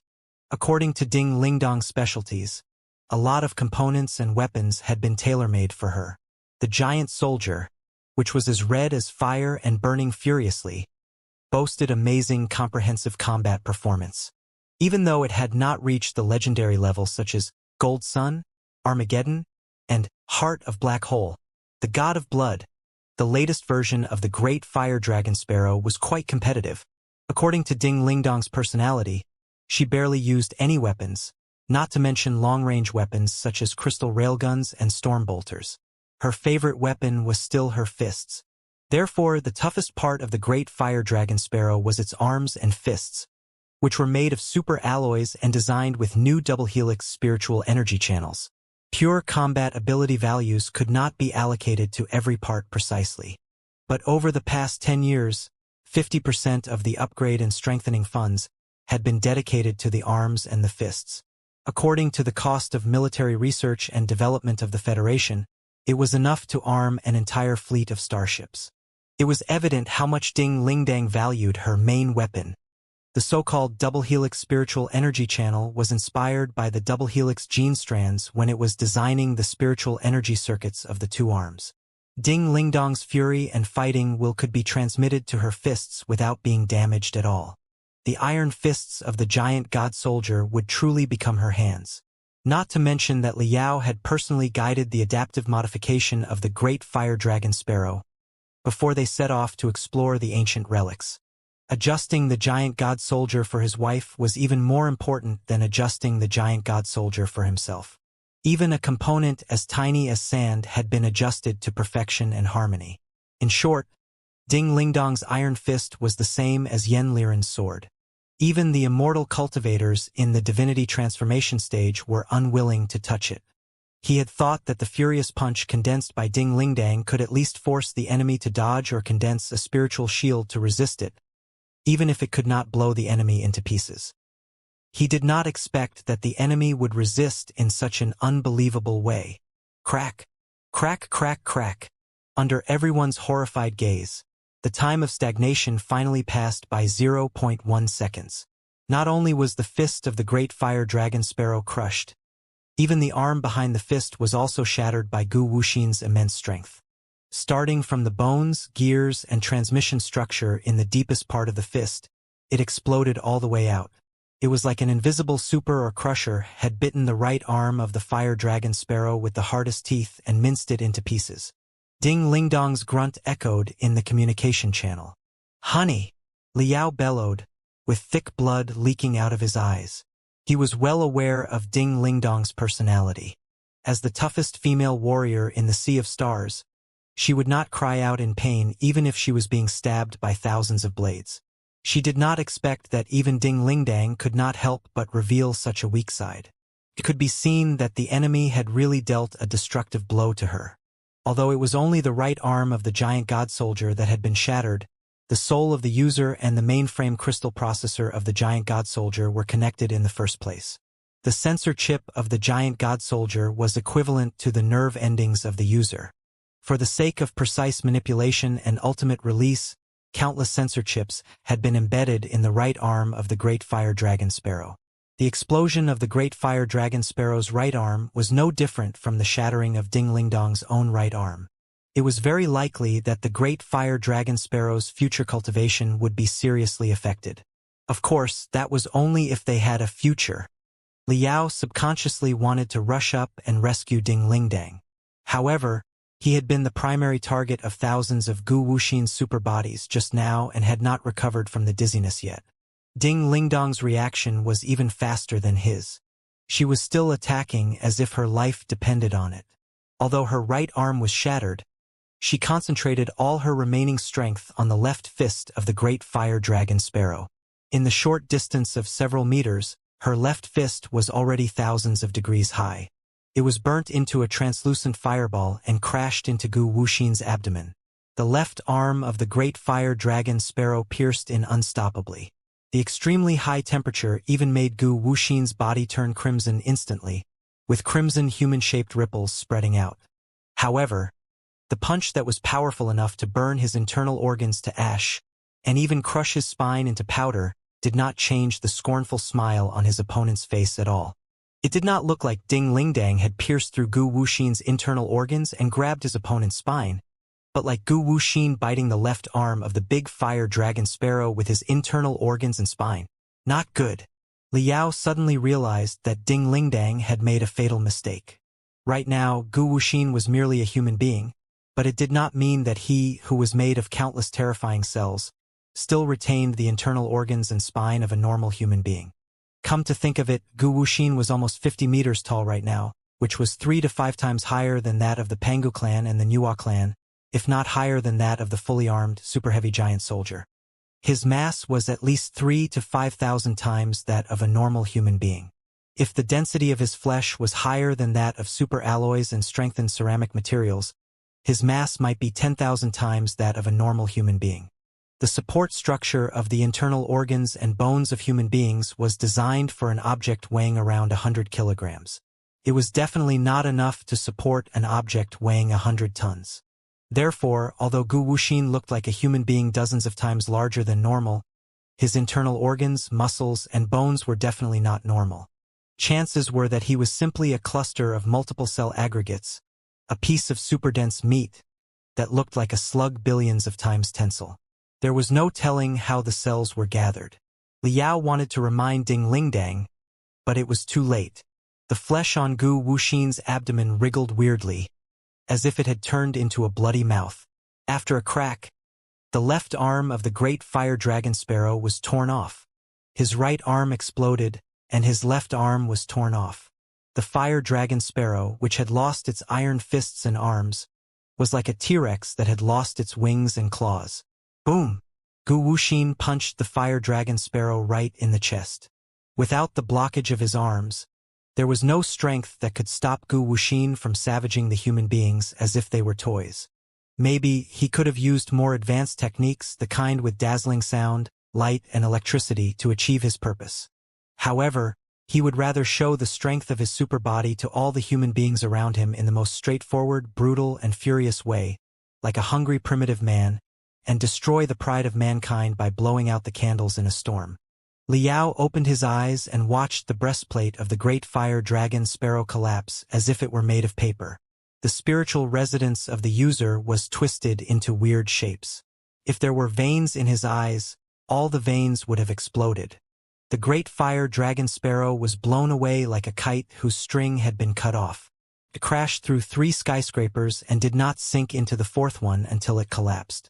Honey! Liao didn't care that his soul was still shaking. He held back the excruciating pain of his brain exploding and summoned his spiritual energy to the maximum, rescuing the broken fire dragon sparrow before the skyscraper collapsed. Honey, are you all right? Answer me, Ding Lingdang. Answer me. Liao's throat felt like it was being torn apart by a hacksaw. His voice was extremely coarse. Looking at the deeply dented breastplate of the fire dragon sparrow, both his arms and those of the calamity of the sun were shivering. He did not dare to dismantle the twisted breastplate of the fire dragon sparrow in case Ding Lingdang was hurt again. Cough, cough. Cough, cough, cough, cough. Ding Lingdang was coughing hard in the communication channel and her extremely twisted body. Ouch! Ouch! Son of a bitch! I'm going to kill him. That's good. Liao took a long breath in relief. The pores all over his body opened slightly. With Ding Lingdang's cultivation, her body wouldn't be reduced to a mass of pus and blood on the spot, nor would her soul be burnt to ash. As long as she could breathe, even if her spine was broken, her nerves were seriously damaged, and her entire body was paralyzed, there wouldn't be much of a problem. With sufficient medicine and time, as well as the appropriate cultivation technique, her fractured nerves and damaged tissues could always be repaired. Liao's telepathic thoughts turned into invisible ripples and penetrated into the broken great fire dragon sparrow's spiritual residence, only to discover that Ding Lingdang had twisted her body into a twisted mess and was hiding in the weird-shaped gaps. She had barely escaped from the heavy pressure in such a way. Even so, fractures, muscle ruptures, and internal bleeding were inevitable. However, for Ding Lingdang, who had a head as big as a bowl with a scar on her face, this kind of fatal injury, on the level of an ordinary person, only slightly affected her anger when she was cursing. His telepathic thoughts crawled into Ding Lingdang's veins, nerves, limbs, and bones. He scanned her brain quickly and carefully and did not find any serious bleeding or concussion. Liao was finally relieved and dismantled the breastplate of the fire dragon sparrow with his remote manipulation technique. It was a great fortune that Ding Lingdang was fine. However, the great fire dragon sparrow was completely scrapped. Not only had its arms, which carried the main weapon, been torn apart, its entire framework had been seriously damaged, and it was only one step away from being dismantled in the air. The mainframe crystal processor had also turned into a cluster of charred scrap metal. The giant god soldier, which had endured 100 years of hardships, had already lost the value of maintenance. Besides, at the critical moment, where would it have the time to repair and modify? Ding Lingdang did not bring a second giant god soldier.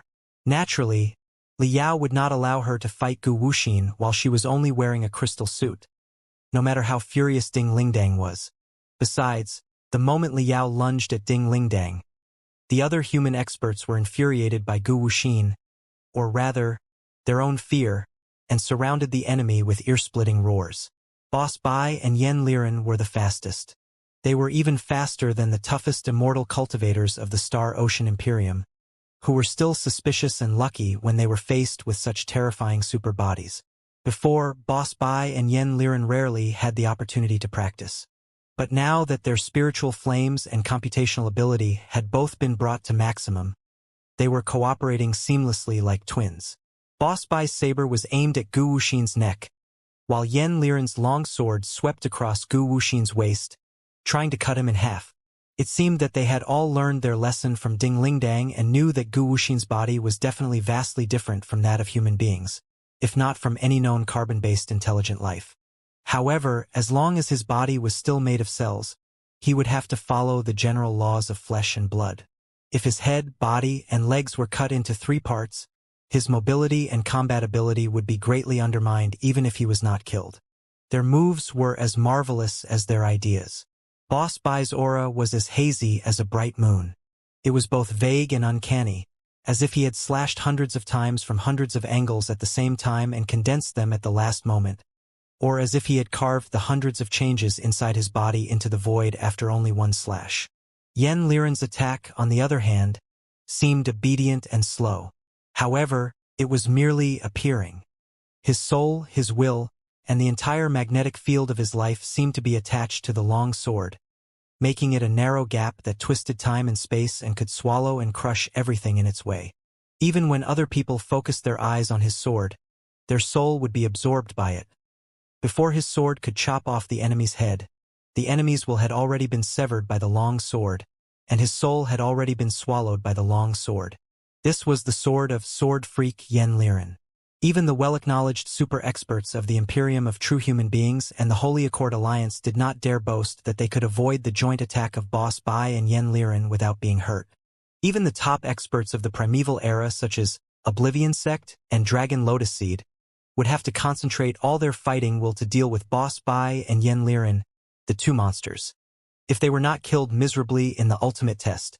But Gu Wuxin was not a super-expert of the Star Ocean Imperium or the Sanctuary Alliance, nor was he the strongest expert of the primeval era.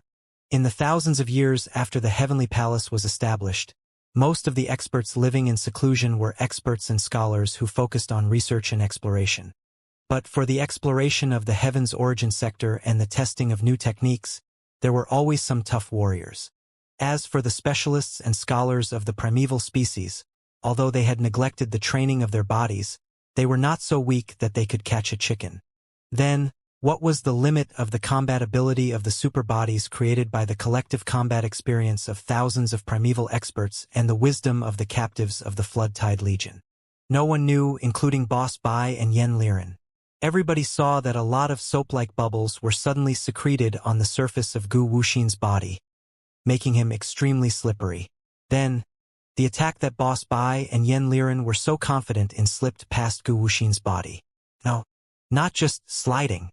Even the edge of the saber became mottled and incomplete the moment it passed by, as if it had been seriously corrupted and twisted by the space ripples.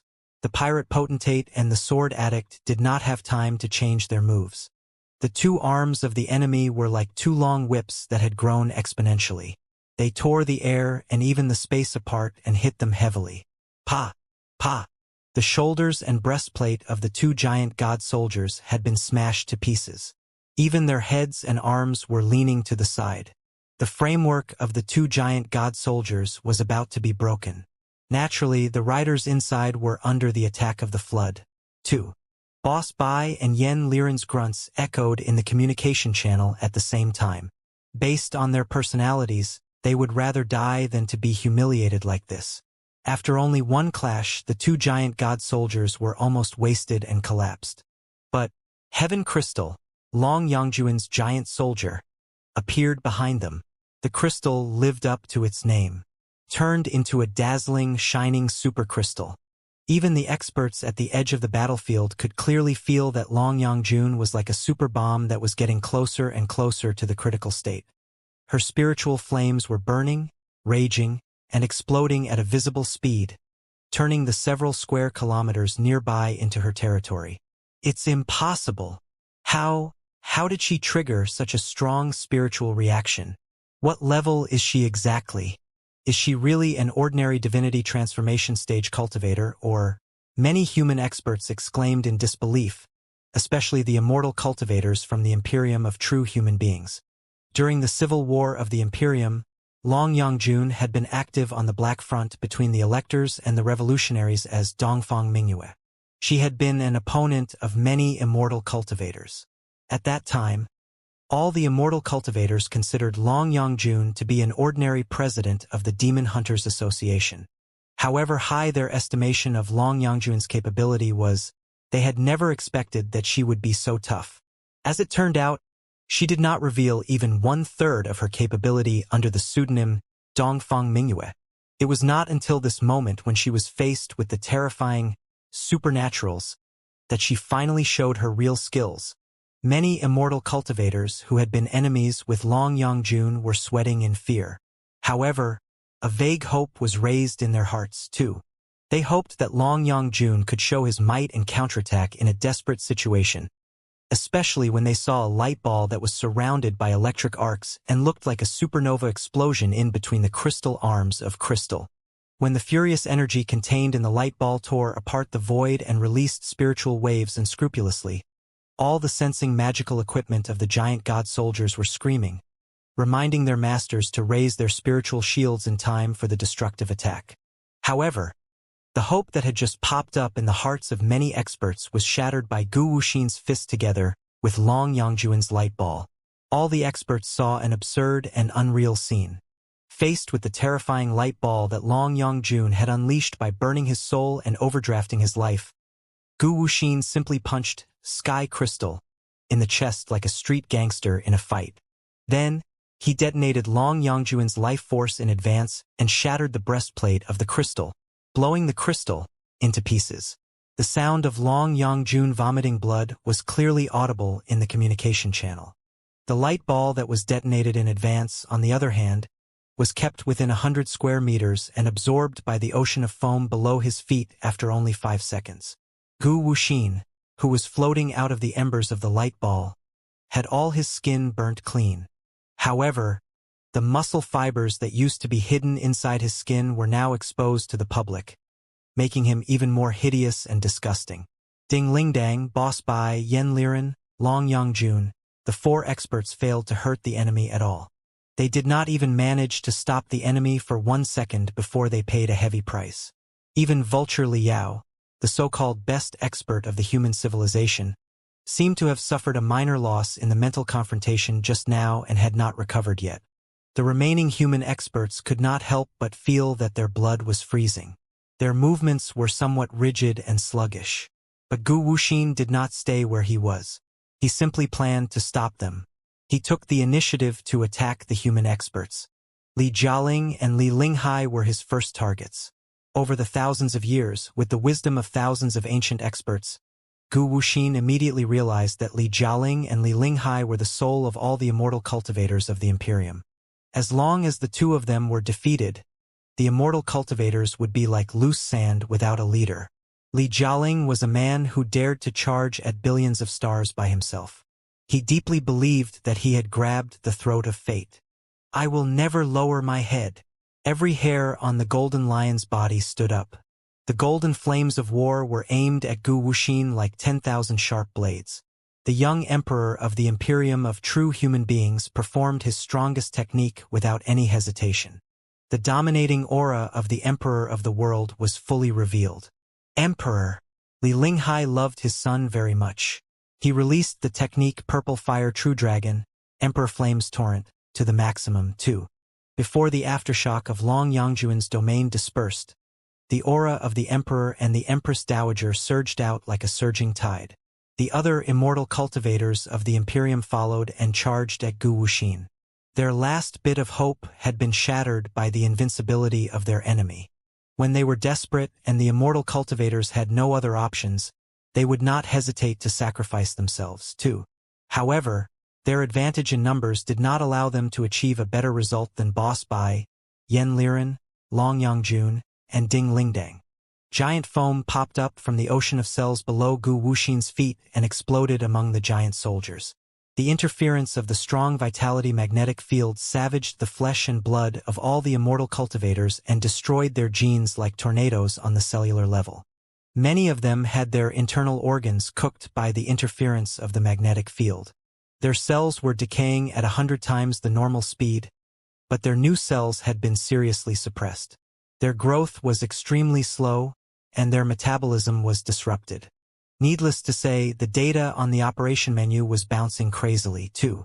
Like a hungry tiger pouncing on a lamb, Gu Wuxin dashed into the battle formation made of dozens of giant god soldiers. His arms turned into two gray trajectories, and wherever they went, the giant god soldiers collapsed with ear-splitting noises. Some of their bones were broken, and some of their spiritual residences exploded. Even the riders inside were beaten to the point that they were vomiting blood or even exploded into pools of blood. Li Jialing had only held on for 1 second in front of Gu Wuxin, but he had paid the price of one of the giant soldier gods' left legs and fell out. The golden lion had lost all its prestige, and the purple fire true dragon was eclipsed. Li Linghai was not at an advantage either. Although the limbs of the giant soldier were intact, the core transmission structure between his waist and his abdomen had been seriously damaged due to the violent vibrations. Sparks were popping up and he was cramping uncontrollably, which was a major influence on his mobility and combat ability. Hum! Hum! Hum! Seeing that the immortal cultivators had been blown into pieces by Gu Wuxin like frozen eggplants, the battle puppets under the control of the Fist King, Xiao Ming and Wen, as well as the army of mini-drones, hurried to fill the gaps between them, while the iron torrent surged close like a living tide. Who? Gu Wuxin did not even bother to look at them. He suddenly opened his mouth, which was literally a bloody mouth. His entire face had been torn apart. The corner of his mouth was all the way to the back of his head. His lower jaw had even melded with his chest, in order to expose his throat as much as possible. No, it was more like a channel of destruction than a throat. After an ear-splitting explosion, the ripples from Gu Wuxin's abdomen spread to dozens of kilometers nearby in the form of visible ripples. Not only were the battle puppets and the army of mini-drones seriously jammed, they were also falling to the ground. The crystal processors of the Fist King, Little Ming, and Wen were all screaming. The three people were dazed and frozen. All the cultivators and immortal cultivators nearby had a splitting headache. They felt that their internal organs were on fire, and they were in a living hell. In only 3 to 5 minutes, the strongest experts of the new generation of human beings had experienced the greatest setback and shock in their life. Gu Wuxin, Transcendent suppressed Ding Lingdang, Boss Bai, Yan Liren, Li Jialing, Li Linghai, Long Yangjun, the Fist King, and so on all by himself. The Federation, the Imperium, and the renowned experts of the Sanctuary Alliance made the arrogant experts realize the horror of primeval. Everyone came to a bitter realization. If this was really a siege, they were not the ones who had the advantage in numbers. At first, they thought that the dozens of nascent soul stage cultivators, divinity transformation stage cultivators, and soul-splitting cultivators on their side were attacking a primeval expert. But as it turned out, the thousands of members of the Heavenly Palace who had joined the superbodies were attacking them together. However, the ghost shared one of Gu Wuxin's bodies. However, with the continuous support of the ocean of cells, how strong, terrifying, and weird could the body become? While they were panicking, intense roars echoed inside their heads. It was not the sound waves that could shake one's eardrums, but the waves that could stimulate one's brain cells directly. The source of the sound waves was too fast for the sound waves to catch up with. The soaring fighting will, on the other hand, assaulted the souls of all the experts at the speed of light. It was Li Yao. He finally recovered from the shock of his soul. The sun catastrophe of the giant god soldier appeared above Gu Wuxin's head like the catastrophe caused by the arrival of a star. The image of him slashing down from the sky with a saber in his hands seemed to have traveled through 10,000 years and overlapped with that of the Supreme Emperor, the best expert of the human civilization 10,000 years ago. It was deeply etched in the void and in the heart of every expert. Qi! Li Yao's saber slashed into the center of Gu Wuxin's head precisely and unstoppably, cutting the enemy into two halves. As he expected, there was no blood gushing out, no internal organs exploding, and no broken bones. The only thing that was moving was a lot of tissues that looked like snakes. Instead of saying that Li Yao split a giant from head to toe, it was more accurate to say that he split a giant starfish. And this was far from the end. Swish! Swish! Swish! Swish! Right when Li Yao's saber ripped open Gu Wuxin's body and a shocking wound appeared, hundreds of meat sprouts drilled out of the two sides of his body and darted to the opposite side like elastic springs, reconnecting the two halves of his body. It seemed that the flesh and blood of such a brand new structure boasted amazing self-healing ability, like the tentacles of a starfish or the internal organs of a sea cucumber. Without interference, he could even be restored to his original state in half a minute. How could Li Yao let him have his way? The picture of Ding Lingdang crawling out of the broken spiritual residence of the great fire dragon sparrow covered in blood popped up in his head again. The flames bursting out of Li Yao's nostrils were thousands of degrees hotter than before. The sun catastrophe had emptied all the long-range weapons, but it did not stop him from extending his fingers and piercing them into Gu Wuxin's torn body, unleashing the most furious and the purest destructive energy. Two dazzling light balls appeared in the palm of the sun catastrophe, instantly, and expanded to almost 100 meters in diameter in 0.1 seconds. Despite the protection of the giant god soldier, the crystal suit, and the mustard suit, all the human experts couldn't help but squint their eyes. The muscles and nerves all over their body constricted to the minimum. It was their natural instinct to protect themselves when they were faced with unimaginable strength. Is this the best that an expert in the divinity transformation stage can do when he is infuriated? Even an asteroid could be destroyed so easily. What kind of monster is Li Yao exactly?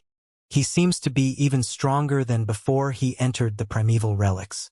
Even Wu Yingqi, the Black Star Emperor, might not have been able to concentrate the terrifying damage in such a small space when he was at his peak. Black Star Emperor is not the only one. Such high-energy reactions, such dominance, and such an aura indicate that he is the supreme emperor from 10,000 years ago. He has indeed received the legacy of the supreme emperor. At this moment, Li Yao became the last hope in everyone's heart. Although the light balls and blast he created only covered an area of 100 square meters, all the super experts beyond the nascent soul stage knew that the so-called range of destruction was the same as sound and photoelectricity. The larger and brighter it was, the easier it would be. The smaller and quieter it was, the harder it was to reach the sky. A thunderpalm strike that could cover an area of 1,000 square meters was something that even a nascent soul stage cultivator could do. With the enhancement of a crystal suit, even a core formation stage cultivator might be able to give it a try. But as to how lethal it could be in every cubic meter, it was all up to fate. But Li Yao, on the other hand, had created a temperature and a high-energy reaction that were even higher than that of the sun within 100 square meters. He was even involved in the techniques of nuclear fission and fusion. That was what truly mattered. Gu Wuxin's painful roars finally echoed inside the crimson light ball. Even the overwhelming ocean of cells nearby was shrieking and cramping. The tentacles that were dancing crazily extended to the sky one after another, as if they had been assaulted by powerful electric arcs. The ends of the tentacles exploded one after another, spurting thick, stinky liquids. Very soon, large black spots appeared on the gray ocean of cells. Wherever the black spots went, all the cells withered. Even the 4 invincible devils were drained of all their vitality and turned into emaciated zombies. It was as if the ocean of cells was dying. It seemed that, although Gu Wuxin had been bragging about the super network and the cloud calculation for a long time, their tiny superbodies still had a mainframe inside Gu Wuxin's body. Without the control of the mainframe, the entire ocean of cells immediately went out of control. All the cells collapsed and perished. Maybe the real superbodies in the sea of the multiverse were not so bad. But the so-called superbody, in front of everyone, was just a small, clumsy counterfeit. How could it be invincible without any weakness? Li Yao, kill him. Li Yao, hang in there. Li Yao, I have pinned all my hopes on you. You are a distraction. All the experts clenched their fists and bulged their eyes, as if they were trying to pull their soul out of their body and throw it into the light ball to help Li Yao. Although they were divided into different sides and had different opinions about Li Yao, they had to admit that Li Yao was the last defense line for the self-proclaimed experts such as themselves. If one of their enemies could not defeat Li Yao even after Li Yao tried his best, nobody would be able to. In the past, Li Yao had defeated enemies 10 times stronger than himself in his creative ways and his own style. It should be the same this time. The core of the super body was inside Gu Wuxin's body. As long as Gu Wuxin was destroyed, the overwhelming foam, the ocean of cells, would be frozen and withered too. That was what was happening right now. They could only wait, helplessly, uneasily, and almost desperately. It was a pity that the enemy they were faced with this time was fundamentally different from all the previous ones. The black spots were about to join together and wither the ocean of cells. Even the tentacles that extended to the sky were all broken and vaporized like broken jean strands. However, when the area of the black spots was about to break the threshold, they gradually slowed down and finally stopped. The giant light ball that Li Yao had ignited with his life and soul was emitting weird blue colors. It gradually formed a transparent shell and was even shrinking slightly.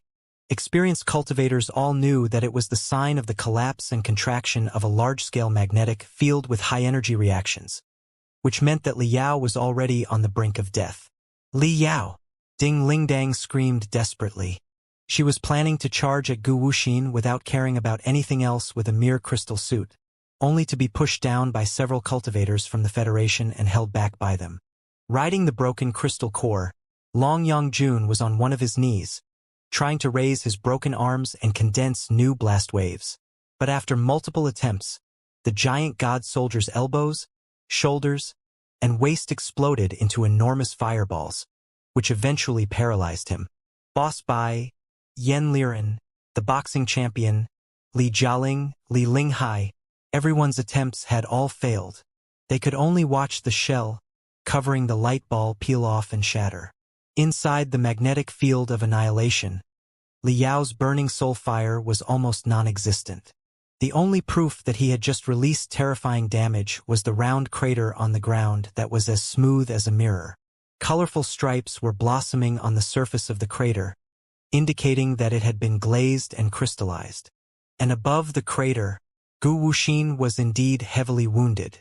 His skin and the flesh on the surface of his body had been burnt to the ground. His body was not entirely blackened. Instead, it was as colorful and translucent as the crater. He seemed to have been sent into a furnace and burnt for 49 days in a temperature of almost 10,000 degrees. Even the lacerations caused by Li Yao from top to bottom could not be fully recovered. From the top of his head to the tip of his nose, from the tip of his nose to his chest, and from his chest to his waist there was a shocking scar. The scar was deeply dented, as if his body was still divided into 2 halves and was merely connected by hundreds of granules. In this form, Gu Wuxin had completely shed the features of Nuwa clan or human beings. He was more like a deity from a different universe. Although Gu Wuxin did not release his apocalyptic aura on purpose, the hearts of the human experts were still heavy. It was because the sharp claws on the end of Gu Wuxin's right arm, which was dozens of meters long, were grabbing Li Yao and his giant god soldier, Solar Calamity. Gu Wuxin was so strong that his 5 claws pierced into the head of the Sun Catastrophe and crushed most of the sensors. The head of the giant god soldier was the focus of 50% of the sensory magical equipment on its body. Although the head explosion was not fatal, its combat ability had dropped by at least 30%. Many operators of the giant god soldier would rather sacrifice an arm than expose their head to the enemy's firepower. However, right now the Sun Catastrophe seemed to be paralyzed. Its limbs and loins were dangling loosely. Suspicious liquids were flowing out of the joints and the supercompressed crystal reactor. It did not respond to the savaging of the enemy at all. Li Yao, Ding Lingdang, Boss Bai, Long Yongjun, Li Jialing, All the experts felt that their hearts were being torn apart by Gu Wuxin's sharp claws, too. There was nothing but dead silence in the communication channel. There was no sign of Li Yao at all. There was no telling whether it was because he was caught in the enemy's mental bombardment or because the communication of the giant god soldier was seriously jammed and suppressed. Do you feel it? This is the power of the super bodies. Gu Wuxin continued savaging the head of the sun catastrophe and scrupulously and sent a telepathic thought that sounded like a broadcast to the human experts. In only thousands of years, thousands of researchers and experts in the heavenly palace have gathered together and boasted such strength. Can you imagine how strong the real superbodies are outside of the Pangu universe? Can you resist them? Give it up. If I'm no match for you, you are not qualified to be the enemy of the superbody civilization at all. I don't understand what you are still persisting for. It is meaningless, utterly meaningless. Come on, join us. Let's share all the strength, wisdom, and memories inside our super bodies. All the strength that I demonstrated just now can be shared with you. We will be one. I will be you and you will be me. We will create a new world without any conflicts, deception, or contradictions together. Shut up, you monster. Ding Lingdang took off the facial cover of her crystal suit, revealing an infuriated face. She spat a mouthful of blood at Gu Wuxin and said, "We will not join your damn superbody even if we die." "Then, as you wish." Gu Wuxin smiled. The smile on his colorful face, which seemed to be made of ceramic and crystal, was extremely weird. However, it was not death but rebirth. His arms, which were dozens of meters long, waved quickly in midair and threw Li Yao and his sun catastrophe away. They crashed into more than 10 bizarre-shaped piles of wasted iron and copper with ear-splitting noises. In the meantime, the withering and collapsing ocean of cells was 10 times more vigorous than before. Hundreds of glittering tentacles extended out of the black spots and stabbed at almost 100 giant god soldiers. Most of the soldiers had lost part of their mobility in the previous battle. The framework and transmission structure of many giant god soldiers suffered from different degrees of explosion. Even the connection between the upper body and the lower body was out of control. They were essentially paralyzed or body paralyzed. There was no way that they could avoid the sudden tentacles. The tentacles were not so much the tentacles of super-large octopuses as the nerve endings that were billions of times larger. Once they tied up a giant god soldier, they would immediately divide and proliferate crazily. Very soon, the complicated neural network covered every piece of plate armor of the giant god soldier. It even leaked into the internal organs of the giant god soldier through the gaps and the wounds, passing through the crystal suit and the mustard suit without any trouble. Ah! Many experts lost their cool when they saw the vipers and nematodes crawling into their spiritual residences.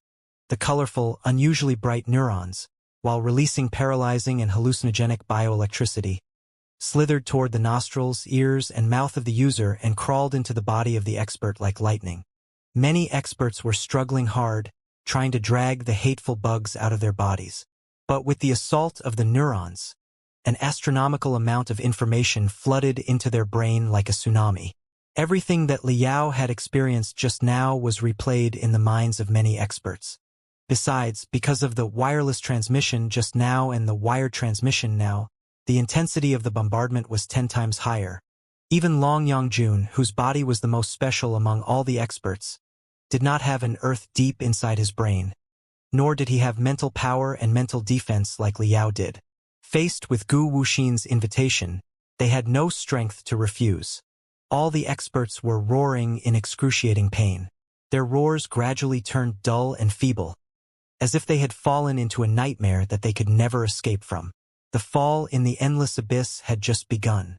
Whether they were willing or not, almost all the human experts and the surviving researchers of the Heavenly Palace were tied up, covered, and corrupted by the weird nerves that crawled out of the ocean of cells and connected to a super-large neural network. More and more gray-brown cells crawled up the legs of the giant soldier like a carpet of fungi that could split and proliferate infinitely and gradually swallowed one giant soldier after another. Boom! Crack! As if echoing with Gu Wuxin's strength, thunder was echoing in the sky of the primeval relics, which had remained unchanged for billions of years. Colorful clouds were gathering, and dazzling lightning was chasing and entangling each other like a neural network in the form of energy. When the neural network of the universe was gradually torn apart, a giant gap was torn open in the sky of the primeval relics, through which the brightness of the Rainbow Bridge was projected into the distance. Finally, Gu Wuxin looked at the sky and said solemnly, "It's time. Li Yao. Li Yao." He heard someone calling him, but the excruciating pain that could not be described with words was like a super-heavy mountain hundreds of thousands of meters high pressing him into an endless abyss. His cells, flesh, blood, soul, and soul were all locked, ground, burnt, crushed, and swallowed. For a moment he could not remember who he was, where he was, what he was doing, what he was fighting for, or even whether he was alive or dead. If this was the deepest level of hell, then such a dark and painful hell was too cruel. He only knew that he had truly suffered a crushing defeat this time. There was no way for him to fight back, not even the slightest chance for him to struggle. Such pain, such desperation, and such a crushing defeat seemed to have happened a long, long time ago in a place far, far away. It was, "Run, Li Yao. It's impossible for you to defeat it. The Vulture plan has failed. It has completely failed. No one can defeat it. No one can destroy Earth. Run. Go and live a few carefree days before it catches up to you. Run. Run." He heard such a sound, the desperate voice from the past and far away, together with the voice from the present and his ears, pierced into his heart like an unstoppable blade and woke him up. "No." He let out his first unclear roar. "No." The second roar became clearer and louder. "No. No. No.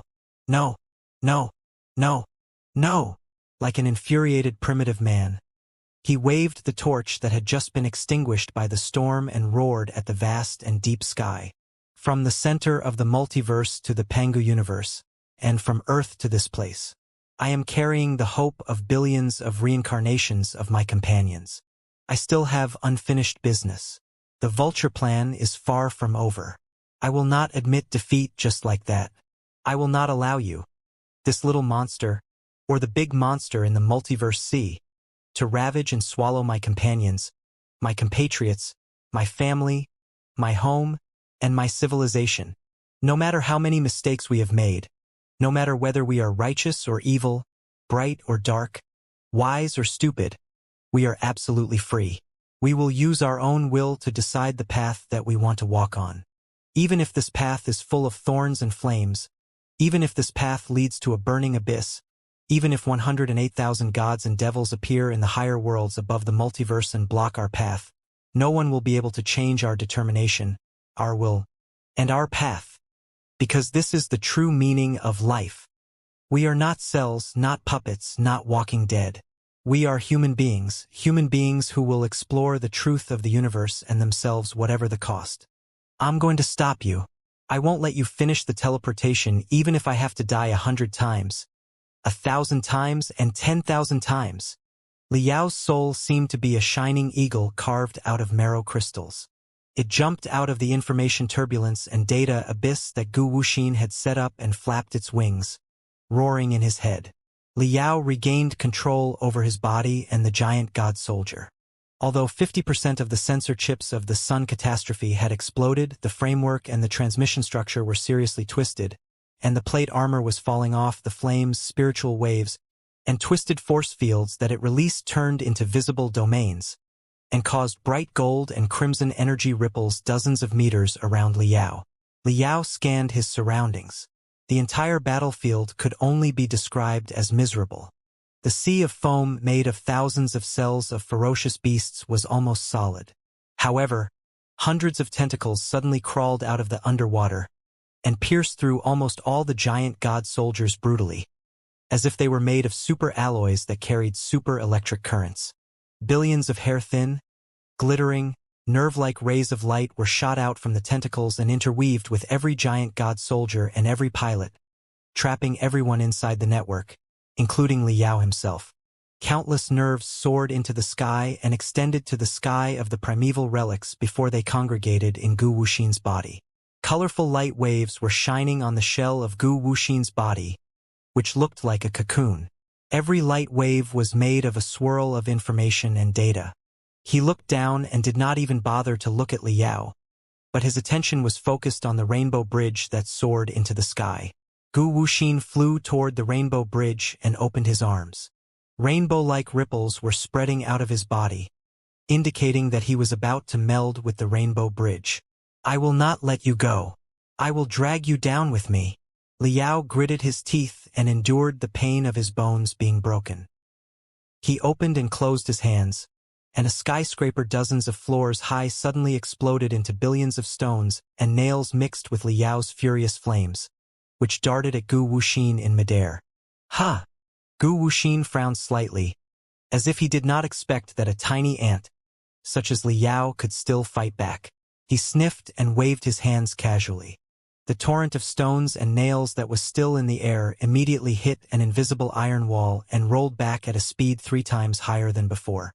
They all hit the sun catastrophe, making the giant god soldier, which was already riddled with holes, even more shattered and on the verge of collapse. In the meantime, miserable redness was beaming out of the thousands of nerves that tied up the sun catastrophe and transmitted endless pain into Liao's brain. It was like Liao had endured the pain of all the experimental subjects over the past thousands of years at the same time. He had been tortured thousands of times in only several seconds. However, the excruciating pain did not make Liao yield. Instead, the gate of earth deep inside his brain was showing more and more obvious cracks, which reminded him of more things about Earth and reincarnation. His mind was purer and his will more tenacious. "Ah! Compared to everything I've experienced on Earth, what is this pain worth? It's just sitting in the cool summer afternoon eating ice cream. Ah! It hurts, it hurts, it hurts, it hurts." Liao roared, screamed, punched, twitched, and pissed his pants. "Liao!" Right then, Ding Lingdong's voice rang in his ears again. Even his wife's face, which was filled with hope and anger, was flashing inside his brain. Liao was dazed for a moment, thinking that he was hallucinating. "Liao!" Then, Long Yangjuan's voice and appearance appeared. "Ha!" Liao was startled. "How did you pop out of my brain? It's very likely to cause a misunderstanding. Just go back. Go back." Liao. Boss Bai, Lei Qinghu, Li Jialing, Li Linghai, the boxing champion, Yan Liren, the consciousness of all his family, friends, comrades, and compatriots was swirling and echoing inside his brain. "Dad!" Even Xiao Ming and Wen turned into 2 pitiful children and extended their hands towards him in his mind. Liao finally understood. Whether they liked it or not, the link of the super bodies had already begun.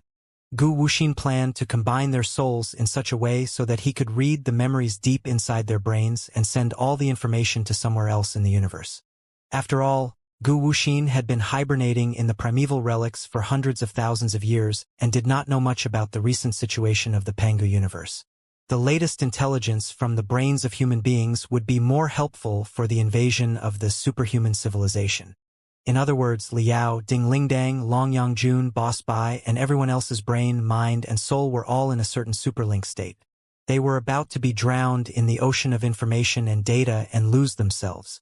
Hearing the calls of his family, friends, and children, Liao felt as if a bolt of lightning had struck his brain and left a dazzling trace. Everybody's telepathic link has been established. There is no way to stop it unless we kill Gu Wuxin. Since we can't stop him, can we seize the last opportunity and give him a taste of his own medicine? The strength of the mind is what mankind is best at. If we can concentrate all our mental power, can we launch a fatal attack at Gu Wuxin? Let me see. Right? Soul War Resonance. The resonance of souls from the Flying Star Sector and Iron Plateau can allow an ordinary refinement stage cultivator to break through the barrier between the refinement stage and the building foundation stage and reach the 100th level of the refinement stage, the 1000th level, and the 10,000th level of the refinement stage, thereby becoming the resonance of the souls of the Qi trainers. Listen to me. Through the superlink, Liao shouted to all his companions. We still have one last chance. The enemy is not invincible, but I need your help. I need your anger, your fighting will, your determination, and your hope. Come on, gather your courage and burn your soul. Release your fire of life to your heart's content. Since the enemy wants us to join his network, let's see if his so-called super body can accommodate the proudest soul of mankind. Gu Wuxin was trying to drag all the human experts into his super body. The unavoidable side effect was that the brains of the human experts were connected and melded together first. The speed of information interaction and data transmission was hundreds of times higher than before. Battle soul resonance was not an unpredictable technique. Otherwise, the Qi trainers on Iron Plateau would not have considered it a fundamental cultivation art that was universally available on the planet. With the cultivation and understanding of the experts who had participated in the exploration of the ancient relics, when Liao transmitted the secret art of resonance of soul to their brain, they had finished the analysis almost instantly and grasped how to utilize it. Li Yao, Li Yao, Li Yao, Ding Ling Dang, Long Yang Jun, Boss Bai, the boxing champion. Everybody gritted their teeth and fought against the information ocean that was falling from the sky. They poured the last bit of their soul power into Li Yao through the neurons. Ah! Li Yao roared earth-shakingly again. All the veins on his body were bulging. Then, the nerves buried deep below his muscle fibers were glittering in various colors, too, as if they had been decorated with glamorous tattoos. Scorching flames were flowing out of his nostrils, his mouth, his ears, and even his pores. His muscular body was wreathed in steam, and he felt that it was melting. He had truly sacrificed his body of flesh and blood to annihilate countless cells and transform them into the purest energy. Earth, shock wave. Li Yao's fingers almost pierced into his brain as he sent a stream of information to Gu Wuxin in the sky. This move had once fought against the super artificial intelligence Fuxi and blocked the enemy's entire thinking module with endless garbage information from Earth. Right now, Li Yao was hoping to stuff Gu Wuxin's head in the same way. Gu Wuxin's logic circuits and thinking modules, on the other hand, were more advanced than those of the Fuxis. Or rather, he was a real life form and not a rigid program. When he discovered that Li Yao had sent an extremely weird stream of supercompressed information to him, he immediately realized that something was wrong and cut off the neurons between him and Li Yao, thereby cutting off the possibility of Li Yao bombarding him with the Earth data package. Gu Wuxin's reaction was not slow at all. However, such a straightforward approach disrupted the mental connection between him and Li Yao temporarily. He finally lost control over Li Yao and the other human experts for half a second. In that half-second, boom, Li Yao had almost burnt his own body of flesh and blood. The blast he released had shattered the plate armor and shell of the Sun Catastrophe. The scraps were blossoming, spurting, and spluttering everywhere. The emaciated giant soldier did not carry any weapons. Even his spiritual residence was exposed to the air. Li Yao's true self, which was about to turn into a pure body of energy, could be seen clearly. Li Yao, bring my fighting will and punch the monster hard. Beat all his treasures out. Ding Ling Dang screamed at the top of her lungs. Her soul was transmitted to Li Yao like visible waves. Li Yao, the dignity of the pirate potentate depends on you. Come on. This is my strength. Take it. Boss Bai was also shouting among the broken soldiers. Brother Yao, this is the infinite glory of the Imperium. Please. Bright gold flames spurted out of Li Jialing's 7 orifices and resonated with Li Yao. All the other experts sent out their strongest souls, their firmest will, and their most furious fury to Li Yao's side like surging rivers. Walla! Walla! Walla! Walla! The sound of rushing rivers and surging tides came from the air. Hum! Hum! Hum! Hum! Hum! All the sabers and swords that had been knocked to the ground by Gu Wuxin were roaring, as if they were being pulled by an invisible force. Hiu! Hiu! Hiu! Hiu! Hiu! When the flames that Li Yao ignited at the cost of his flesh and blood soared to the maximum and pierced through the sky, resonating with his family, friends, and compatriots, The hundreds of super-large sabers and swords that were specially designed for the giant god soldiers turned into hundreds of streaks of brightness and were all absorbed by Liao's vitality magnetic field. They span and collided with each other rapidly, turning into an unstoppable metal storm. Even the scraps of the giant god soldier were attracted by Liao. They were broken down into the most fundamental components on their way and assembled into brand new units. The units were then attached to the skeleton of the sun catastrophe and turned into new limbs, power units, and attack units. The essence of dozens of giant god soldiers had been perfectly melded into the solar catastrophe. The experts of the human civilization gathered their most sincere fighting will into Liao's soul. We are the masters of our own wisdom, memories, emotions, hearts, and will. Liao's face was covered in interweaving, glittering veins and nerves. His eyes were so bright that they could burn through the entire universe. He seemed to be talking to himself, to all his compatriots and comrades, and even more so to Gu Wuxin and the enemies beyond the Pangu universe. The flesh and the blood and the mysterious mind are our territory. We are the kings of this tiny territory, the gods of this tiny world, and the supreme masters of our own minor universe. The three armies can seize the commander-in-chief position, but the will of an ordinary person cannot be seized. No matter what kind of excuse, no matter how high-sounding the name, no matter how powerful the forces that can conquer and destroy the entire universe are, they can forget about devouring our will, our life, and our civilization. Let's try this. Our last strength, Liao, his giant soldier, and the storm of brightness made of almost 100 saber and chains words were all gone. In the next second, next to the rainbow bridge that soared into the sky, a golden pillar of light almost the same width appeared. Outside of the golden pillar of light was a helical, rising crimson brightness. The golden pillar of light and the crimson brightness rushed at Gu Wuxin precisely. It was too fast for Gu Wuxin to dodge. In a hurry, he could only set up dozens of spiritual shields in front of him, only to be blown into tiny ripples within 0.1 seconds. With everyone's hope, anger, and hope, Liao crashed into Gu Wuxin in the sun catastrophe, which was a brand new evolution. The blast destroyed all the skyscrapers within dozens of square kilometers like a tsunami. Most of the giant god soldiers and the crystal suits had been pressed into the ground and were seriously deformed. The human experts were so shocked that their internal organs were displaced, their brains were shaking, and they were vomiting blood. All the anti-ship swords, the super-large chains words, and the sharp scraps pierced into Gu Wuxin's body without wasting any. The force of Liao's collision was so immense that a lot of the broken parts of the sun catastrophe were embedded into Gu Wuxin's body. The two of them became inseparable. Liao's brain went blank. There was only one thought in his mind. He could not let Gu Wuxin get close to the Bifrost Bridge. He had to push him out as far away as possible. I'll take it. Liao's body and soul power turned into the strongest impetus in the form of flames and flames, pushing Gu Wuxin all the way to the dome of the ancient relic. Ah! This time, it was Gu Wuxin's turn to shout in shock and fury.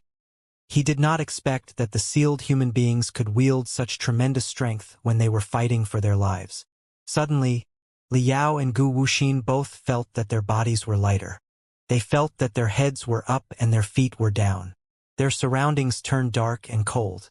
A thin layer of frost quickly formed on their shells and bodies.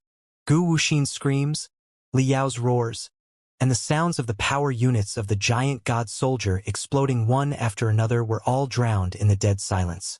It was true that Liao's collision of heaven and earth had blown Gu Wuxin out of the primeval relics and into the universe through the gaps on the Rainbow Bridge. If Gu Wuxin were an ordinary intelligent creature with a carbon-based body that could only survive in an environment with abundant oxygen and normal temperature, he would have been killed instantly. Unfortunately, he was not.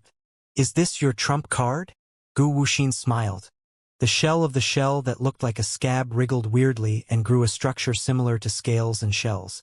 The vacuum could block his voice, but it could not block the brainwaves that he sent to Liao in mockery.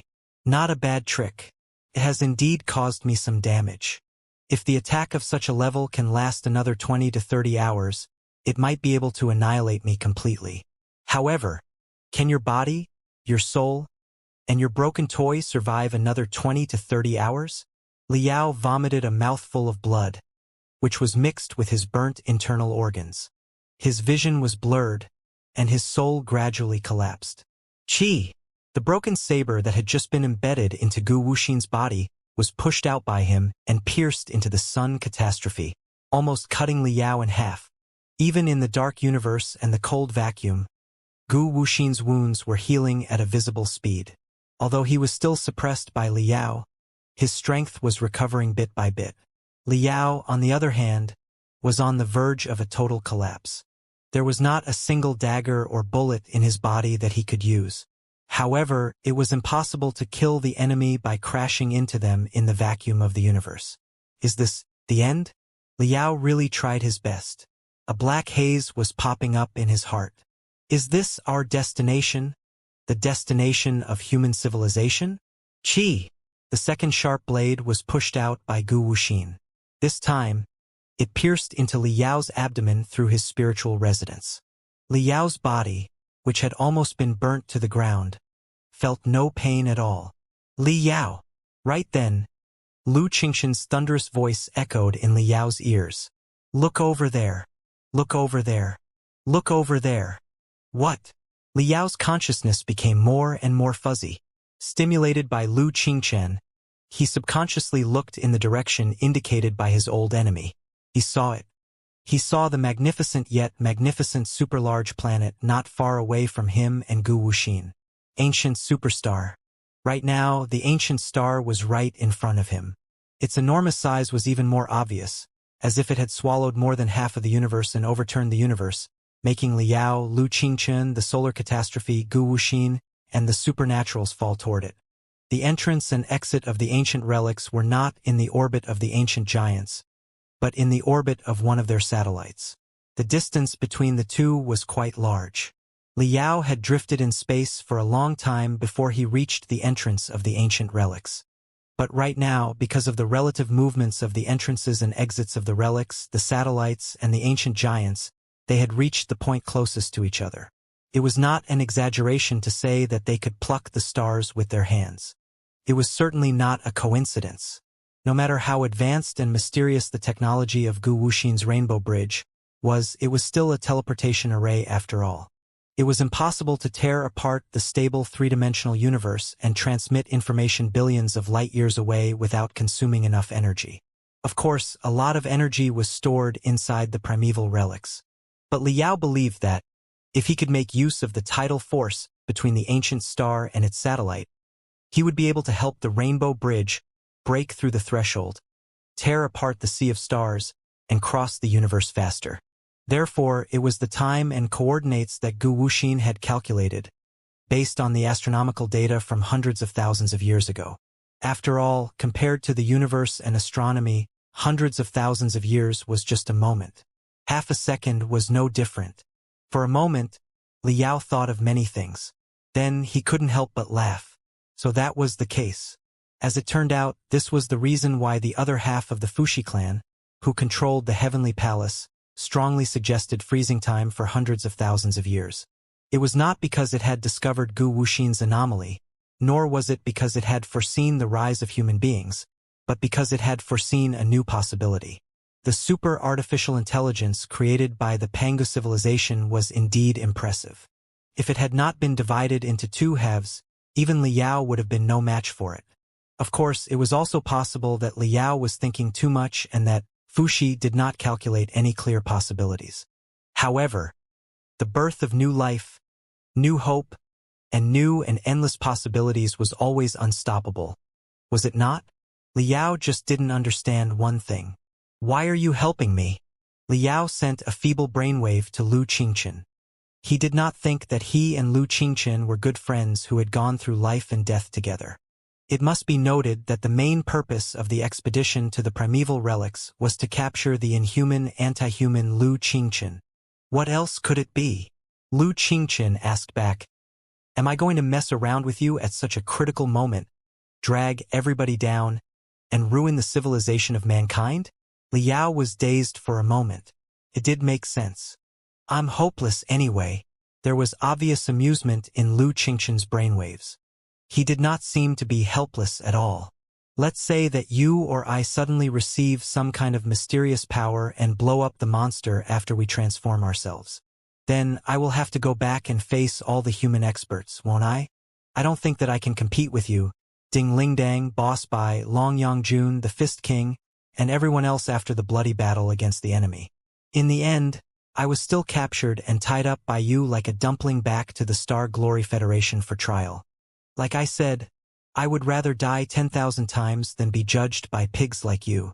Therefore, this is probably the best ending for me, isn't it? Ha ha. Ha ha ha ha. Ha ha ha ha.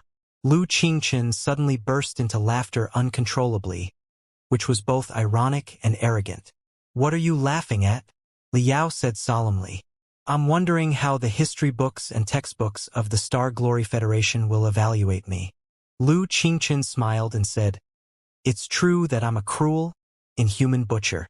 Billions of people have been killed by my schemes because of my telepathic thoughts. But I've also saved the Federation and the human civilization multiple times at the cost of my own life. The final battle against the super artificial intelligence Fuxi was the first, and now it's the second. I really don't know how to calculate the muddled debt.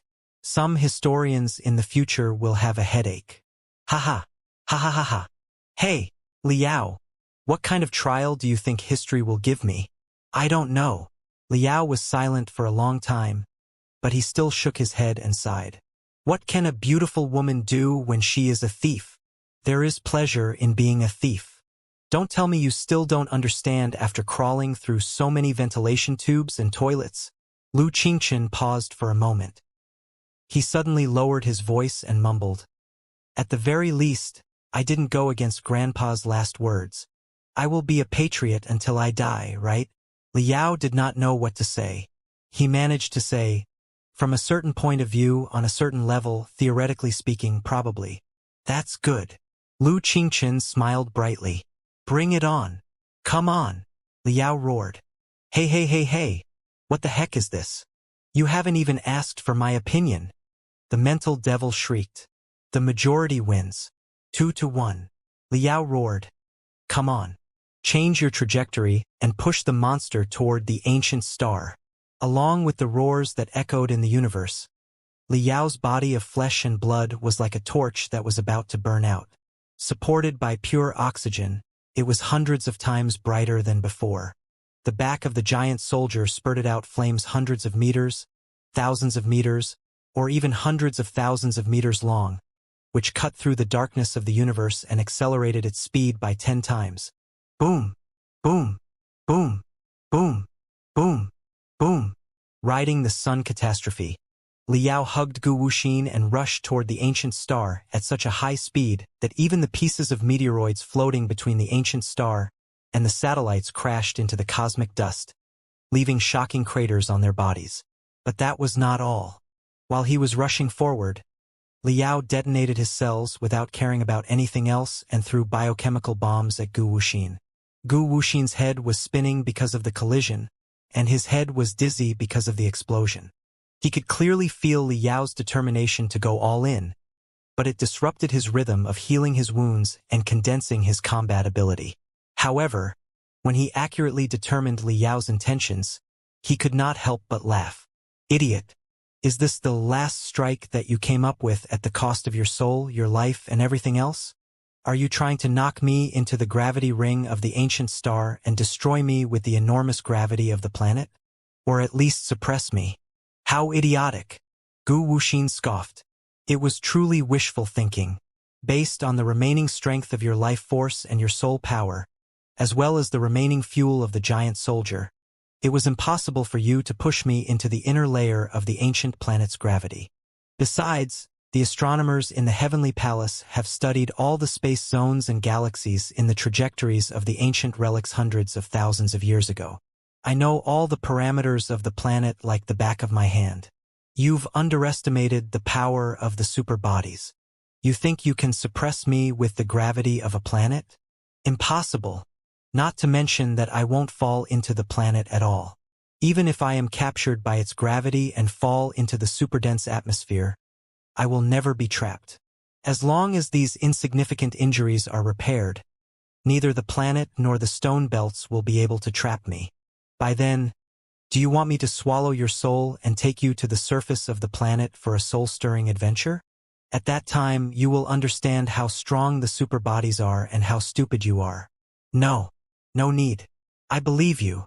Liao was laughing miserably and vomiting blood at the same time. His eyes were deeply hollowed, and his entire face had turned into a terrifying skull. The only thing that was still shining in his eyes was his stubbornness. I lost.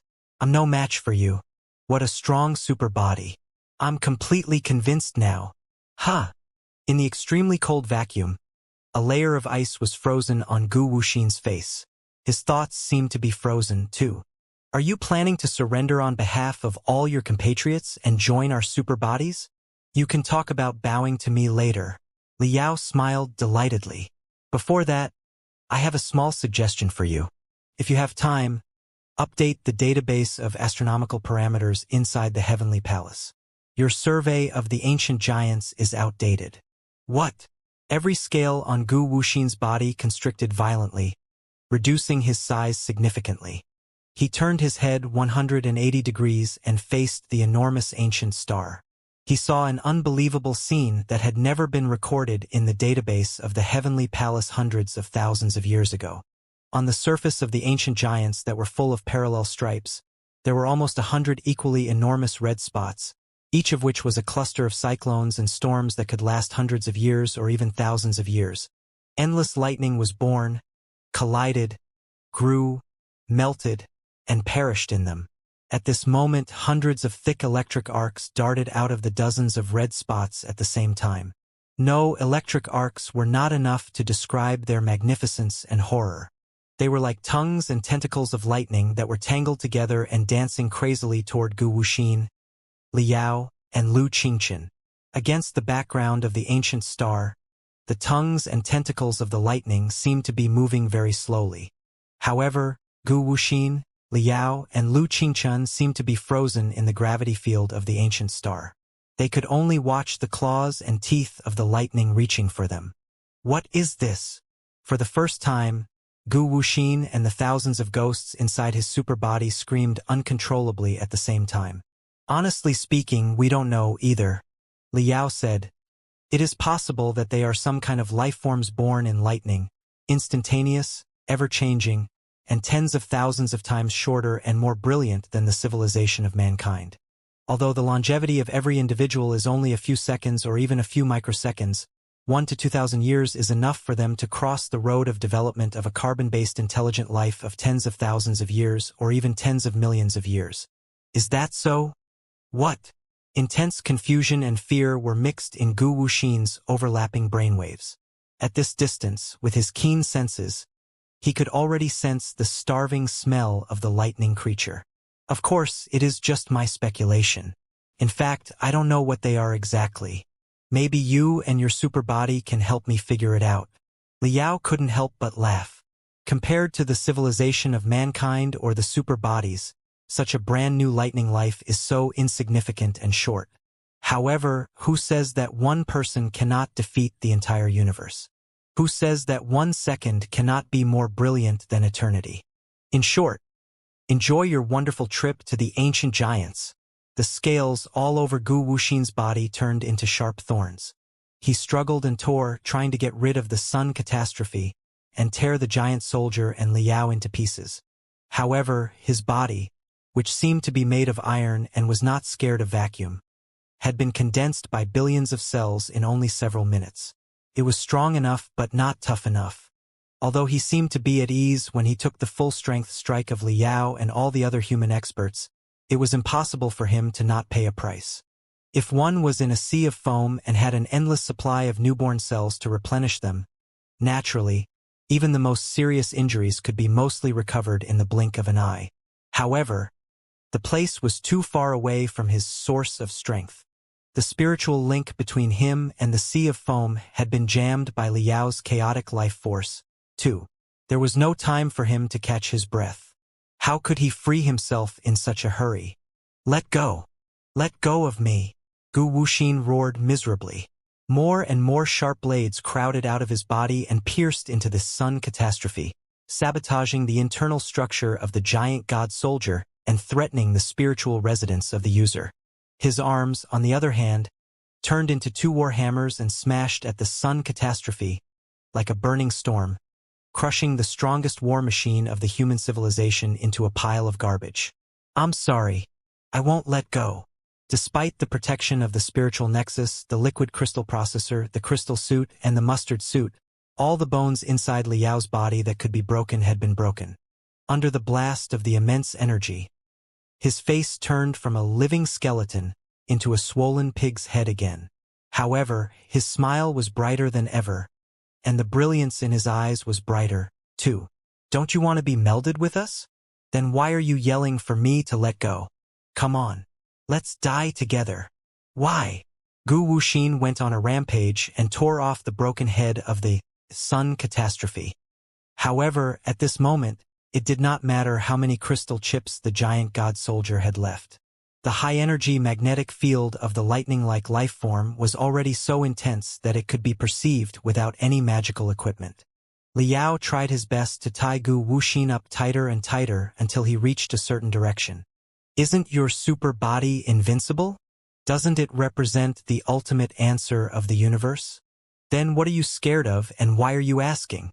Liao smiled miserably and said intermittently, in fact, you had the opportunity to know why. But unfortunately, you've embarked on a completely different path. Even if I tell you what is supporting my battle, you will never understand. Never. I don't believe it. I don't believe it. Gu Wuxin burst into fury like a crazy devil. I haven't been connected to a real super body yet. Enjoy the splendidness of the entire cosmos. I can't fall here. I will not fall in this small pond at the feet of selfish, insignificant creatures like you. Every intelligent creature is their own universe. The so-called cultivation is to explore and appreciate the brilliance of their own universe to your heart's content. You don't even know what you are exactly, and you are talking about the universe ocean? Liao smiled. Although the Pangu universe is just a small pond, it is the home that you and I share. You were supposed to protect it, weren't you? Gu Wuxin was dazed for a moment. Liao could clearly see that there was annoyance and regret in the complicated expressions on his face. Liao even sensed that, in the deepest part of the labyrinth, abyss, and cage named super entities, a few ghosts were kneeling on the ground with their hands extended to the sky, shouting in regret, "No!" But in the next second, Gu Wuxin's movements were even more intense and furious. He exerted his strength and tore apart the left arm of the sun catastrophe. Thankfully, the sun catastrophe had embedded countless broken blades and broken thorns into each other's bodies. Their right arms and legs were tied up too, which was why Gu Wuxin failed to get rid of them. At this moment, they had rushed all the way to the inner layer of the ancient star's gravitational field. They could clearly feel the gravity condensing in front of them. Thousands of lightning tentacles were only one step away from them. At the last moment, taking a deep breath, Liao turned on the self-detonation system of the giant god soldier calmly. A dangerous red light immediately appeared in his vision. But right then, another force invaded the control menu of the giant god soldier and hijacked the self-destruction system. It was Lu Qingchen. You? Liao was somewhat surprised. Let me do it. Lu Qingchen was still smiling casually. One person is enough to detonate a giant god soldier. There is no need for more people to be buried together with the monster. Besides, it is the well-known father of the nation of the Star Glory Federation. Although it is a bit redundant, the monster is not good enough. Lu Qingchen. What the hell are you thinking? Liao had to admit that he did not understand Lu Qingchen at all. The last time he had the same feeling was when he saw Jin Tui. As I said a long time ago, although I can kill billions of people without batting an eyelid, I am still a sincere patriot. The only thing between you and me is the competition of the great Tao. There is no personal grudge between us. At this moment, why should I cling to you and demand that you be buried together with me? Lu Qingchen said. Besides, you have a more important mission that belongs to none other than yourself, don't you? The souls of the two quickly collided, producing thousands of dazzling sparks. From the moment they first met to this moment, the scenes over the past 100 years were flashing in the souls of the two old enemies. Liao understood what Lu Qingchen meant. He no longer resisted Lu Qingchen's manipulation. All the melodrama that should be told and all the heroic words that should be roared seemed to have been performed during the battle against the Fuxi. This time, let's leave it at that. See you later, Vulture Liao. Lu Qingchen paused for a moment and said in a voice that only he could hear, "Goodbye, Uncle Li." Voila! The cover on the top of the high-energy crystal reactor on the back of the giant god soldier was blown open, forming an emergency escape channel. Liao, who was wearing a crystal suit, was ejected under the protection of Little Black, the liquid crystal processor, and fled out of the gravity field of the ancient planet. The giant soldier, which had lost its mainframe crystal processor, had lost more than 95% of its skills. With a casual tug, Gu Wuxin had torn it into pieces. But the remaining torso and the high-energy crystal reactor could still complete the most ancient and simplest tactic of self-destruction. In the dead silence of the sea of stars, a dazzling flower of energy and metal was blossoming. With the legendary Supreme Emperor's giant god soldier as the main body, the supergiant god soldier, which was condensed from dozens of components of the giant god soldier, was exceptionally gorgeous when it self-detonated. At this moment, even the ancient giants nearby were eclipsed. The entire universe was the background of the sun catastrophe. In the middle of the flowers of energy and metal, Liao seemed to see Lu Qingchen's mysterious yet relieved smile. Asshole! Liao's eyes seemed to be burning, but there was no telling whether he was cursing Gu Wuxin or Lu Qingchen. Gu Wuxin struggled hard in the swirl of self-destruction. This time, his body, which had been seriously damaged, was not so easy to repair. His limbs and torso were all messed up, and he looked like a broken clay doll. Before he was able to fully repair and evolve into a body that was suitable for cruising in the sea of stars, the lightning creatures had already surrounded him from all directions. Countless tentacles of lightning turned into a bloody mouth and swallowed him. No! Gu Wuxin's brainwaves turned into visible ripples and spread out in Liao's direction, as if he hated Liao's guts and was determined to drag him down with him. However, Lu Qingchen had timed the self-detonation of the giant god soldier perfectly and pushed Liao further away with the force of the explosion. He had been pushed out of the gravity field of the ancient star and the hunting range of the lightning creature. Maybe Liao had been contaminated by the scent of the lightning creature during his previous contact with it. Or maybe the lightning creature had already acquired a fat prey such as Gu Wuxin's superbody and did not want to waste more time and energy on hunting Liao. In short, all the tentacles of lightning were trying their best to retract and drag Gu Wuxin into the big red spot. Thousands of electric arcs lunged at Gu Wuxin and crashed into the spiritual shield that he had barely condensed.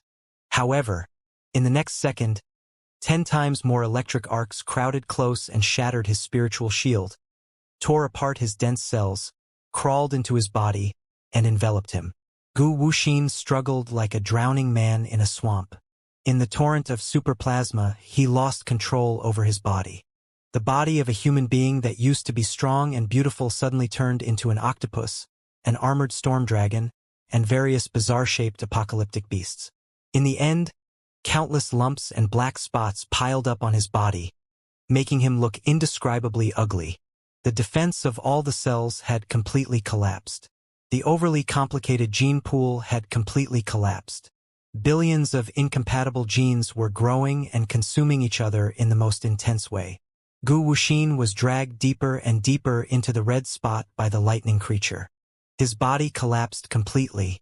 With a flash of brightness, thousands of ghosts escaped from the mud-like body, trying to run away in the form of pure energy. But without the protection of the body, they were even less of a match for the lightning creature. Very soon, they were caught by the overwhelming plasma and dragged back into illusionary bubbles, never to be seen again. Liao opened his arms and legs and floated in the boundless space, observing everything emotionlessly. It was not until the last bit of Gu Wuxin's brainwaves dispersed inside and outside of the gravity field of the ancient star that he was somewhat relieved. At the same time, Inside the primordial relic. The moment Gu Wuxin was swallowed by the lightning, the overwhelming ocean of cells seemed to have received a mysterious command. 2. It stopped wriggling, splitting, and multiplying in the blink of an eye. The black spots that had just dispersed reappeared. The large, brown, and gray cells all collapsed. Visible smoke surged out of the pits and flew into the sky, turning into colorful, splendid bubbles. Pa! Pa! Pa! Billions of bubbles exploded at the same time. The ocean of cells was obliterated instantly. Even the last traces of the city were gone, revealing the true appearance of the City of Silver. The human experts were all dazed and speechless. Is it over? Holding her wound, Ding Lingdang breathed heavily. She struggled to her feet and stared at the gap leading to the sea of stars in the sky. Liao, Liao, can you hear me? No, it's not over yet. Not far behind her, Long Yongjun was staring at District 47. The Bifrost hasn't collapsed. The teleportation is still ongoing. We cannot allow the tiniest bit of information from the Pangu universe to be transmitted to the center of the cosmos. In the sea of stars, Liao moved his eyes away from the ancient giants and the red spots. He turned around and stared at the Bifrost that was rushing out of the primeval relics. The rainbow bridge made of pure energy was truly an endless bridge across the multiverse from the primeval relics to the end of the universe. One could vaguely see that the tide-like warship that Gu Wuxin had prepared had been dragged into a stream of matter hundreds of kilometers long. It was becoming more and more transparent, as if it had turned from hard metal into an illusionary chimney that could vanish into the three-dimensional universe at any moment. There was no time. Cough, cough. Cough, cough, cough, cough. Liao coughed softly and spat a mouthful of blood into his palm. Then he found that his palm was translucent, too, which was not a technique but a sign that his body was about to be burnt up due to overburning of his life. He could not wait any longer. He hoped that his body could hold on for a while longer, even if it was burning for an hour, a minute, a second, an inch of light, or even a minute of heat. While he was thinking, Liao activated his crystal suit and turned into a streak of brightness again, rushing forward and covering the distance of tens of thousands of kilometers in the blink of an eye before he crashed into the rainbow bridge brutally. Boom! There was no sound in the vacuum, but Liao's soul seemed to have been hit by a high-speed crystal train. He screamed and moaned at the same time. The power unit on the left side of the crystal suit was completely wrecked. The helmet was riddled with shocking cracks that could shatter at any moment. But the Bifrost remained still. Liao, Liao! Ding Lingdong's sobbing voice echoed inside his brain. Maybe it was the remnant of the previous hyperlink, or maybe it was the telepathic link between her and Liao, but the former Speaker of Parliament's female intuition sent out a rare warning. What are you doing? Tell me, what are you doing? I'm intercepting the Bifrost.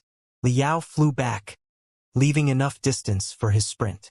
After a moment of silence, he said to Ding Lingdang, although Gu Wuxin and his super body are doomed, the teleportation is still ongoing. Even though it is an empty warship, a lot of information is still stored inside. Even we and the Pangu civilization have grasped a certain level of self-driving technology. The Floodtide warship will certainly be teleported to the center of the universe ocean without Gu Wuxin. As long as the coordinates of the Pangu universe and its voyage log are stored in the mainframe crystal processor of the Floodtide warship, we will be screwed. Therefore, even if I can't stop the teleportation, I must at least destroy the Tide Berserker and erase all the information that has been sent out from the Pangu universe. Basically, that's it. Boom! Before he was able to finish his sentence, Liao crashed into the Bifrost for the second time in space. Other than breaking his crystal suit into even more pieces, it did not do any good. What are you going to do? Ding Lingdang lost her cool. We tried to attack the Bifrost on the ground, too, but Gu Wuxin seemed to have set up powerful barriers all around the teleportation array. The damn space folds are involved. We can't stop it.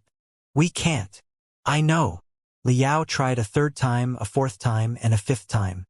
He was like a fly that had been locked in a glass bottle and hit its head hard despite the fact that there was no way out. This was Gu Wuxin's last resort. Of course, he set up the most solid defense around the teleportation array. Therefore, attacking from the ground is useless. We have to attack the flood-tide warship from space or even from inside it. Attack from the inside? Ding Ling Dang shouted. But it seems to have turned into a torrent of pure energy. Nothing can enter it. Yes. Liao mumbled, "Honey, I'm sorry." Boom. The sixth time, which was also the fastest and most violent collision, Liao was like a meteorite that had been shattered in the atmosphere. His crystal suit, mustard suit, and even his body of flesh and blood were all burnt to the ground. He turned into a shining body of energy, a burning vitality, and stabbed his transparent hands into the Bifrost. Ah! Liao roared crazily on the mental level. His last cell turned into nothingness in the intense collision of energy. He abandoned his crystal suit, burnt his body, and overdraft all his vitality in order to squeeze into the Bifrost by force so that his soul would burst into the most brilliant fireworks. "What are you doing?" Ding Lingdong's voice was as painful as her own heart being cut off. "Liao, don't. I seem to have played soul out of body again. But this time, my body of flesh and blood is completely wasted." Liao smiled bitterly on the mental level. "I'm sorry, honey. I don't have a choice. You are a cultivator, too. You should know that there is only one way in such circumstances. You abandoned your own body and turned yourself into pure energy. Forcing yourself into the Bifrost in such a way?" Ding Lingdang was greatly shocked. "But you don't have any weapons at all. How are you going to destroy the flood-tide warship?" "Yes." Liao's soul was struggling to move forward on the Bifrost. He was silent for a long time before he said, "I still have one bomb. One last, powerful bomb." Ding Lingdang immediately understood what Liao meant. "Soul explosion?"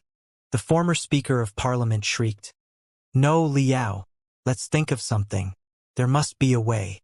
"Don't do it. If we had 3 days and 3 nights, we might have been able to think of a safer solution. But right now, we might not even have 3 seconds. The teleportation has already begun. The flood-tide warship might be teleported to the center of the universe ocean with fatal information at any moment. I have to erase all my own information before that happens." Liao's soul finally stopped the flood-like warship that had turned into a stream of information. There was a smile of relief deep inside his heart. "Honey, don't be sad. Show us some of the confidence of the Red Fire Dragon King. We are the same kind of people. People like us never planned to live like turtles for hundreds of years. Death is just the beginning of a different journey for us. We've been prepared for that, haven't we?" "No, no, no." Ding Lingdang burst into tears and shouted, "I'm not ready yet. I won't allow you to die. Liao, do you hear me? Come back. Come back now. We will die together." "I'm sorry, honey. I'll listen to everything you say. But this time, I alone will be enough." Liao said, "You must survive and accept the challenges of the flood with a new mission. I won't let you die." Ding Lingdang gnashed her teeth. "Do you hear me? I absolutely won't let you die. If smashing the deepest level of hell can pull out your soul, then I will smash the deepest level of hell. If reversing time can bring you back to life, then I will find a way to reverse time and space. If I become the strongest expert in the 4-dimension, 5-dimension, 6, 7, 8, 9-dimension, then I will be able to reconstruct your soul. Then, I will definitely blow up all the universes and all the dimensions. If I have to go to the center of the goddamn multiverse, see, the earth at the core of the flood, only then can I see your shifty eyes again, then I will definitely go to the earth.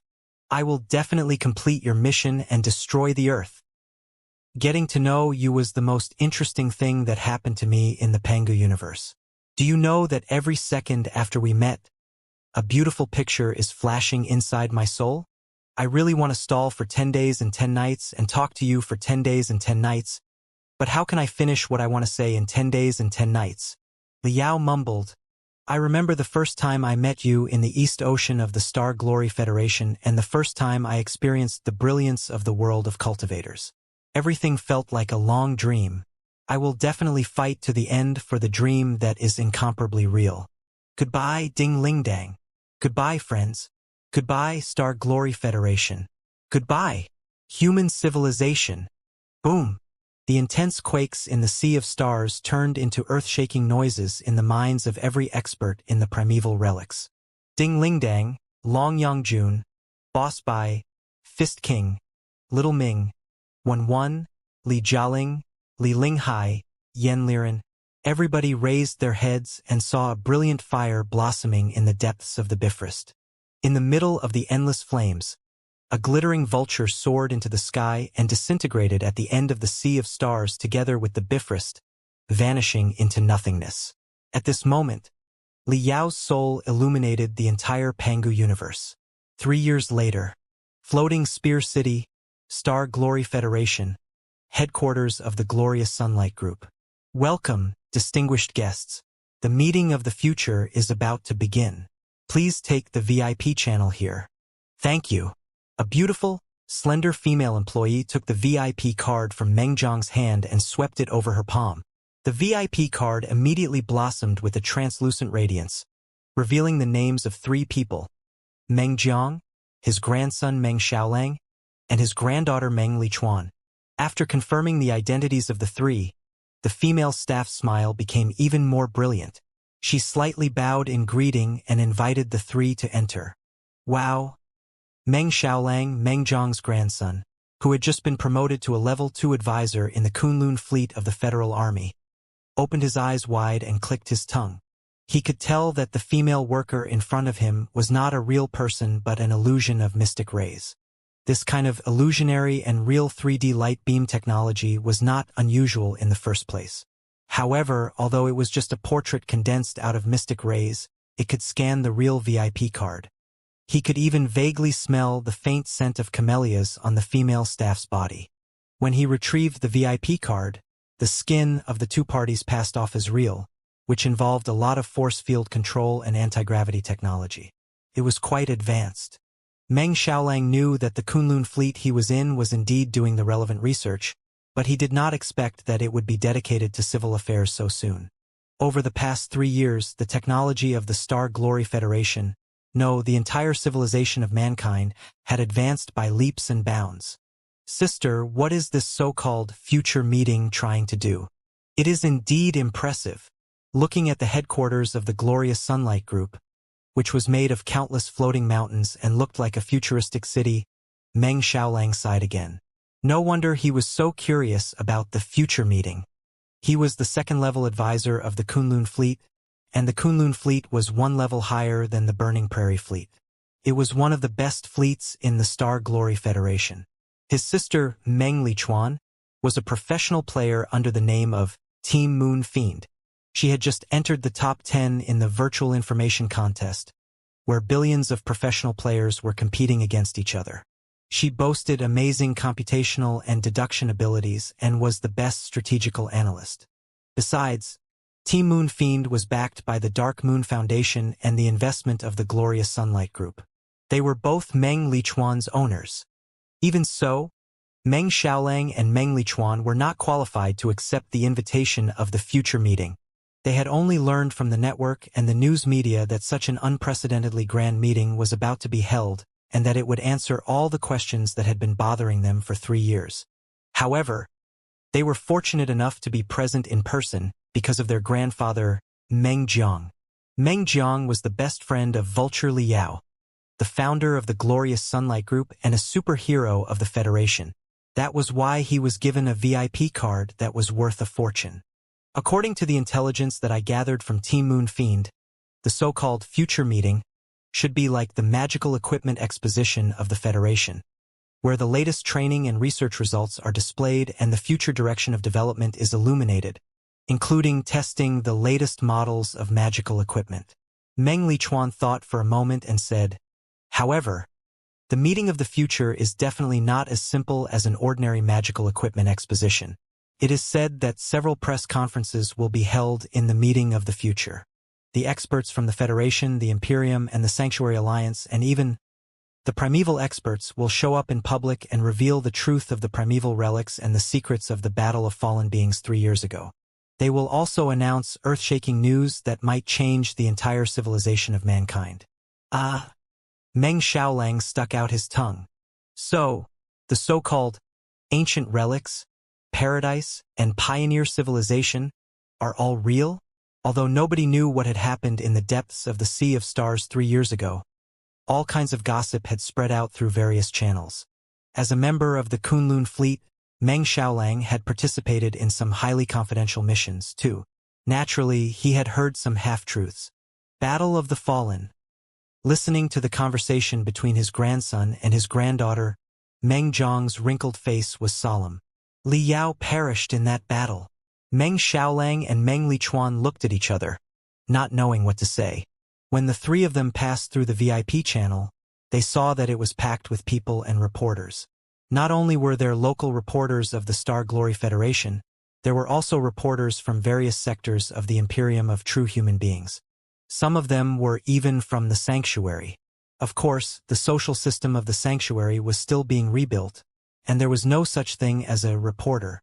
But a lot of the Watchers were acting as the eyes of the Sanctuary and carrying out the same duties as the reporters. Not only were the channels on the ground packed full of people, the channels in the air were also packed with all kinds of bizarre small-scale flying machines. Now and then, interference and collisions would take place, and the flying machines would fall down with squeaking noises.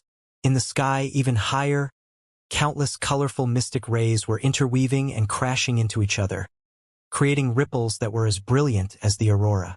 It was a unique scene that could only be produced when countless remote scanning magical equipment were activated at the same time to capture the scene of the convention from various angles. Meng Xiaolang and Meng Lichuan had both seen big events before. Whether it was the official establishment of the Kunlun fleet or the championship of the virtual information competition, they had both seen the surging tide of reporters. However, compared to the unprecedented scale of the battle today, the tide of reporters that they had seen before were merely the trickling streams in the mountains. Why are there so many reporters? Meng Xiaolang was dumbfounded. Then they realized that their question was too silly. The reporters had every reason to swarm over. Over the past 3 years, more changes had taken place in the Star Glory Federation and even the entire human civilization. The source of all the changes, the mysterious ancient relics, was still lurking in the darkness. Nobody knew the truth. Even Ding Lingdang, boss by Yen Liren, Long Yangjun, and the other top experts of the human civilization had vanished from the public eye and hidden themselves in the ancient relics. As far as the public of the Star Glory Federation and most of the soldiers at the grassroots level were concerned, all they knew was that, 3 years ago, the Federal Army launched a last-ditch, desperate billions of stars expedition and achieved a brilliant, miraculous victory, forcing the two superpowers in the center of the Sea of Stars, the Imperium of True Human Beings and the Covenant Alliance, to sign a peace treaty. But the war was not over yet. Countless experts and elites, including the superhero Li Yao, marched into the primeval relics at the end of the Sea of Stars alone to explore the origin of life billions of years ago and fight the formidable enemies that were hundreds of times more terrifying than the immortal cultivators and the people of the sanctuary. They had won the difficult battle, but they had paid a high price, too. Including Vulture Li Yao, dozens of nascent soul stage cultivators and divinity transformation stage cultivators had perished. Even the giant god soldiers, known as the strongest ultimate weapons in the Sea of Stars, had lost dozens of them. The top warriors of the human civilization had suffered heavy losses. Therefore, everybody called the Battle of the Fallen. The deceased had passed away, but those who survived still had to shoulder the heavy responsibility and continue on the road of thorns and flames step by step. Maybe the fire of life ignited by the victims illuminated the direction of the survivors. Maybe it was because the new civilization of mankind was far from running out of luck. The 3 years after the Battle of Fallen Stars were 3 years of rapid improvement. Both Meng Xiaolang and Meng Lichuan had experienced the latest research results from the ancient relics in person through their own channels. What kind of brilliance could they bring out? It was said that the so-called primeval relics were the treasures left by the ancestors of all the intelligent carbon-based creatures billions of years ago. Before Li Yao perished, he had already opened a gap in the treasures with his courage and wisdom. It was said that the remains, last words, and precious information of almost 100 civilizations of the pioneers were lying in the depths of the primeval relics, waiting to be explored studied, and absorbed. It was said that a batch of intelligent creatures in the primeval era, namely the legendary Pangu clan and the Nuwa clan, had miraculously survived.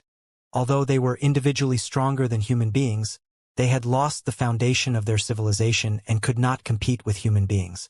Therefore, they could only choose to cooperate with human beings in exchange for the trust of human beings at the cost of the primeval technology. After assimilating the technology of they no longer had to excavate the relics of the primeval era and make do with scrap iron. Very soon, the army of the giant gods, which had suffered a great loss in the Battle of Fallen Stars, would be 10 times stronger than before. It was said that, with the wisdom of the top biochemical experts of the Federation, the Imperium, and the Sanctuary Alliance, and the guidance of the prehistoric civilization and the pioneers, the civilization of mankind had made great progress in the field of gene reproduction. One day, it was even possible that a living pioneer could be duplicated with the scraps of the dead bodies left by the pioneers and open a brand new door of infinite possibilities from different directions of evolution. It was said that the space jump technology employed by the civilization of mankind had an endless direction of improvement, too. Maybe in the near future, the energy consumption and damage suffered by the space jumps would be minimized, making it possible to perform multiple short-distance space jumps within a short period of time. At that time, a starship would be able to perform multiple space jumps in the battlefield millions of kilometers around within several seconds, like an unpredictable, ever-changing ghost. Such a phantom fleet would be the invincible sword of human beings. It was said that many rumors were so exaggerated that even the most imaginative people found it hard to believe. Which of the rumors would become reality in the meeting of the future? The two siblings repeatedly reminded themselves in their hearts that they should not be too surprised no matter how bizarre the objects they saw were, because they knew that the top experts of the human civilization must have received a lot of knowledge from the primeval relics. However, when they walked into the main hall and saw the iron giant more than 200 meters tall walking past the legs of the giant, they were still dumbfounded and did not know what to say for a long time. This is impossible. Meng Xiaolang was shocked. An iron giant more than 200 meters tall? Are you kidding me? Is it made of plastic or foam? This is too incredible. This is simply inconceivable. This is an epic-making breakthrough in materials science and engineering. Disbelief beamed out of Meng Lichuan's eyes, too. He mumbled, Is this a brand new giant god soldier? 10 times larger. The supergiant in front of them looked both like an awe-inspiring iron god and like a skyscraper that had suddenly come to life. Although the shell of the building had not been polished or spray-painted yet, it was still rough and vintage. Such a primitive and beautiful appearance made it look even stronger and rougher. Meng Xiaolang and Meng Lichuan were not 3-year-olds. They both knew that neither crystal suits nor giant soldiers were better than each other. Just as a body of flesh and blood had the most suitable growth range, a 20-meter-tall giant was certainly not as agile as an ordinary person who was only 2 meters tall. The crystal suit and the giant soldier were limited by the materials, the hardness of the structure, and the consumption of energy. There was a limit to their size, too. Generally speaking, a crystal suit that was 3 to 5 meters tall and a giant soldier that was 20 to 30 meters tall were the limits. Increasing the height and the size of the crystal suit would only double the weight of the crystal suit and increase the energy consumption and the surface area of the crystal suit. It would be a heavy burden for the joints and transmission structure of the giant soldier, and the comprehensive performance of the crystal suit would plummet. Therefore, many well-trained soldiers and fighters despised the concept of super-large humanoid machines and thought that it was just the imagination of children. However, with the in-depth study of human life and spiritual energy, modern people had gradually discovered the importance of the life magnetic field. Only a giant mechanical body in the shape of a human being could resonate perfectly with the life magnetic field of a human being and increase the combat ability of the user by 100-fold. Therefore, overcoming a series of tricky problems in the field of material science and engineering, and building a super-large, human-shaped mechanical body that was larger and larger in scale while limiting the energy consumption and ensuring the hardness and mobility of the structure, became a lifelong project for all the mechanics, designers, and magical equipment experts. Before, the largest-scale giant god soldiers were usually limited to 30 to 50 meters. It was not that there were no personal magical equipment of a larger scale, but such magical equipment was often shaped into round balls and could be regarded as a personal fortress. Although their long-range firepower and capacity of ammunition were as good as those of the giant god soldier, they could not perfectly resonate with the vitality of the user. In terms of instantaneous burst and endurance, they were absolutely no match for the giant god soldier. But today, in front of Meng Xiaolang and Meng Lichuan was a giant soldier almost 200 meters tall. Whether the Iron God was a prototype that was still being tested or just an exhibition piece, it was evident enough that the civilization of mankind had made a breakthrough in materials science, architecture, and dynamics that could potentially overturn the past 10,000 years. At the very least, none of the modern super-alloys that the two siblings were familiar with were hard enough to support such an iron god to stand on the ground as if nobody was around. New technology, new materials, new transmission and support structures. Everything represented a brand new war machine and combat mode. The two siblings seemed to see a new future slowly rising before their eyes. Look over there. Look over there. Meng Lichuan was no longer the calm, icy beauty in the team. He was drooling at the super soldier while Meng Xiaolang was tugging his sleeve. She turned her head and looked in the direction that her brother was pointing at. She happened to see hundreds of thousands of mini-drones known as bees condensing into a colorful lotus cloud in midair. The cloud slowly bloomed, and the mini-drones formed the childish faces of a boy and a girl, grinning at everyone in the hall. Look here! Look here! Meng Xiaolang shouted. What is this? Since they were taking the VIP channel, it was very convenient for them to reach the central area of the hall. Not far away from Meng Xiaolang's left side stood several tall, brown-skinned members of the Pangu clan whose skin was full of wrinkles and heat sinkholes. There were also members of the Nuwa clan who had human heads and snake bodies and were covered in glamorous scales. This was the first time that Meng Xiaolang had seen a living member of the Pangu clan. It must be noted that, in the military education of the Federal Army, including the legend of Vulture Liao, the Pangu clan was not a friendly friend. Although the Pangu clan and the Nuwa clan were dressed to the nines, and several big shots that were familiar to all the citizens of the Federation were standing next to them, with a smile on their faces, Meng Xiaolang still felt that something was wrong. It was like a lion talking and laughing with a sheep, or a hungry wolf dancing with a rabbit. It seems that we are in big trouble this time. Meng Lichuan eyed the living Pangu clan and the Nuwa clan curiously and suddenly blurted out. "Ha!" Meng Xiaolang was slightly stunned. "Sister, what did you say?" It must be noted that the Federation, the Imperium, and the Sanctuary Alliance, the three forces of human civilization, have made peace 3 years ago. Meng Lichuan explained. If we were not faced with new trouble, we wouldn't have had to invest tremendous resources and develop brand new military technology and facilities in such a time of total peace. It would have been impossible for us to accept the Pangu clan and the Nuwa clan so easily. The primeval species, which thought that they were hundreds of thousands of years ahead of us, wouldn't have bowed to us and surrendered all their technology and wisdom so easily. Therefore, there must be a certain threat that is 100 times more terrifying than the catastrophe of the Pangu clan. It is forcing all the intelligent species in the Sea of Stars to unite and grasp the greatest strength at the cost of all the rules. I believe that the meeting in the future is just the beginning.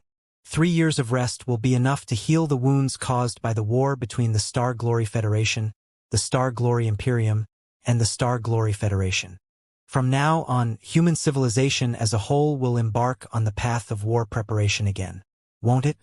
Sister, Meng Xiaolang was awed by the unprecedented seriousness on Meng Lichuan's face. He knew that his sister, as the ace player of Team Moon Shadow and the best strategical analyst, would not scare him easily. Just when he didn't know what to say, a red light suddenly shone in the clouds above his head. A super-large 3D illusion spanning over 1,000 meters appeared.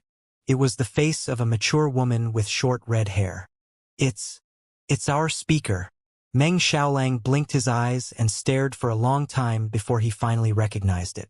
The ding-ling-dang of the past was marked by her long, fiery hair that was burning furiously.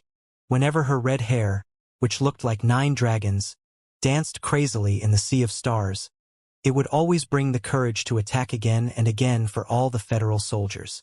Meng Xiaolang could not forget that it was under the leadership of such a burning red-haired man that he and his brothers charged at the iron tide of the Imperium of true human beings with the remnants of the Federal Expedition Army and finally crushed the enemy. The wrecked warships in the Sea of Stars had already cooled down. But for the veterans who had been through hundreds of battles, the boiling blood never died down. Although Ding Lingdang had resigned a long time ago, many federal soldiers who had participated in the battle naturally addressed her as our speaker. However, since 3 years ago, Ding Lingdang had disappeared in public with the excuse of seclusion. She did not show up in the celebration even though it was the national day and the official establishment of the Kunlun fleet. If Meng Xiaolang remembered correctly, this was Ding Lingdang's first public appearance in 3 years. As an expert whose cultivation had reached the peak, and at the prime of her life, 3 years should not have left any traces on her. But Meng Xiaolang clearly felt that our speaker was completely different from 3 years ago. Not only was her hair fluttering even though there was no wind, her fiery red hair, which was like a surging tide, had turned into a beautiful short hair that was longer than an inch. Her skin, which was the color of wheat, was also faintly emitting a honey-like luster. Below her skin, a red glow that was as hot as magma seemed to be surging, giving people a restrained and unfathomable feeling.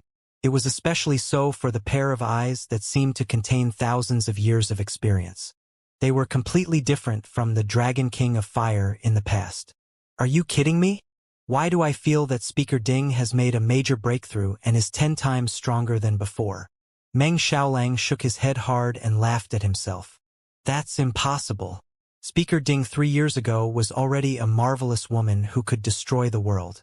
10 times stronger in only 3 years? Impossible. Dear compatriots of the Star Glory Federation, as well as the distinguished guests from the Imperium, the Holy Alliance, and the Primeval Era, I believe that you are all very curious about the purpose of the future meeting, and are eager to unveil the truth that happened in the primeval relics 3 years ago. In the clouds, Ding Lingdang said resolutely, one word after another. 3 years ago, in the depths of the primeval relics that had billions of years of history, Liao, a superhero of the Federation, burnt his life and soul in order to stop the transmission of the key information of the Pangu universe into the Sea of the Universe. He bought us precious time to catch our breath and develop ourselves. But the threat is not gone yet. The enemy is still drawing close. Liao has tried his best. Our mission depends on the survivors. Liao deeply believes in the strength of his compatriots and the entire civilization of mankind. Therefore, we, the survivors, are also willing to believe that everyone can shoulder this sacred and heavy mission. In this meeting of the future, we will try our best to publicize all the information we have gathered over the past 3 years to all of mankind. We also hope that everyone, every member of the civilization of mankind, including all the carbon-based intelligent creatures who value free will, can fight side by side until the end just like Liao. No matter how dark the universe is, there will always be hope as long as we can emit our own light and heat. The strength of the enemy is beyond our imagination, but the potential and the speed of our growth are far beyond our wildest imagination. 2. Now, before we reveal the intelligence of the primeval civilization and the supernatural civilization to all mankind, let's show you our latest strength first. In the Star Glory Federation, fighting was everything. What could be more eye-catching and morale-boosting than brilliant arena matches?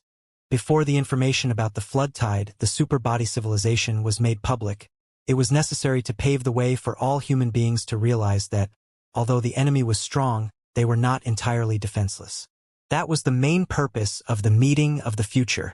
The Super Duel competition, the largest and most professional competition in the history of human civilization, was the most important part of the competition. 16 special arenas were arranged in a row in the sky of the glorious sunlight group. Thousands of super experts, who were at least in the peak of the nascent soul stage, would fight against each other for the title of 10 strongest in the Pangu universe after Liao's death. Those who were qualified to participate in the summit match were naturally human-shaped beasts and walking war fortresses. With their unparalleled combat ability, they could destroy Floating Spear City easily when they were on a rampage, not to mention the headquarters of the glorious Sunlight Group. Therefore, the arenas were not actually floating in the sky of the city, but rather, the 16 world fragments were connected to the space folds above floating Spear City by force with the latest technology excavated from the primeval relics. Then, they would show the audience the real experience with the 3D and the great illusionary land technology. Other than propaganda and morale-boosting purposes, it was also a gala for the top experts of the three forces, including the survivors of the primeval era, to discuss the next step of their plan. Although most of the top experts of the human civilization had stayed in the primeval relics over the past 3 years and had a lot of opportunities to get close to each other, the interior of the tower after it was unlocked and upgraded was shockingly spacious. In fact, it was not a simple tower but a transfer station to countless planets hidden in the black wall. As long as one found a suitable route, they would be directly teleported to a certain planet. Some of the planets had abundant spiritual gas, some were extremely dangerous, and some were full of unexpected traps, ferocious beasts, and secret treasures. It was impossible to explore every planet clearly even if there were hundreds of times more people, let alone thousands of experts.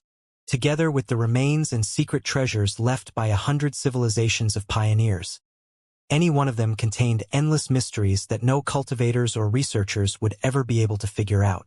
It was safe to say that, for the past 3 years, every top expert and researcher who had explored the ancient relics had been locked in a state of seclusion, in which they had no time to waste. They had their own opportunities and adventures and were too busy training to bother other people.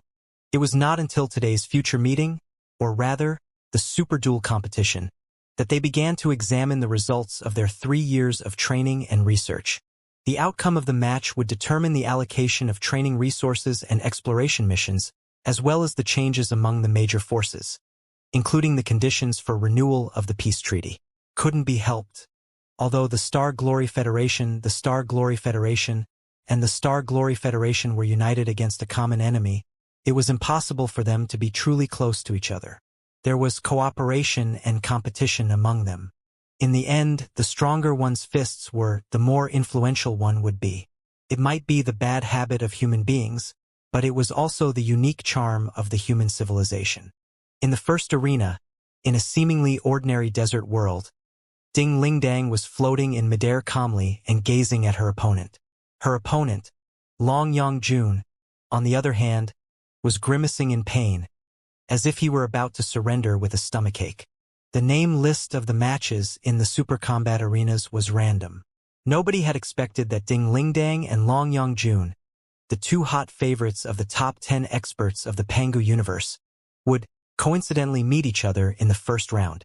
But Long Yongjun had always felt that there might be some sort of scheme behind the scenes.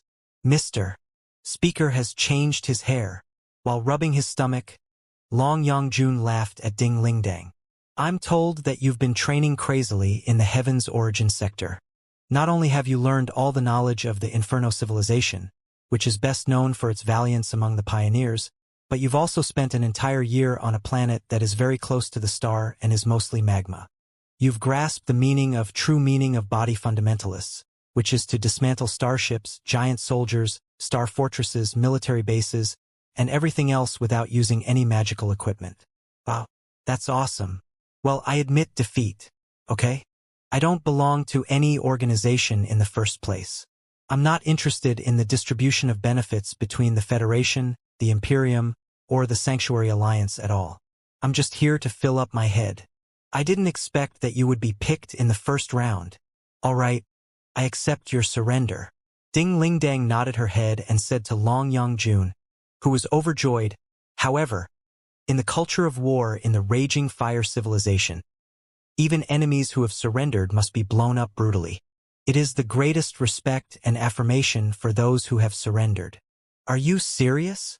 Long Yongjun's smile was completely plastered on his face. He was dumbfounded. I don't know how I offended the Speaker of Parliament. Why did he have to torture me, ravage me and torture me? I feel so wronged. Is that so? Ding Lingdang said casually. Maybe you are innocent about other things, but I'm told that you've been very close to the surviving primeval people over the past 2 years. You've been able to cooperate with the Pangu clan and the Nuwa clan and carry out your own research projects in secret. In fact, you've collected and analyzed half of the 8 books in the legends. Where are the other 4? What? There is such a thing. Long Yongjuan's eyes were wide open, with an innocent look on his face. I don't know anything about the Divine Investiture book. Isn't it the smoke bomb that the Supreme Emperor released years ago? There is indeed such a thing. Oh, such shocking news. If I had known, I would have reported it to the Unified Development Committee of the Ancient Ruins. It doesn't matter. Ding Lingdang slightly smiled. Whether or not you have cultivated the Divine Seal book, I will know after I give it a try. Hardly had he finished his sentence when something unbelievable happened. Ding Lingdong's beautiful short hair suddenly expanded like a big explosion and reached her shoulders. Her waist and her heels did not stop growing. A volcano seemed to be spurting out of the top of her head. At the same time, countless interconnecting threads of light appeared on her skin, which was shining in the color of honey. The threads of light bounced off her body as if they were alive and darted toward the ground below her feet. In the blink of an eye, they cut open the hard ground and carved out dozens of rocks more than 70 square meters. Along with the terrifying dance of the flames of war, dozens of giant rocks wobbled and floated in the air before they were absorbed by Ding Lingdong's scorching aura. In the blink of an eye, they melted and turned into crimson magma, which revolved rapidly between Ding Lingdong's arms. In the blink of an eye, they turned into raging red dragons which ruthlessly punched out along with her devastating heavy fists. Boom! Thousands of crimson dragons covered the sky and the earth. The torrents of magma swallowed Long Yongjun immediately. An insatiable woman is truly terrifying. Long Yongjun's scream echoed inside the magma. Then a crystal human figure jumped out of the magma. Although she was screaming, there was still an indifferent smile on her face. Not only had she turned into a crystal, the magma that Ding Lingdang threw at her was also absorbed by her and turned into sharp, diamond-shaped crystals that surrounded her life magnetic field like satellites and rings. Is this the power of the Divine Book of Deification? It is said that the Supreme Emperor created the Road of Miracles and Glory precisely because of such power. Although the legends and the truth are certainly different, the existence of the Divine Book of Deification is undeniable. It is unfortunate that I was not born in the era of the Supreme Emperor and had a duel with him, but I am very lucky to have met you. Let's fight for 3 days and 3 nights and let out all the pain and depression of the past 3 years. Ding Lingdang let out a roar that made even the tyrant dragon shiver. The flames on his back continued raging and turned into the image of 800 deities in the burning sky. The temperature of the entire world fragment rose by dozens of degrees. 800 deities fell from the sky like a meteor shower out of thin air. Earth-shaking explosions were echoing below their feet. The desert and the desert had both turned into boiling magma. Surging tides thousands of degrees high were rising inside the magma, too. They were obeying Ding Lingdong's commands like the most loyal warriors. Are you kidding me? Mr. Speaker, do you know that we are playing a friendly match, or even an exhibition match today to boost the morale of all mankind? I am also from the Star Glory Federation. I will immediately announce my return to the Federation camp. Alright? Besides, I don't have any pain or depression. Over the past 3 years, I have been living a carefree and happy life like a god. I can't be happier. Don't look at me like that. Of course, I'm not really heartless. It's just that, well, actually, I have a vague premonition that Liao is not dead yet. Really, as the saying goes, good people don't live long. Heroes live for thousands of years. How could a true hero and a good man like Liao die so easily, right? Anyway, no one saw his body. Okay, his cell fragments have indeed been discovered, but at least there is no evidence that his soul has been obliterated. We have to be confident in his vitality. Even cockroaches can exist for hundreds of millions of years. Why can't Vulture Liao do the same, right? Anyways, just don't come any closer. If you come any closer, I'm really gonna shout for help. Judge, where's the judge? I want to surrender. I want to surrender. How am I going to get out of this crappy arena? Help! Help! Long Yongjun screamed and fled. While Ding Lingdang and Long Yongjun were fighting, brilliant matches were taking place in the other 15 arenas. In the second ring, thousands of mini-drones were condensed into the shape of a super-large girl.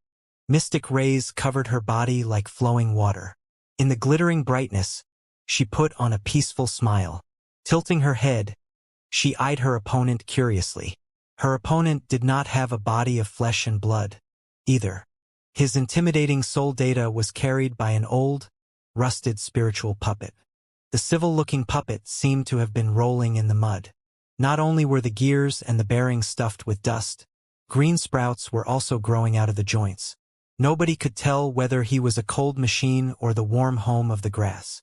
"Lord Fist King," Wenwen said in surprise, "I thought that you would show up in the latest version of Super Metropolis. I didn't know that you had become so natural and harmonious. It seems that your training over the past 3 years has brought you to a whole new level. Both the body of flesh and the bones of steel are carriers and containers. As long as their life information is burning, what's the difference between the rusted, old-fashioned puppets and the super-large iron city that is armed to the teeth?" The King of Fist extended his right hand and opened his palm. A yellow flower suddenly grew out of the joint of his palm. He looked at the flower, with vivid tenderness beaming out of his eyes. He said in a low voice, "I've destroyed countless towns and butchered thousands of enemies, but the thrill of destruction and slaughter is nothing compared to the touching feeling when I found a flower growing out of my palm. Does it look good?" "Very nice." Wenwen nodded and asked curiously, "Lord Fist King, how did you train yourself over the past 3 years? It seems that everybody has found their own opportunities and adventures in the Heaven's Path Tower and the Black Wall. What were your adventures?" "I didn't have any adventures, not even training. I simply traveled to different planets and modified the environment there, trying to grow flowers and plants in the harshest environments." The Fist King paused for a moment. The glow of his crystal camera became even gentler as he said, "I promised a friend that I would help her plant gold foil throughout the entire universe. Although gold foil is a plant that is resistant to cold, drought, and radiation and has a very strong vitality, it is still not an easy task to breed different variants, spread them on planets with different environments, and promote and balance them with the local ecosystem. It took me 3 years and every second to plant more than 10 planets. I've been rolling in the farmlands and forests every day. I don't want any training at all." "Not just me, young man. I'm told that you've refused to explore and train in the primeval relics, too. Why? Aren't there quite a few crystal processors and spiritual nexus technologies of the pioneer civilizations in the primeval relics that can give great enlightenment to an information life such as yourself? Moreover, the other half of the Pangu civilization and the mainframe crystal processor of the Heaven's Origin sector are endless secret treasures for the information life forms. Isn't your brother Little Ming soaking in them and absorbing the mysteries crazily? It is said that he is about to surpass Fuxi. Why aren't you with him?"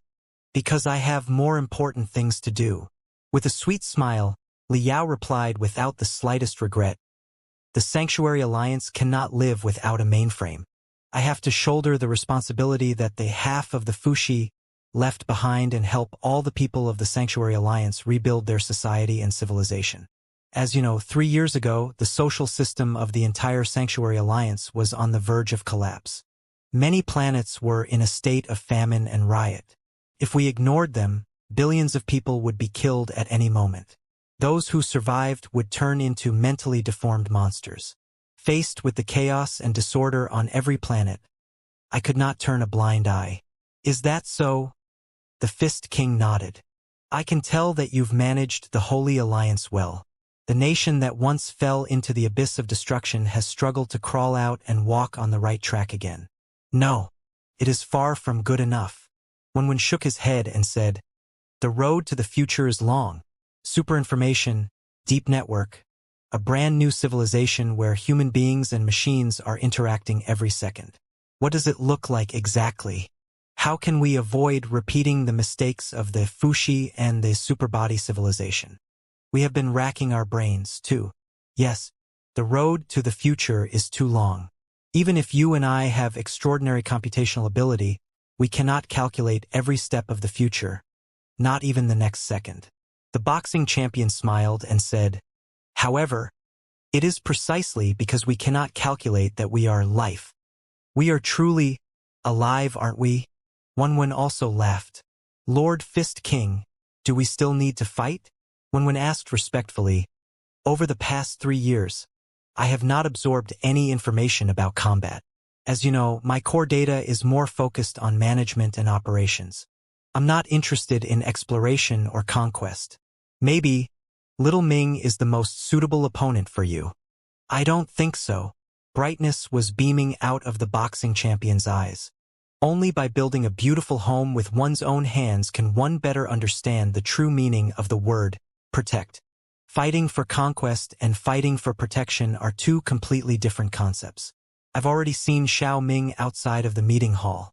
At that time, he had crawled into the test machine that was more than 200 meters tall and used the super-large steel Devil Thunder Destroyer to flaunt his might. He didn't notice that I had flown to the back of his head and observed me quietly. I can tell that he has indeed learned a lot in the primeval relics, and the Thunder Destroyer is indeed a new war machine that represents the future. However, he is still not qualified to be my opponent. If I wanted to, I could paralyze him within 1 minute with my ragged body. A simple conqueror and destroyer is like this.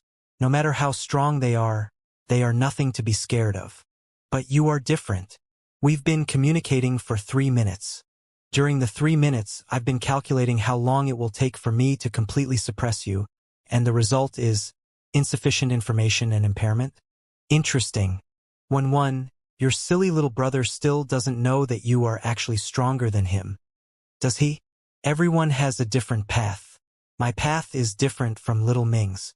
We cannot simply measure each other's strength. Wenwen still shook her head. I'm not good at fighting. I only like to protect. Then, let's fight for protection. The flower in the Fist King's palm shook slightly before it retreated back into his palm. The boxing champion raised the fist of the old civil spiritual puppet and smiled at Wenwen. In the third arena, it was the most dangerous of the 16 arenas. As far as one's eyes could see, there was not a single flat spot on the layered land. There were interconnecting stalagmites and sharp cones everywhere, which seemed to be mixed with rare minerals. The edges and the tips of the stalagmites were glittering and unstoppable, like a hell of swords and spears. Yen Liren was sitting cross-legged on the handle of his sword. The tip of the sword was pointing down and touching the tip of a stalagmite that was sharper than a needle. It seemed to be on the verge of collapse, but in fact, it was as stable as a mountain. Yen Liren didn't even bother to look at his opponent. He stared at the stalagmites around him in a trance, as if he was imagining the stalagmites as billions of flying swords that would be engaged in an earth-shaking battle in his brain.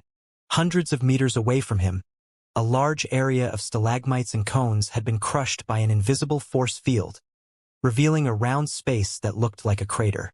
Standing on the top of the crater was a Pangu clan member who was almost 12 meters tall and covered in heat sinkholes. Are you Yen Liren? The Pangu clan's voice was as loud as a bell. They spoke the human language fluently. Of course, along with their speech, a thunderous brainwave was sent out, too. But Yen Liren didn't feel anything. He was still staring at the stalagmite in a daze. He replied briefly, "Yes. I'm told that you are one of the top experts of the human civilization. Over the past year, you've defeated more than 10 experts among the survivors of the primeval era." The Pangu clan continued questioning aggressively. Yen Liren was still too lazy to nod. He replied, "Yes. Those guys are not real experts. They are merely the experts, scholars, and researchers of the Heavenly Palace. They are not weak at all, but they are not far from it." The Pangu clan raised their head and said casually, "But obliteration is different. I was born to be a warrior. For the glory of the primeval era, I hibernated willingly for hundreds of thousands of years and was only woken up recently. Have you ever heard my name?" Yen Liren rolled his eyes. It was obvious that he wanted to shake his head. But to avoid trouble, he nodded and said, "Yes. Very good." The Pangu clan nodded and said, "I didn't know that the Pangu universe would become like this hundreds of thousands of years later. Everything has changed. All the rules and purposes have been overturned. Everything needs to be adapted to again. Thankfully, pure warriors such as myself do not care about politics or the future of a civilization. We only care about martial arts. As long as we can fight, we can do anything. Yen Liren replied, Okay. The Pangu clan frowned deeply. Is it the language of the human civilization that likes to jump out word by word? Or are you just a man of few words? It's not that I don't like to talk. Yen Liren yawned and finally finished his speech. However, I always prefer to talk with my sword. Voila! One explosion. 100. 10,000. The 10,000 stalagmites scattered around Yen Liren were cut off, crushed, and obliterated at the same time. Flying swords made of dust dashed out of the overwhelming dust. Different arenas were equally splendid. The 16 matches had just begun, but they were already a pleasant surprise for the audience, the citizens of the Federation, and even the human beings far away in the Imperium and the Holy Alliance. It had never occurred to anyone that the capability of the strongest human beings would experience such drastic changes after only 3 years, which meant that the limits of the species of human beings had been improved again. As long as they worked hard, everybody would be able to be like the super experts who could move mountains and overturn seas. While the match continued, the organizer took the opportunity to hold press conferences and press conferences. One piece of revolutionary, cutting-edge technology after another, including the ancient legends of the pioneer civilization and the primeval civilization, spread out in the audience and on the network, laying a solid foundation for the final exposure of the flood superbody civilization. In the 7 days and 7 nights that followed, human beings were all immersed in the surging tides. Their worldview was shattered and reshaped time and time again. Even the dumbest and the most indifferent citizens realized that an unprecedented era of surging wind and thunder had gradually begun. From now on, whether they were willing or not, the people who had been lurking in the Pangu universe for billions of years would resume the mission of the primeval era and march into the sea of the multiverse to face what they had been faced with all the time. The future meeting was still ongoing. There were too many things that needed to be discussed and announced. The Congress that gathered the wisdom, strength, and hope of mankind would not be over until several months later. Although it was already midnight, the headquarters of the glorious Sunlight Group was still a brightly lit city. Several important friendly matches and exhibition matches of new war machines were still taking place in various venues. Outside of the hall, 2 women were walking slowly one after another in a small garden. It had been a long time since Ding Lingdang and Jin Xinyue, 2 competitors in a delicate relationship who were both enemies and friends, had gathered together and enjoyed peace and tranquility. Ding Lingdang suddenly stopped. In front of her, in the middle of the garden, stood a statue of Li Yao. This was the headquarters of the glorious Sunlight Group. As the founder of the group and a superhero of the Federation, souvenirs related to Li Yao were everywhere in this place. Ding Lingdang stared at the statue for a long time. Jin Xinyue frowned, but she did not dare interrupt Ding Lingdang's stare. Ding Lingdang stared at him for a long time, her eyes slightly red. Suddenly, she laughed and shook her head. No. When has Li Yao ever been so righteous and serious? Jin Xinyue was somewhat relieved. She said, That's right. When you were in the Federation, you were carefree and happy all the time. Even when you were faced with the biggest problems, you hardly ever felt sad. I believe that you don't want yourself or the people around you to be sad. It will be best if we face the biggest problems happily. Yes, I know. Ding Lingdang stared at the statue that didn't look like Li Yao for a long time. Finally, she couldn't help but reach out and brush off the dry leaves and fallen flowers on the statue's shoulder. She said, In fact, I don't have anything to be sad about. Based on my life and death adventures with Li Yao and the intensity of our training by burning our souls time and time again, the 2 of us could have been killed at any moment. We are already very lucky to be alive and kicking for so long and to be able to stay by each other's side at the last moment. Don't you think so, Xinyue? Jin Xinyue opened her mouth, but she did not know what to say. Of course, she could not really say things like, Yes, Master's wife, you are already very lucky to be alive and kicking right now. Over the past 3 years, I've slowly accepted the fact that Li Yao has perished. However, when I fought against Long Yangjun, the hateful woman, She said that Liao might not be dead yet. Ding Lingdang hesitated for a moment before continuing. The speaker may not mean it, but the listener will. Xianxia, don't laugh at my imagination. Do you think your master is still alive? Well? Xianxia tilted her head and thought for a long time. Then she said carefully, strictly speaking, nobody saw that master was really dead. There are only 2 points that everybody saw and inferred. Firstly, master entered the Rainbow Bridge, a super teleportation array. His body and soul were fully charged and sent out of the Pangu universe. His destination was probably the center of the flood-tide Earth. Secondly, in order to keep the information about the Pangu universe from the enemy, master chose to detonate his own soul and erase all the intelligence about him and the flood-tide warship. All the information was reset to 0. However, can information really be erased and returned to 0? The Dark Moon Foundation, as well as the Secret Sword Department, often searched for the crystal processors of their targets when they were collecting intelligence. Most of the time, when they felt that they were being targeted, they would destroy all the information stored in the crystal processors first. However, for the experts of crystal processors, they would leave a trace wherever they went. Any information that had existed in the past could never be completely destroyed or erased. To recover the information, they simply had to ask time, technology, and price. As for master's situation, generally speaking, when a cultivator detonates his soul, he is, of course, deader than a doornail. But there are exceptions.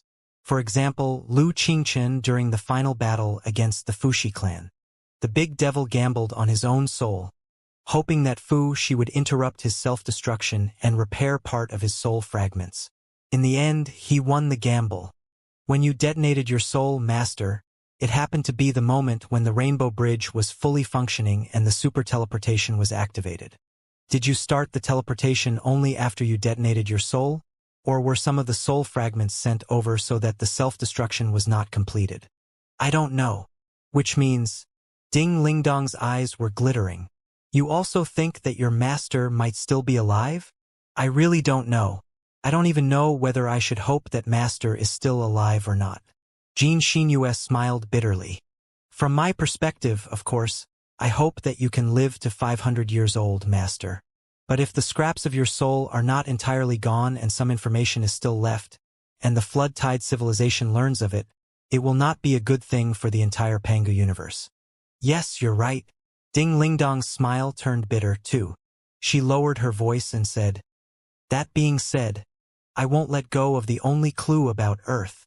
Whether or not the Earth that Liao saw in the uncanny dream was the common origin of the super-body civilization and the primeval civilization billions of years ago, I will go to the Earth and find out the truth one day. Even if I can't find Liao's soul pieces, I will at least fulfill his unfulfilled wish. Master's wife, are you ready? Destroy the Earth in your place, master, Xianxia said. What is ready for such a thing? Ding Lingdang said, of course, I can't wait to leave for Earth tomorrow, but there are limits to my recklessness. The Federation and the Pangu universe still have a lot of things to deal with, and our space jump technology can only be limited to the Pangu universe. We haven't reached the level where we can roam freely in the sea of the multiverse yet. The road ahead of us is slow. I'm afraid that we cannot set off without 300 to 500 years of hard work. 300 to 500 years. Alas, 300 to 500 years. Ding Lingdong's fingers tightened and loosened. Xianxia was about to offer a few comforting words, when sharp alarms suddenly echoed around. No, inside and outside of the headquarters of the Glorious Sunlight Group. Ding Lingdang and Xianxia were both high-level officials of the Federation. Naturally, they knew what the alert meant. Judging from the rhythm and intensity, it was a warning of the highest intensity of an air attack, indicating that an unknown enemy with high-energy reactions had broken through the defense circle of the Heaven's Origin sector and was approaching the atmosphere. The defense fleet of the Heaven's Origin sector in the low Earth orbit could not resist it at all. However, how was that possible? Ding Lingdang and Xianxia looked at each other in shock. It was impossible for any enemy to attack the Heaven's Origin sector at this moment, at least not in the Pangu universe. Although the future meeting was held in the headquarters of the Glorious Sunlight Group, It was merely a memorial for Liao, who had perished 3 years ago. Even with the size and capability of the glorious Sunlight Group, it was too much of a stretch to hold a meeting that would determine the future of the civilization of mankind. The meeting was co-hosted by the leadership of the Star Glory Federation, the Imperium of True Human Beings, and the Holy Accord Alliance. Other than everything else, the arrival of the Emperor and the Queen Mother of the Imperium of True Human Beings in the capital city of the Star Glory Federation for the first time, together with the arrival of the mysterious leader of the Sanctuary, was more than enough for them to bring their own forces, and the Federation would have to deploy more elites to guard and alert them. What was displayed in the meeting in the future were the cutting-edge achievements that the civilization of mankind had made in the past 3 years. The top 500 experts of the 3 major forces, as well as the powerful Pangu clan and the Nuwa clan, were all here. Today, the Heaven's Origin sector was literally a forest of experts and a storm of warriors. There were as many marvelous weapons as there were hairs on a cow. The ultimate war machines could be found everywhere. Even the defense of the low Earth orbit had been entrusted to the Burning Prairie Fleet and the Kunlun Fleet. The Burning Prairie Fleet and the Kunlun Fleet were both deep space fleets that could march across thousands of space zones and fight alone for 3 to 5 years to protect a small planet. Even the capital planet of the Federation would be too wasteful. Under such a tight defense, how could the enemy have snuck into the inner part of the orbital ring without alarming anyone?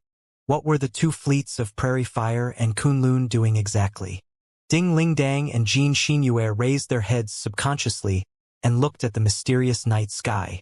In the night sky, a deep blue star was glittering like a blossoming orchid, the orbit of the Heaven's Origin sector. Surrounded by the Burning Prairie Fleet, the Kunlun Fleet, and the latest fleet from the Star Ocean Imperium and the Sanctuary Alliance, the tiny blue crystal approached the atmosphere of the capital city of the Federation unhurriedly. Compared to the invincible steel beasts that dominated the Sea of Stars, the blue crystal was like a small flower that could be easily crushed. However, after only 5 minutes, it had already attracted the attention of all the leadership and experts on the planet. The Federation, the Imperium, and the Sanctuary Alliance, as well as the survivors of the primeval era, were all focused on it. Cold sweat was popping up on the foreheads of many generals and marshals who were holding heavy troops and could fire 1,000,000 cannons at the same time at any moment. White smoke was spurting out of their throats, and the redness almost drowned their eyes. Weird.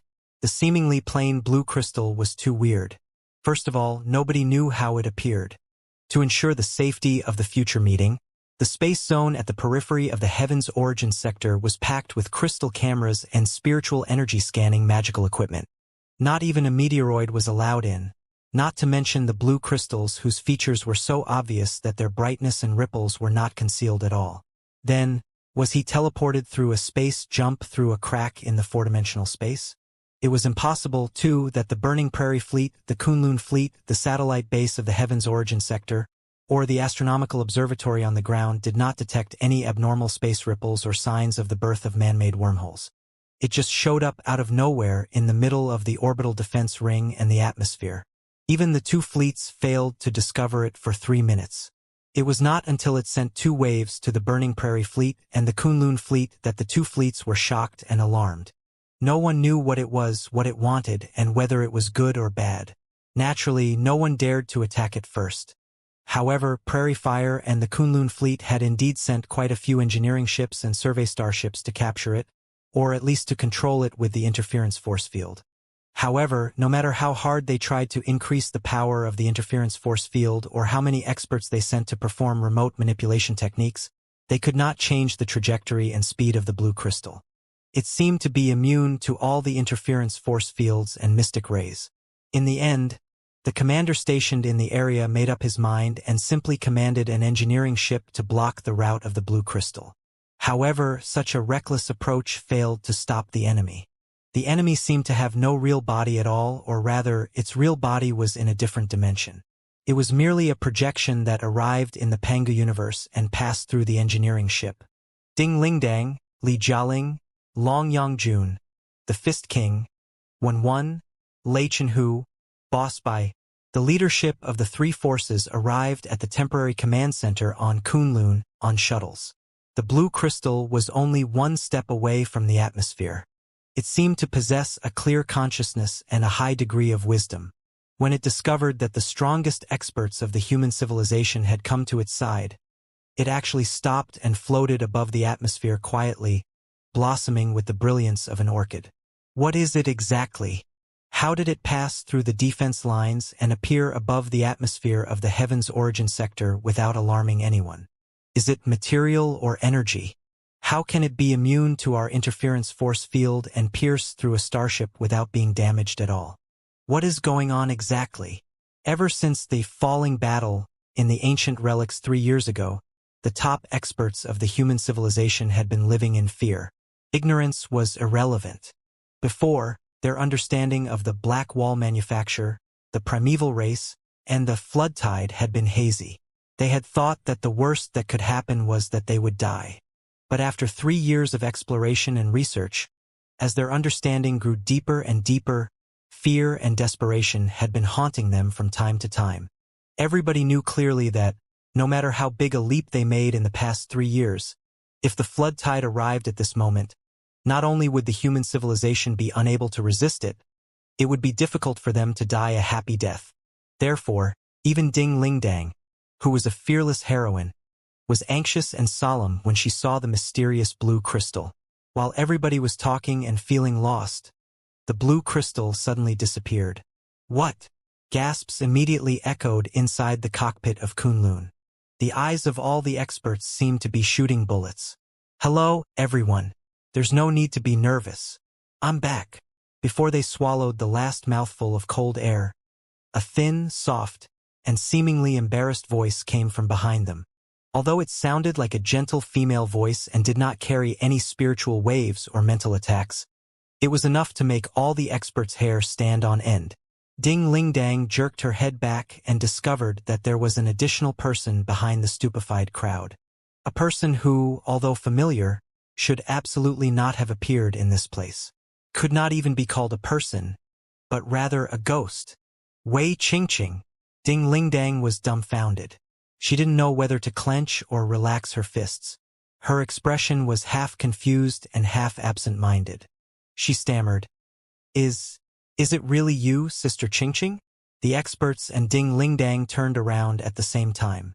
Many of them were from the Star Glory Federation, and those who had been in touch with and participated in the Tinder plan recognized the young girl who appeared out of thin air.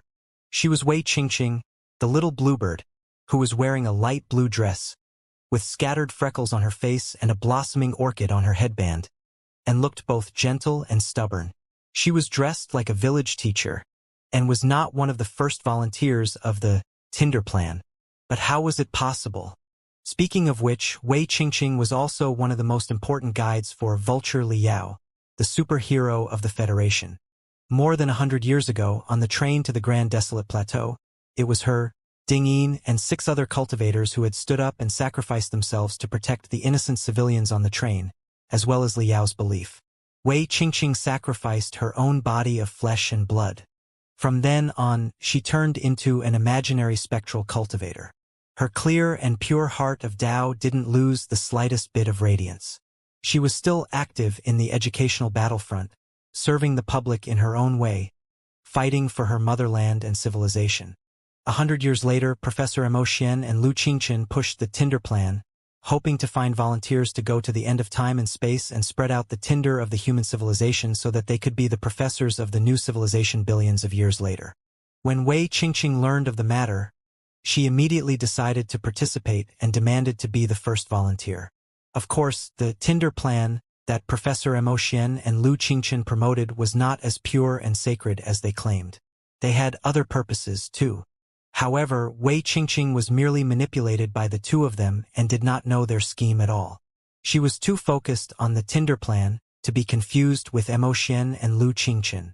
After Mo Xian's death, Lu Qingchen's escape, and the failure of the Phantom Plan, under the insistence of Wei Qingqing, Gui Shishou, and the rest of the cultivators, the Tinder plan was still carried out on a smaller scale. Wei Qingqing got what she wanted and became the first Pangu clan member to be shot at the end of the Sea of Stars. Calculating the time, it was almost 10 years ago.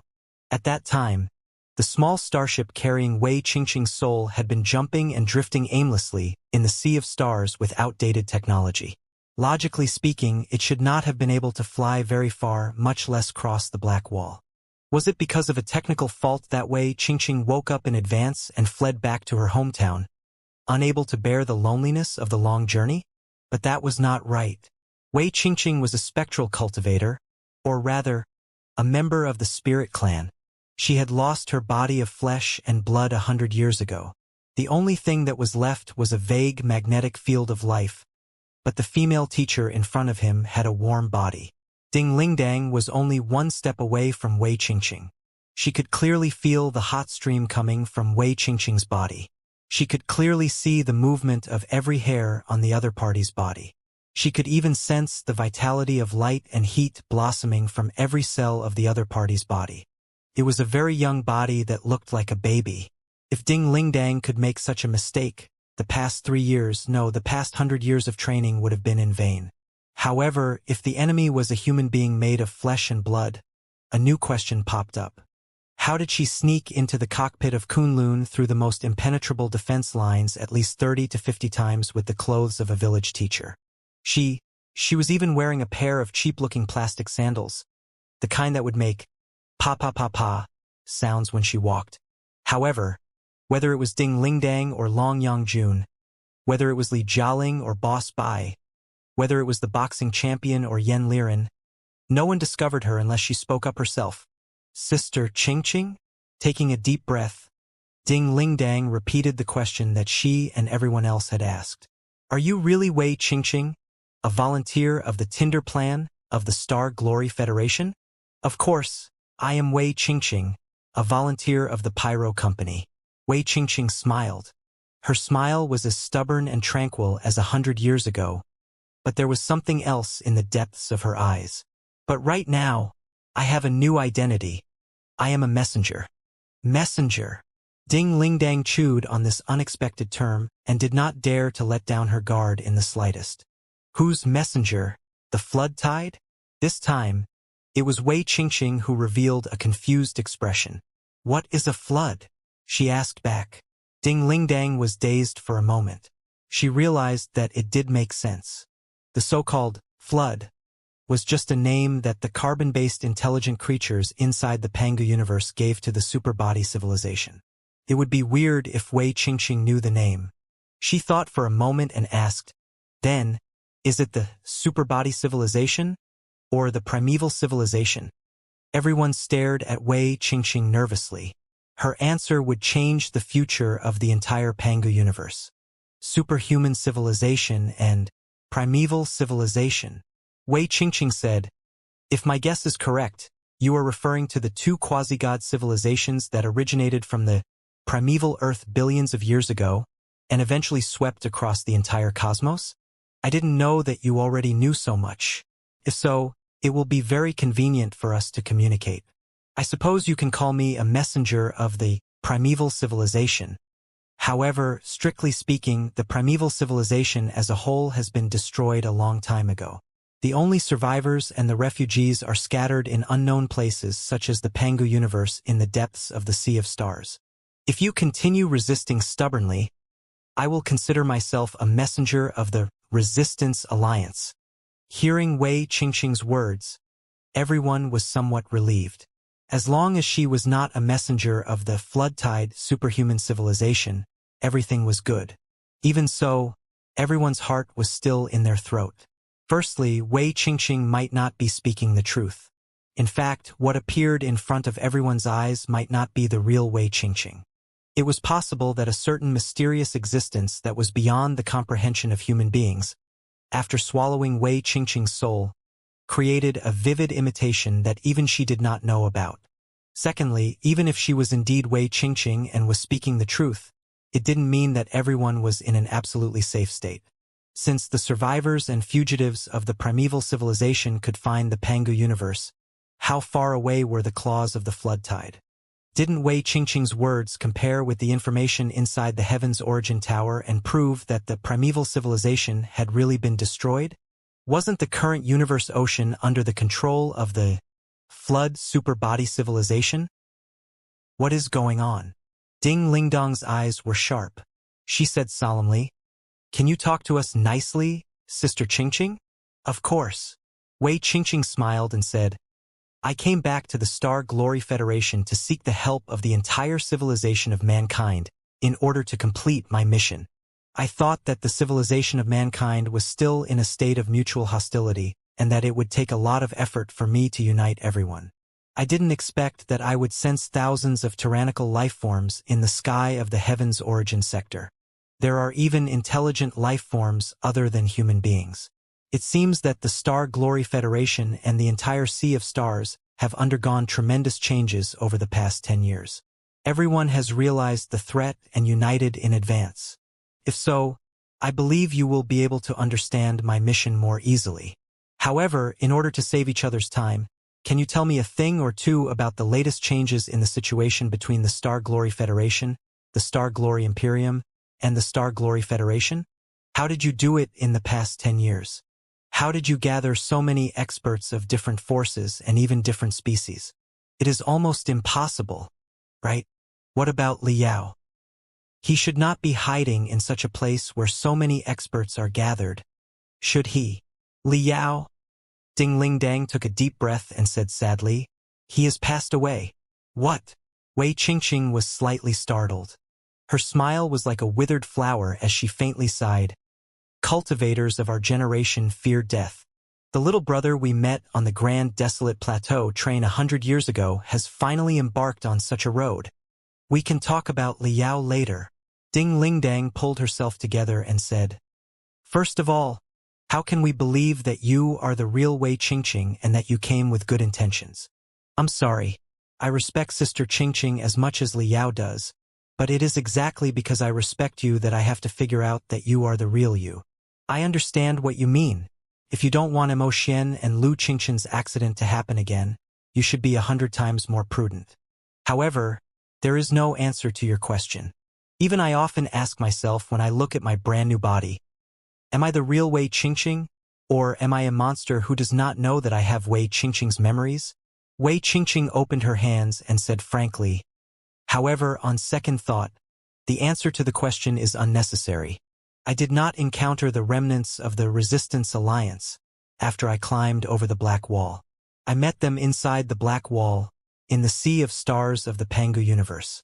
In other words, they knew the general direction of the Pangu universe and could send a second and a millionth starship if they sent one. As for the issue of intelligence leakage, I don't want to know any top secrets.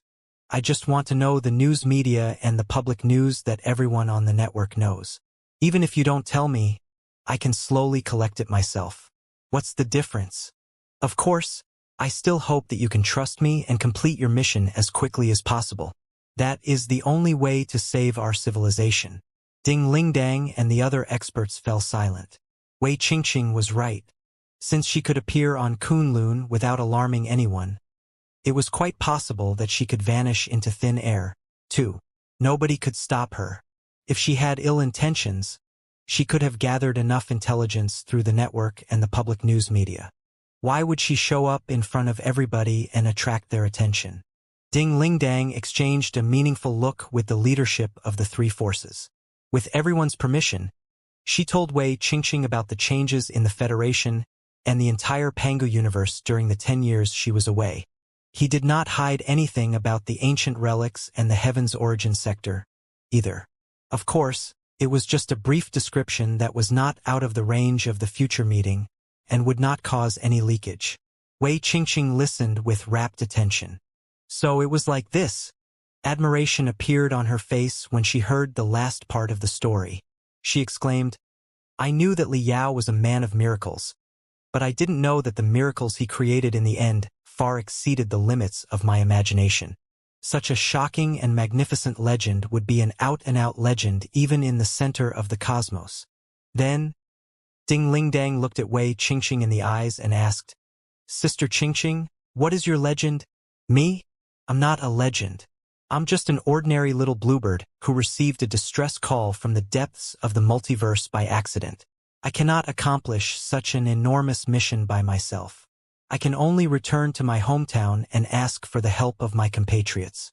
Wei Qingqing said, Of course, I am willing to tell you everything that I know, no matter how big or small. but please pay attention to 2 points. Firstly, in the space zone at the periphery of the Pangu universe, I only encountered the remains of a starship of the Resistance Alliance. The starship that stored the distress letters seemed to have experienced millions of space jumps in the blink of an eye. It was shattered and almost obliterated. I only got part of its information, which is literally a drop in the bucket, and cannot describe the whole thing clearly. Secondly, including myself, the human civilization of the Pangu universe is far away from the quasi-god level civilizations such as the primeval civilization and the super-entity civilization. Trying to figure out the life form and social structure of the quasi-god level civilizations with our wisdom and thinking, including their methods and purposes, is like a blind man groping for an elephant.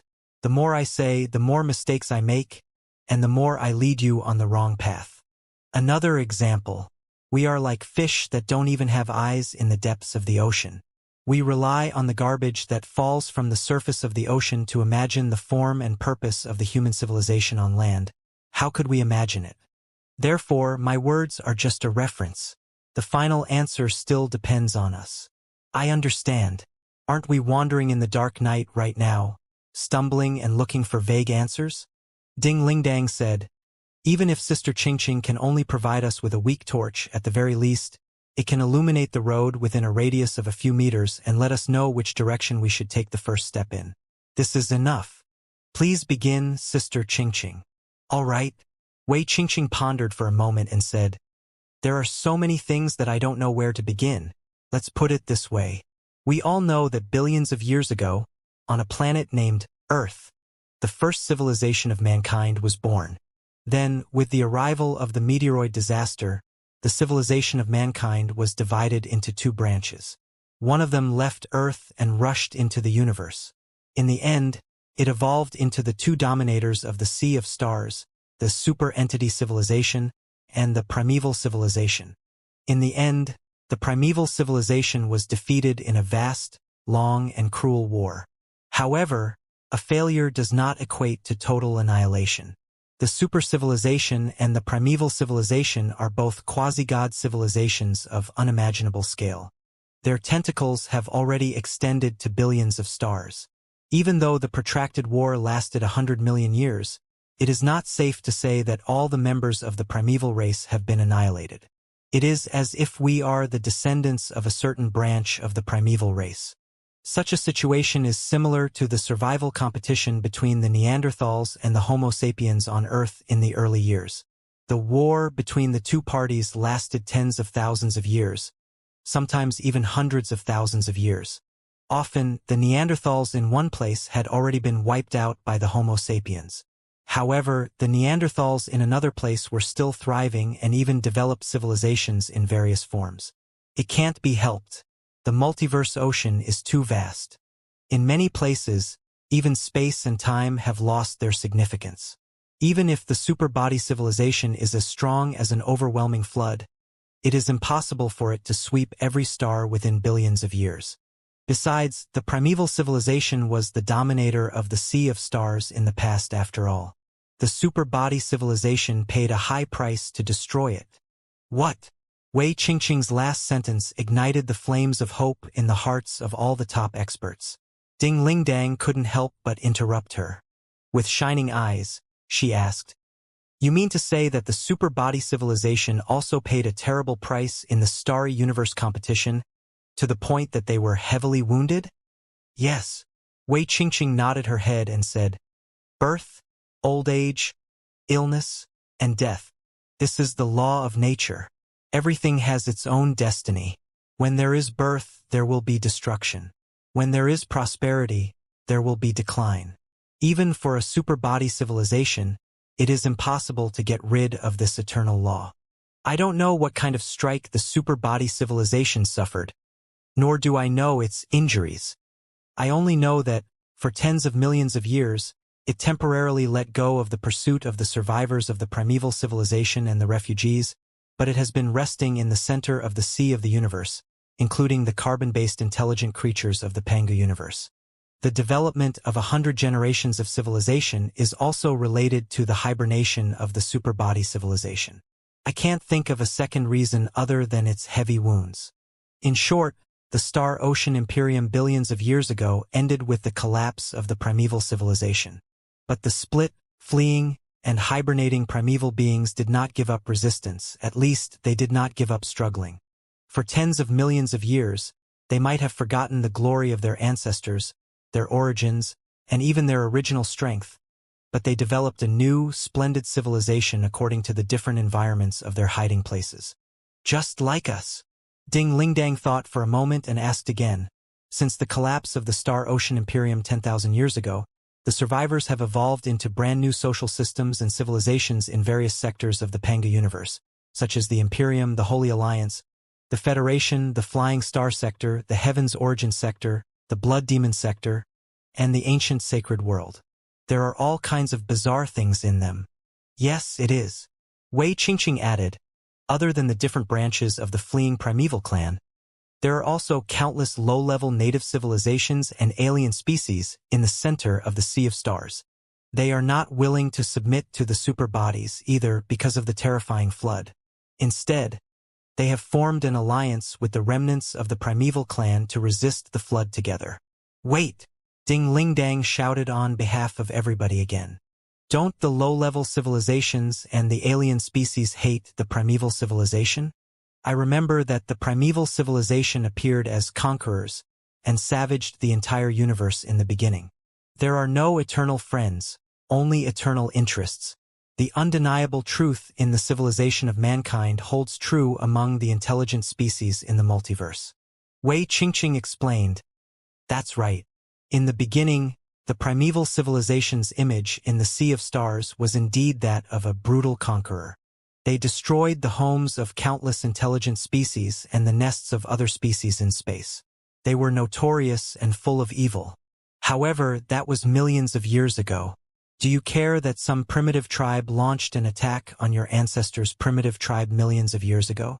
The glory of the primeval civilization has passed a long, long time ago. Right now, all that is left is a bunch of battered and exhausted soldiers. They have never even enjoyed the slightest bit of benefits from the conquest of the universe by their ancestors. From the moment they were born, they have been shivering in the shadow of the flood tide, living a life of anxiety. What's the point of retaliating against such a bunch of stray dogs? On the flood tide civilization side, it's true that they appeared as avengers who preside over justice and peace when they were still weak. They were also supported by countless low-level native civilizations and alien species in space. The big data superlink in the beginning should not have involved the obliteration of free will either. Therefore, the super-civilization was trusted by countless species and civilizations and expanded crazily. However, when it turned from the Ghost Avenger on the planet that had been destroyed a long time ago into an apocalyptic cosmic tide, terrible changes must have taken place inside it, too, which made countless native civilizations and space residents realize that it was not as bright and kind as it appeared to be, and that it might be an even more formidable enemy than the primeval civilization. At the very least, the primeval civilization is an enemy that is understandable within the normal range. The strong prey on the weak. The winners are kings.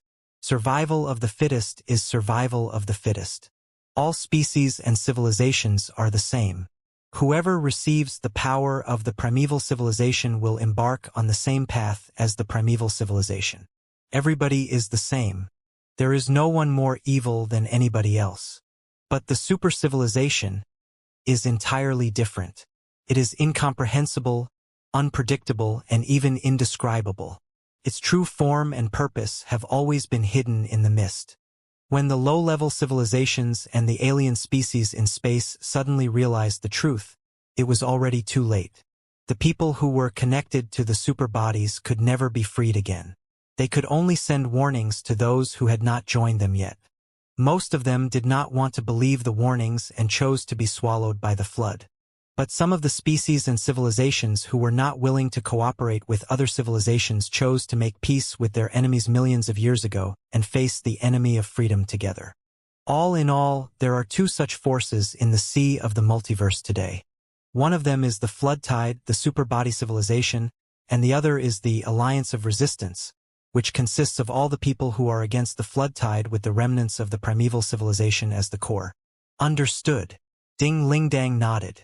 Then, how did you run into the starships of the Resistance Alliance and become their messenger? What do they want? More importantly, have the Resistance Alliance or the Flood found our coordinates? Probably not yet. Wei Qingqing explained, although it is named Alliance, the overall strength of the Resistance Alliance is not very strong, at least compared to the Flood Tide. If the Flood Tide is a regular occupying force armed to the teeth, it is just an organization like the Cosmic Guerrillas. Even its predecessor, the primeval civilization at its peak, was no match for the Flood Tide, much less it.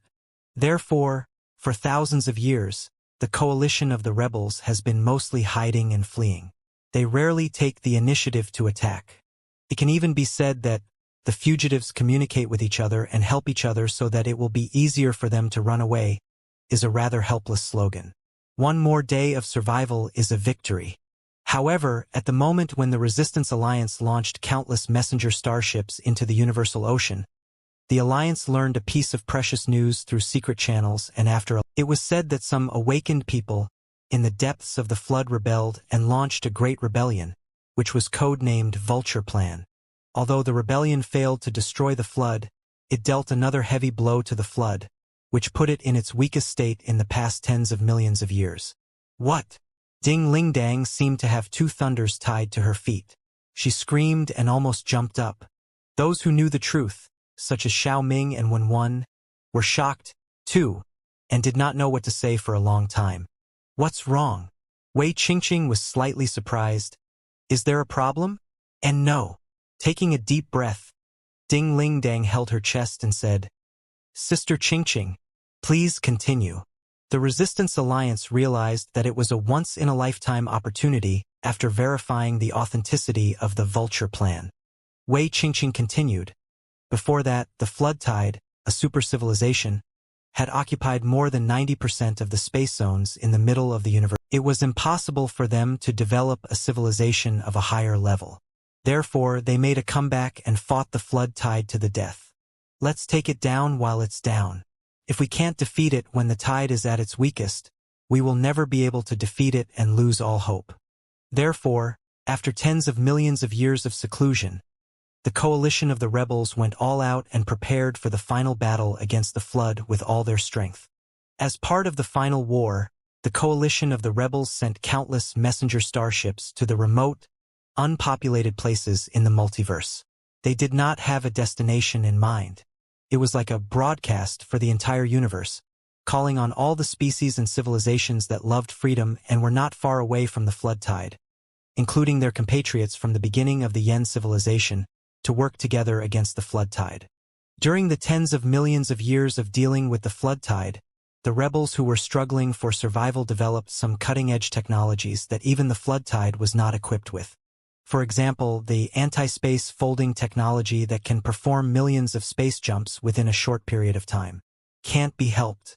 The speed of the fugitives is always a little bit higher than that of the hunters, because the hunters can always start over after one failure, and the fugitives will never have a second chance after one failure.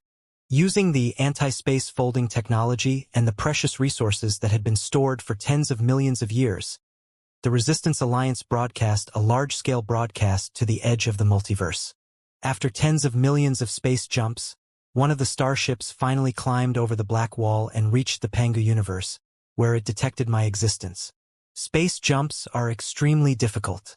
Even the cutting-edge starship built by the Resistance Alliance was seriously damaged and almost scrapped after tens of millions of space jumps. It was impossible to perform a new space jump. Even the messenger inside the starship was killed by the four-dimensional storm. Therefore, the carrier chose me to be the new messenger. After I learned the reason and the consequences, I thought that it was necessary to let my compatriots know that it was the reason I returned to the Heaven's Origin sector. Ding Ling Dang and the other human experts pondered for a long time. Although Wei Qingqing's explanation was plausible, there were still a lot of loopholes and questions that had to be clarified. Then, what can we do for the Resistance Alliance? Ding Ling Dang tried to ask. Judging from your description and the technology that allowed you to reunite your real body with the messenger starship, although they are the remnants of the primeval civilization, Their technology and civilization level are still far higher than ours. There is a huge gap between us and the resistance. Are we really going to play any role in the competition of the quasi-god civilization? Even a light straw can crush a camel at the critical moment. Wei Qingqing said, if the war between the two quasi-god civilizations comes to an impasse, whoever has the help of one more civilization or even one more starship might be able to completely reverse the situation. We don't need to undervalue ourselves. After all, in terms of origin, we are all descendants of the primeval race, and we are all intelligent creatures from the ancient era. Why can't we do what the Resistance Alliance can do? Even if we are really primitive people in the Stone Age, the brains of the primitive people have basically fully developed. After a certain amount of training, even if we don't know how to manufacture weapons, what's wrong with learning to use the most advanced weapons? Specifically speaking, the Alliance of Resistance has installed a special automation technology on every carrier, which is the technology to build anti-space folding thrusters. With the input of astronomical resources and energy, brand new carrier starships can be duplicated and the horn of war will be broadcasted. Well? Ding Lingdang blinked. Why? Do you still not understand? Wei Qingqing said, the Resistance Alliance is very clear that the multiverse is extremely vast, and most of the refugees and survivors are hiding in the most secluded places. It is already the best we can do if hundreds of carrier starships can find a batch of survivors. It is impossible to locate all the survivors with the carrier starships that the Alliance of Residents built themselves. Only with the help of the survivors themselves can the crucial information be spread to every corner of the universe ocean. If you still don't understand, you might want to think about viruses. In fact, in the eyes of the flood tide, those of us who are disobedient and unwilling to join the flood tide are like viruses in the universe in the first place. It doesn't matter if a messenger starship is destroyed. As long as it disseminates the technology to replicate itself, it is possible that 10 or even 100 messenger starships will be created and wake up countless people who have fallen into depravity, calling for everyone to stand up against it. I see. Ding Lingdang thought for a moment and realized what was going on. She exclaimed, the Resistance Alliance does not care about the leakage of information at all. They are really going to fight the flood. Yes, the Resistance Alliance has been hiding for tens of millions of years. All the roads are dead ends. None of the options are valid. We can only turn around and fight to the death.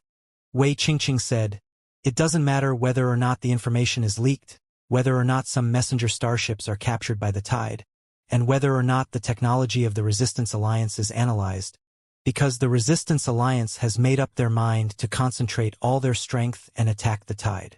They just want more help from the Alliance before the attack begins.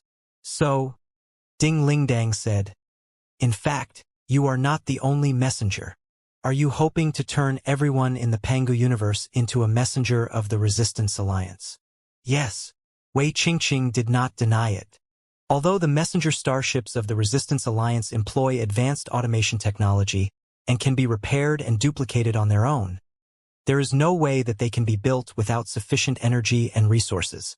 Only with the full support of the Federation, the Imperium, and the Sanctuary Alliance can we build 10 or even 100 messenger starships. Besides, the carrier is not unmanned.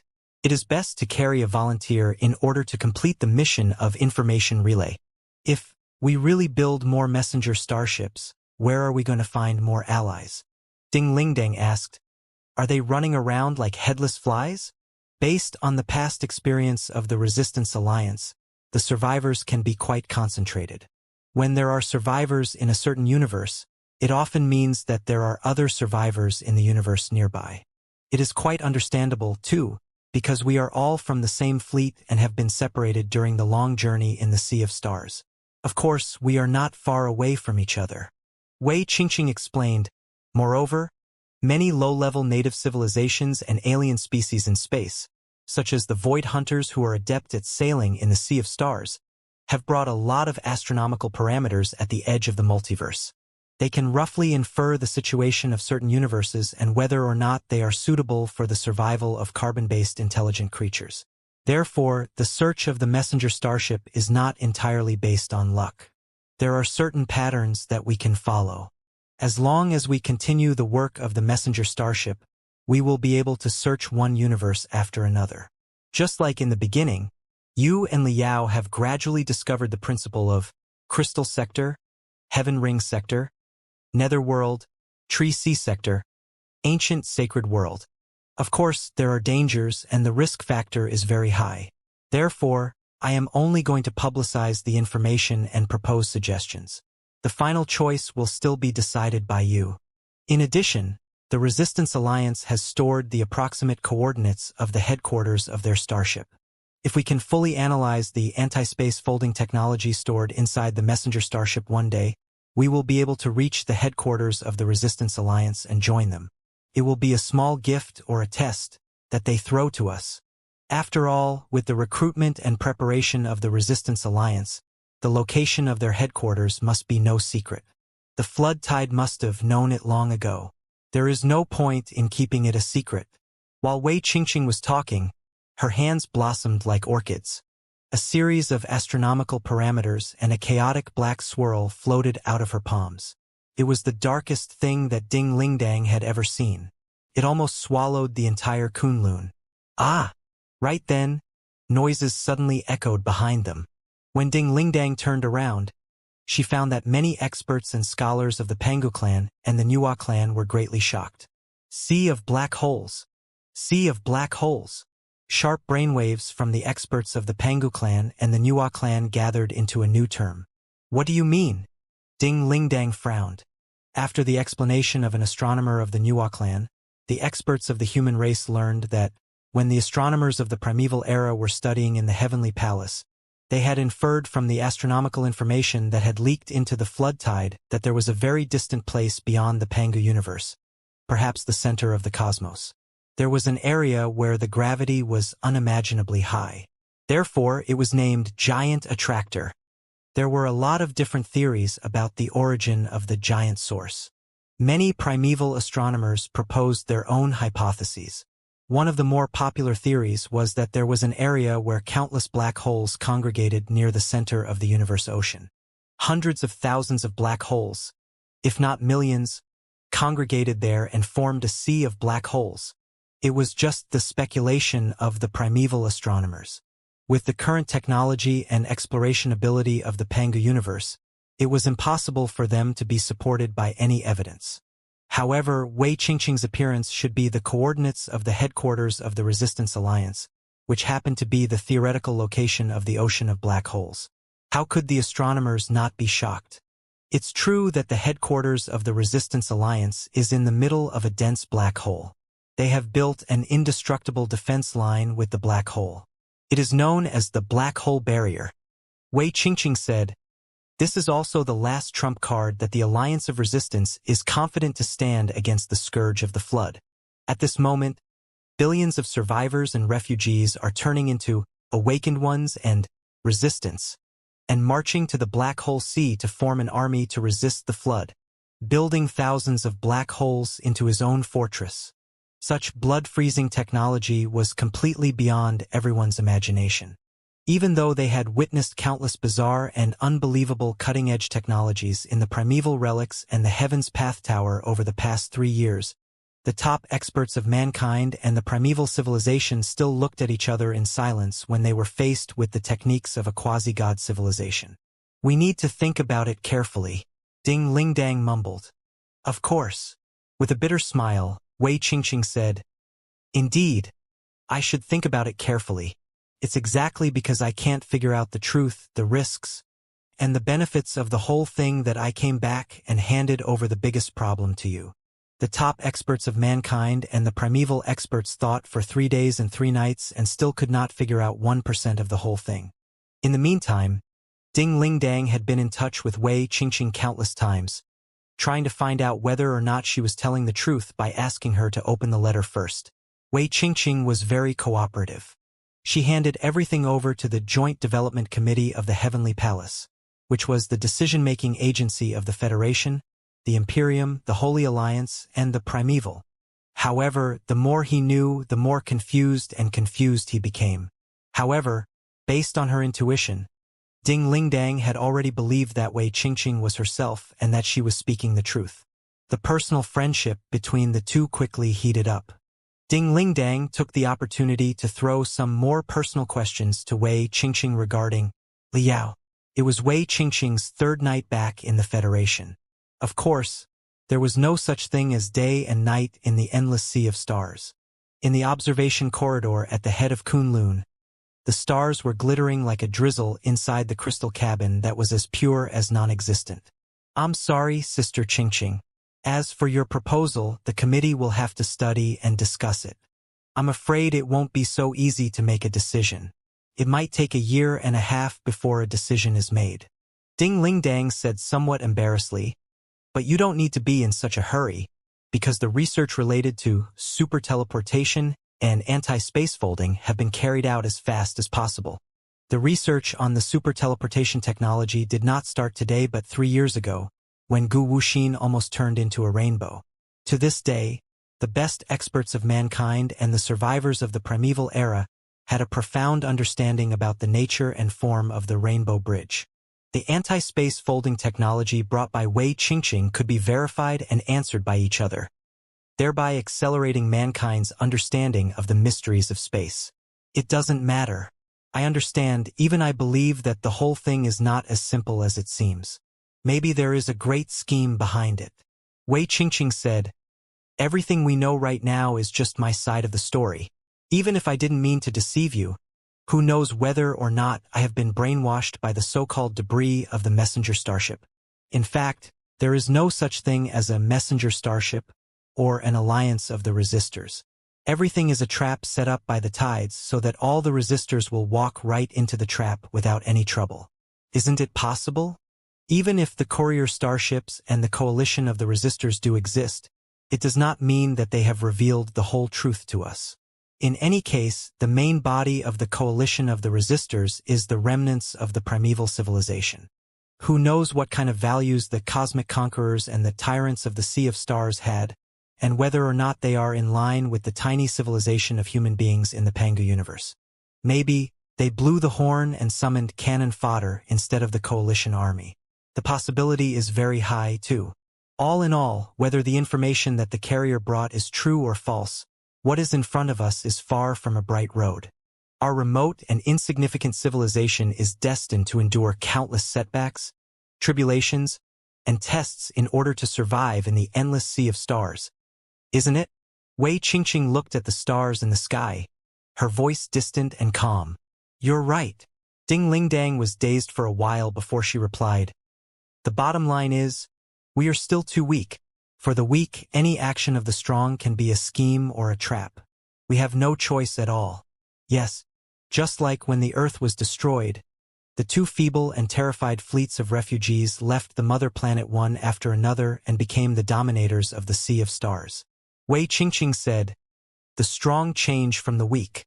If the civilization of mankind, which originated from Earth in the past, can do it, why can't we, the civilization of mankind from the Pangu universe? It doesn't matter whether it is a scheme or a trap. We knew that there were tigers in the mountains, but we still chose to go there. This is our only chance. These words should come from your mouth, not mine. Ding Lingdang was silent for a moment. Let's change the topic. I have some questions for Sister Qingqing. Ding Lingdang hesitated. All right. Wei Qingqing smiled. What do you want to know? About Earth? Ding Lingdang said. Of course, we all know that the real Earth was destroyed billions of years ago. But tell me, with the capability of the quasi-god civilization, is it possible to build a new Earth, including countless ignorant Earthlings, and let them reenact the development of the old Earth civilization? If the intelligence provided by the carrier is correct and the coalition of the resistors can build a black hole fortress with the power of billions of black holes, what's the big deal about building another Earth? Wei Qingqing said, choose a habitable planet of a suitable size and size, simulate the environment of the primeval Earth through the modification of the atmosphere and the crust, and then throw in a lot of Earthlings whose memories have been purged and tampered with, or who were born in the laboratories in the first place, and build 1 or even 100 Earths to soothe their homesickness or to simulate the different changes in history. Of course, this is very possible. If they are not entities in the three-dimensional universe but the complicated data in the virtual world, it will be even simpler. I believe that, with the technological capability of a civilization at the level of a quasi-god, countless virtual Earths and billions of virtual Earths can be created within a moment, right? Then, Ding Ling Dang was a bit nervous. According to the information you received from the carrier, have you ever heard of such replicating Earth? Or virtual Earth, in the middle of a flood? I didn't know that, Wei Qingqing said. But I'm told that there is a very mysterious and terrifying prison in the depths of the flood where all the people who were unwilling to submit to the flood for billions of years are locked. What? Ding Lingdang was surprised. What do you mean? Although the flood was unstoppable and swallowed species and civilizations one after another, especially when it defeated the primeval civilization and absorbed the thousands of universes that belonged to it, not all the individuals were willing to submit to its tyranny. Wei Qingqing explained, the three armies can seize the commander-in-chief position, but ordinary people can't seize the will. It's easy to crush a civilization, but it's difficult to make all the individuals of the civilization obediently submit. For the individuals of the defeated race and civilization, the stronger they are, the more tenacious their will is, the more independent their spirit is, and the more unwilling they are to meld with the souls of thousands of people. The flood tide has already captured these people. It is a piece of cake to kill them. However, such a simple and crude approach will not achieve the ultimate purpose of the flood tide. It will even give these people a quick release. Therefore, such a prison exists in the depths of the flood. It is known as Reincarnation Prison by the coalition of the rebels. Countless unyielding heroic souls are locked up there, including the Vulture plan that I mentioned 3 days ago. It is very likely that it is the prison break of the heroic souls. So it was like this. Ding Lingdang stared at Liao and thought for a long time. Eventually, she couldn't help but ask, Sister Qingqing, let's say Liao is still alive. Is it possible that his soul is locked in the reincarnation prison? I don't know, Wei Qingqing said, but such a possibility does exist. Death is not the end. It is just the beginning of the other side of the journey.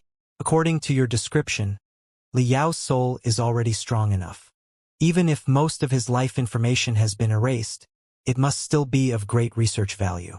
Chances are that he is locked in the reincarnation prison. Therefore, we still have a chance, even if it is 1 in a billion, to rescue him and revive him. Ding Lingdang was extremely excited. But on second thought, she was greatly disappointed. Forget it. Even if such a possibility does exist, the defense of the reincarnation prison must be extremely tight. Liao's soul must be the target of high-level surveillance. His every move and ours will be detected by the flood. Our recklessness will only be walking into a trap and getting ourselves killed. Not necessarily, Wei Qingqing said. This is what I told you earlier. To understand the existence of the flood tide with our language and thinking methods is completely different. In fact, whether it is the words civilization, alliance, or reincarnation prison, they were all randomly put together in order to explain it. You shouldn't think of the flood as a civilization billions of times more advanced than that of mankind. Instead, you should think of it as a certain gargantuan life form that includes the universe.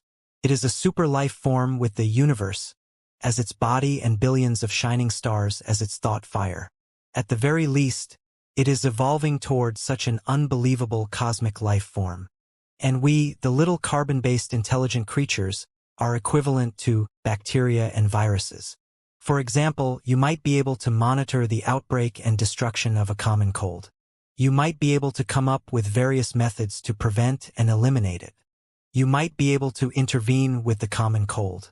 You might have various methods to protect yourself, but it would be impossible for you to monitor every specific cold virus, right?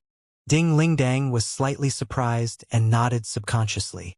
By the same logic, when you find that there is some kind of bacterial infection or imbalance in your body that will affect your health, you can take medicine, and for fluids, you can use the most advanced treatment measures, and you can also activate the immune system inside your body to deal with it. Wei Qingqing continued. But you still can't lock onto every specific bacterium and destroy them one by one. There's absolutely no need for that, is there? Understood. Ding Lingdang said. I kind of understand what you were trying to say. You are saying that, assuming that the tide is a gargantuan giant because the giant is too enormous, it is impossible for him to communicate with us bacteria and viruses directly, and it is even difficult for him to monitor a specific bacteria and virus? After billions of years of evolution, he has actually turned into a completely different life form from us and cut off the ability to communicate with us. Yes, not to mention that the giant was still at the weakest moment of his life. You may imagine him to be a seriously wounded giant who was barely breathing. Wei Qingqing said, "He is trying his best to treat his disease. Maybe his treatment plan will eliminate billions of germs and viruses in the blink of an eye. However, monitoring a specific bacteria and virus? I don't think it is necessary. I understand now. When a giant swallows all the stars in the universe and the entire universe needs to process the endless information from billions of stars every second, it is indeed difficult to squeeze out the redundant computational ability to pay special attention to an empty soul." Ding Lingdang mumbled, "However, even if we can break into the reincarnation prison, it will be hundreds of years later. Can Liao really wait that long? I don't know whether or not Liao can wait that long, but I do know that time and space are the same in the sea of the multiverse. They can be twisted, folded, and penetrated." Wei Qingqing said, "As a carbon-based intelligent life, no matter how much we evolve, the lifespan of human beings has a limit. At most, it can be a few hundred years or even 1,000 years. However, I have heard that many of the heroic spirits locked in the reincarnation prison have existed for tens of thousands of years, hundreds of thousands of years, or even millions of years. It is absolutely impossible if it does not involve a certain law of time compression, time distortion, or time freezing. On the other hand, different life forms have different feelings about the scale of time. It is impossible for a bacterium to have the same feelings as humans about the passage of time. Similarly, if Liao really enters the reincarnation prison and becomes something completely different, perhaps 1,000 years of vicissitudes for you and me will be nothing but a short moment for him. There is another possibility. If Liao's soul is fully digitalized and virtualized, and the truth of the reincarnation prison turns out to be a virtual world independent of the three-dimensional universe, the flow of time must have other mysteries. All in all, I believe that, as long as Liao's heroic spirit is not extinguished, and you can persist in fighting until the moment when you break into the reincarnation prison, you will have a chance to meet him again. It's like this." Ding Lingdang couldn't help but nod her head, as she recalled the tens of thousands of years of solidification caused by the time curvature change in the depths of the primordial ruins. However, I think that, even if Liao's soul still exists, he must have erased most of his life information. It's impossible for him to remember anything that happened in the 40,000 years of cultivation in the Pangu universe. He might not even know who he is. Wei Qingqing said, "If you really want to find him, you have to find a way to send a message to the reincarnation prison first to awaken his memories, his will, and his self. I believe that as long as he can remember who he is, he will definitely turn the reincarnation prison upside down. You don't need to worry at all." Send a message to the reincarnation prison? Ding Lingdang thought for a moment. Wouldn't that be walking right into a trap? Everything Liao did was to destroy the information. Times have changed. Of course, I'm not talking about sending a message to the reincarnation prison in the depths of the flood right now. Our current technology is far from enough to do that. Wei Qingqing said, "Right now, the final battle between the flood tide and the Resistance Alliance has not broken out yet. We are still hiding in the darkness. Of course, we cannot leak any information to the outside world. However, if we look at the future hundreds or even thousands of years from now, if we find dozens or even hundreds of completely different civilizations near the Panga universe one day and reach out to the Alliance of Resistance, and the two quasi-god civilizations start a total war, there will be no need for us to hide ourselves anymore. On the contrary, if we can reach out to the reincarnation prison in the depths of the flood and wake up all the heroes there, a betrayal frenzy that is hundreds of times more intense than the Vulture plan might be the key to victory. Look, just as I said earlier, our seemingly remote, desolate, and insignificant civilization is not necessarily unable to determine the future of the multiverse sea. A small dike can be destroyed by an ant's nest. Who says we can't become the ants that destroy the flood tide? Of course, I'm not in a hurry. but I might as well think about it carefully first. If I really need to send messages to the reincarnation prison one day to wake up a heroic spirit such as Liao, what kind of technology should I use and how should I do it? Wei Qingqing's words made Ding Lingdang lost in thought for a long, long time.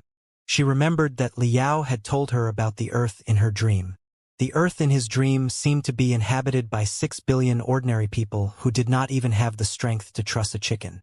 They were all ignorant creatures who did not know the wonders of spiritual energy, the vastness of the universe, and the true brilliance of life. In other words, they were never really alive. Liao was just one of them. However, what if the Earthlings discovered that they were not as ordinary as they thought but heroic spirits who had been sealed in countless failed wars against the tides over billions of years? If he could wake up the 6 billion heroic spirits and remind them of their freedom, glory, and destiny, they would all be as strong as Liao. Maybe it was the key to destroying the flood tide. I understand. Ding Lingdong's eyes, which had been confused for 3 days, turned firm again. She took a long breath and put on a confident smile again. She clenched her fists and said sincerely, "Thank you, Sister Qingqing. I think I know what to do next. There's no need to thank me. Think more, think more. Don't believe anything anyone says, including what I just said." Wei Qingqing said, "Let me repeat myself. I don't know whether or not the matter about the messenger starship and the war horn is true. I don't know whether or not the Resistance Alliance is just a disguise made up by the flood tide to attract the resistors into a trap. I don't know whether or not I have become a tool of evil and whether or not I will lead our civilization into endless darkness. I don't know anything about any of this. All I know is that the storm that sweeps the sea of stars is here, and we have nowhere to run except to march forward. Right?" "Yes." Ding Lingdong's eyes pierced through the transparent cabin window and into the depths of the storm-like stars. She said resolutely, one word after another. "We have nowhere to run to, and we never thought of running away at all. Whether our enemy is the flood tide or the Resistance Alliance, whether it is a quasi-god civilization or a true god-level civilization, or an existence that is even higher than a god-level civilization and cannot be described in words, we will fight until the end. We will either die a hero's death, step on the corpses of our enemies, and climb to the peak of evolution and the peak above it. Over the past billions of years, our ancestors have made 100% miracle with only 1% of hope. In the billions of years to come, we will go on like this until the heaven and the earth destroy us or we slaughter through the entire world." 3 years had passed since Wei Qingqing returned to the Federation. Over the past 3 years, the Federation, the Imperium, and the Sanctuary Alliance, as well as the Primeval Autonomous Space Zone, had changed hundreds of times more violently and rapidly than in the previous 3 years. Of all the changes, the most important one for the future of the Panga universe was undoubtedly the decision of the Joint Development Committee of the Heavenly Palace to activate the Messenger Plan and march out of the Panga universe. It was not an impulsive move, but as Ding Lingdang and Wei Qingqing had said, there was no other choice. Firstly, whether Wei Qingqing was speaking the truth or she herself had been hypnotized by the enemy, at least according to the analysis of the magical equipment experts, the debris of the messenger starship had strong traces of industrial production. In other words, the messenger starship was not a one-of-a-kind, handmade thing. It was possible that thousands of starships had been built and distributed to the entire cosmos. Under such circumstances, it would be hilarious if they continued being cowards. Even if the human civilization of the Panga universe did not explore the outside world, other carrier starships might find other survivors, or new carrier starships might jump into the Panga universe and eventually figure out the coordinates of the Panga universe.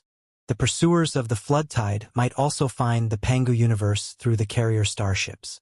The ostrich buried its head in the sand. Other than gaining a temporary, illusionary sense of security, it was of no use.